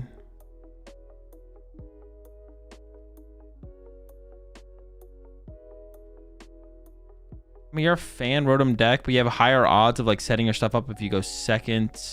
I feel like you want to go first, to be honest. I feel like you want to go first. Wait, no, I mean second. No, I mean first. No, I mean first. Wait, No, I feel like you want to go first. Yeah, I feel like you want to go first as in this matchup. Because like I feel like the way you win as Nikolai, like you give the only thing that matters is the item lock, but Alexander has a higher chance of item locking you if Alexander goes first. Like as Nikolai, getting like an extra turn, like you can play a Dawn to help set up, but getting like the extra turn to get to the Charmeleon seems better. Like getting to Charmeleon before they get to Drakloak, so you can get to Charizard before they get to Dragapult, and you can get to Dusclops before. Well, getting to Dusclops might be tough, but you get to Dusclops before they do, stuff like that. Like you can get to your Dusknoir first. Maybe you have a higher odds of doing that if you go second. Yeah, I'm actually not sure, to be honest. I'm actually not sure. It seems close though, for sure. I feel like I would favor going first, I think.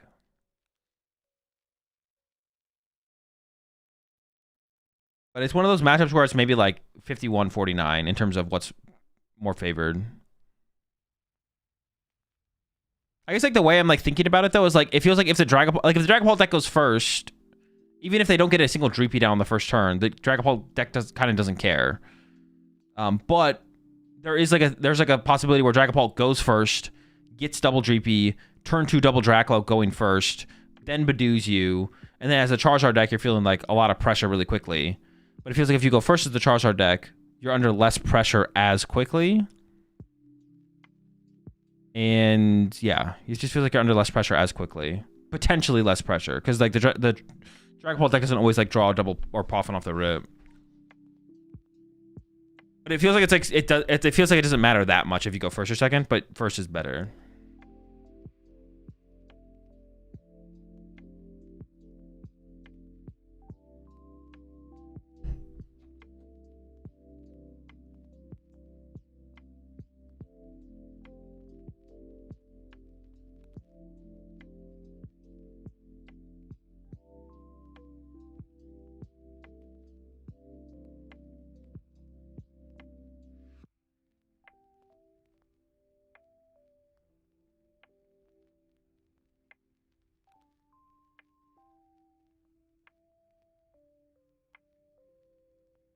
Can you take this long to use Poffin? Yeah, he was just checking. He was probably checking. All right, Drippy Energy, Duskull to the bench, Badoo onto the Pidgey. Can Nikolai find an attack? There's the Terapagos. No, we will not be attacking this turn, I don't think.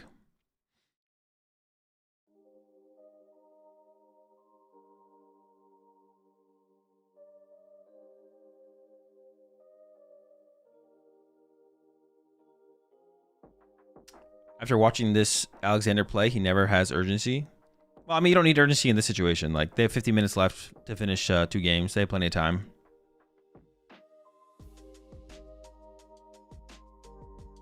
Also, I think, I feel like Turbo Fez is a strong play versus Paul Azard. It can be, yeah. If you have, like, a fast... It depends how fast you have the Zard, of course.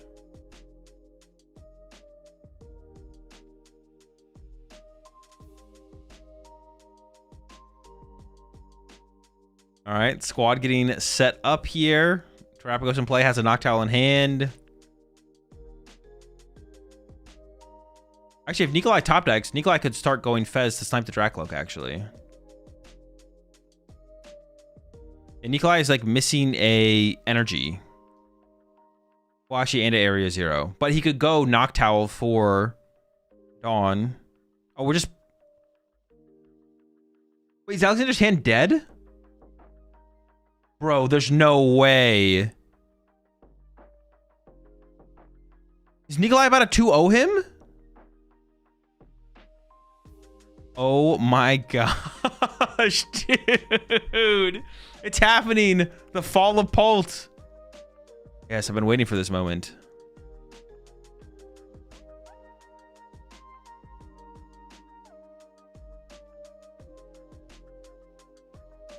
Alex, dude. Looks like he'll make his flight. I think the flight's chalked, but honestly, what if he just scooped it up right now? Like, this is not worth it. I'm gonna go catch my flight. Blo's been bricking every game. Bro, he has. Alexander has been drawing so poorly all day.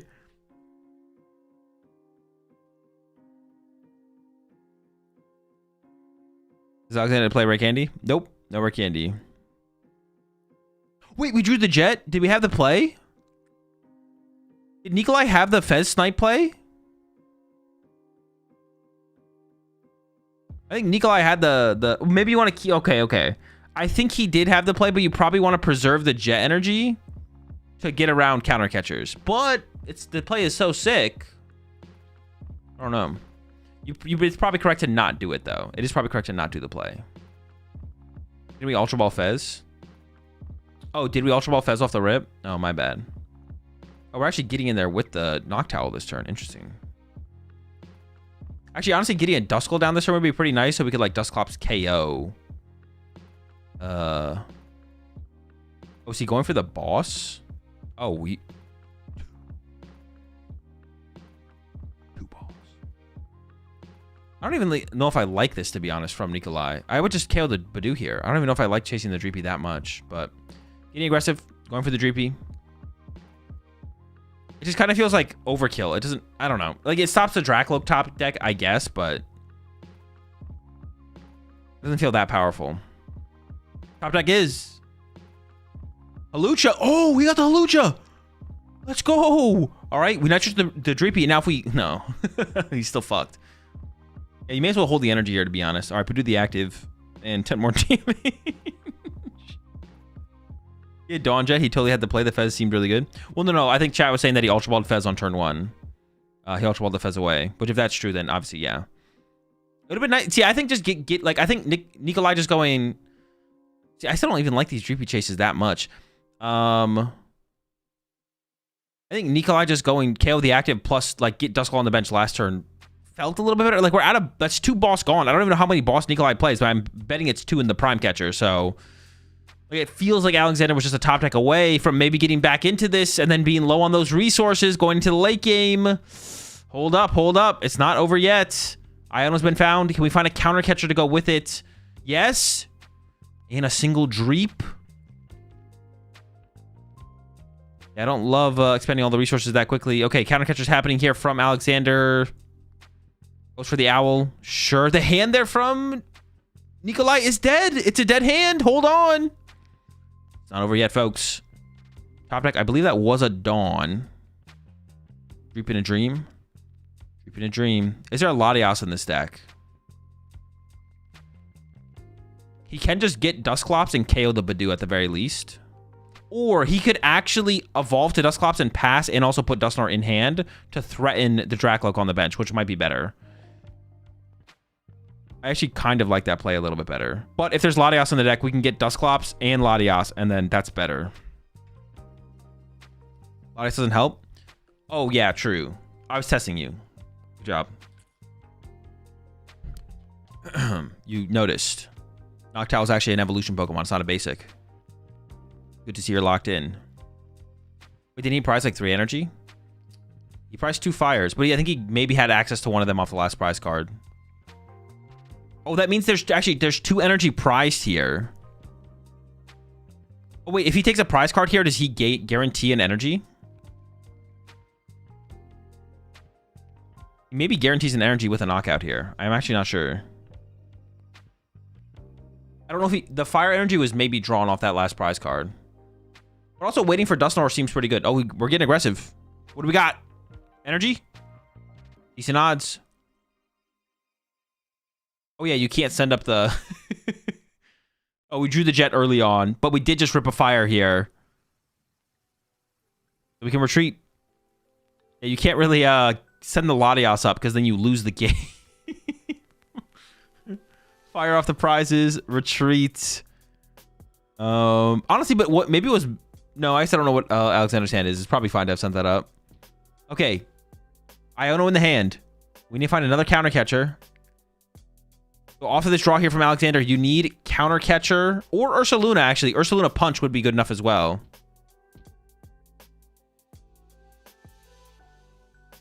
No, you can't do that. You just bench that. It's fine. The game's over anyway. Ursa prized? Oh, Ursa's prize. Okay. GG! Let's go! I mean, yeah, it doesn't matter. We'll catch us eventually and he'll lose. But he was going to lose anyways, so it's fine. Wait, did he actually draw the counter catcher without the trade-off? Oh no! Oh no! Wait, he actually could have made the comeback. He drew the... Wait, no, he didn't. Wait, where's his counter catcher? All right. Well, maybe there wasn't a counter catcher. Okay, that's fine. I thought he had... I thought I saw a counter catcher there at the end, but maybe there wasn't one. He counter catchered? Okay, well, I think they did identify that he couldn't evolve there. Nikolai with the dub. The Charizard Noctowl deck. Dude. Censor.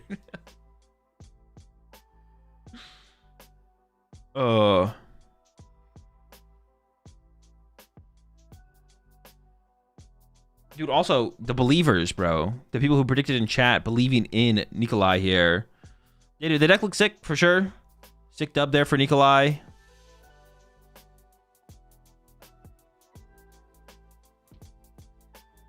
Cool to see Charizard on top, of course. It would have been nice to have seen... of course, I was rooting for Charizard to win. I'm not going to lie. I was rooting for Charizard to win, for sure. We do a tier list now? No, I'll probably wait till, like, review the tournament first. I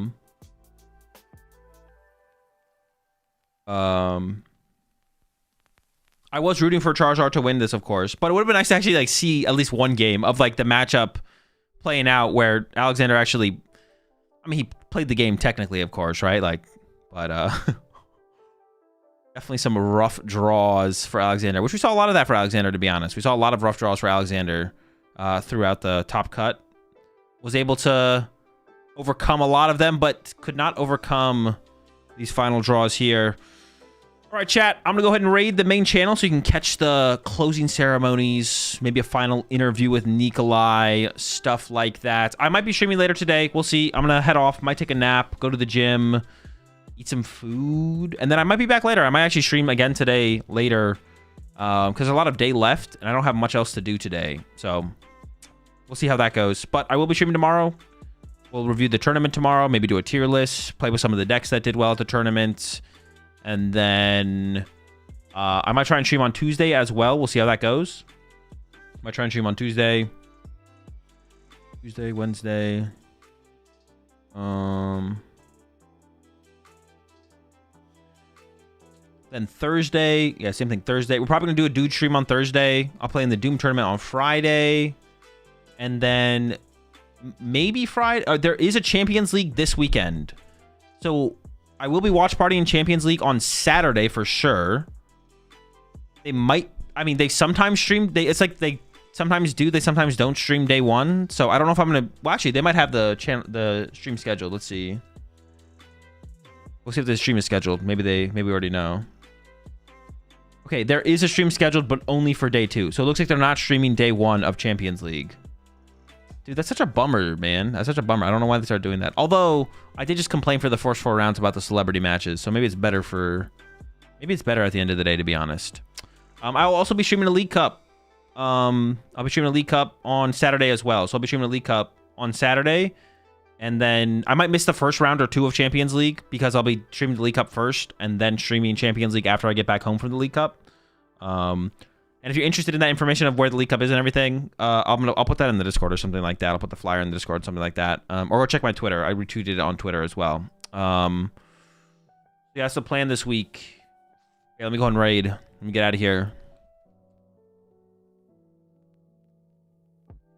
Yeah, have a good one, chat. Appreciate the support as always. Maybe see you later today, but maybe I won't. You know, maybe I won't. Maybe I don't want to see you guys later today, you know? Maybe I need a break, you know? Have a good one. Have a good one. I'll be back on Monday for sure. Maybe not. I maybe won't be back later today, but maybe I will. But I might not.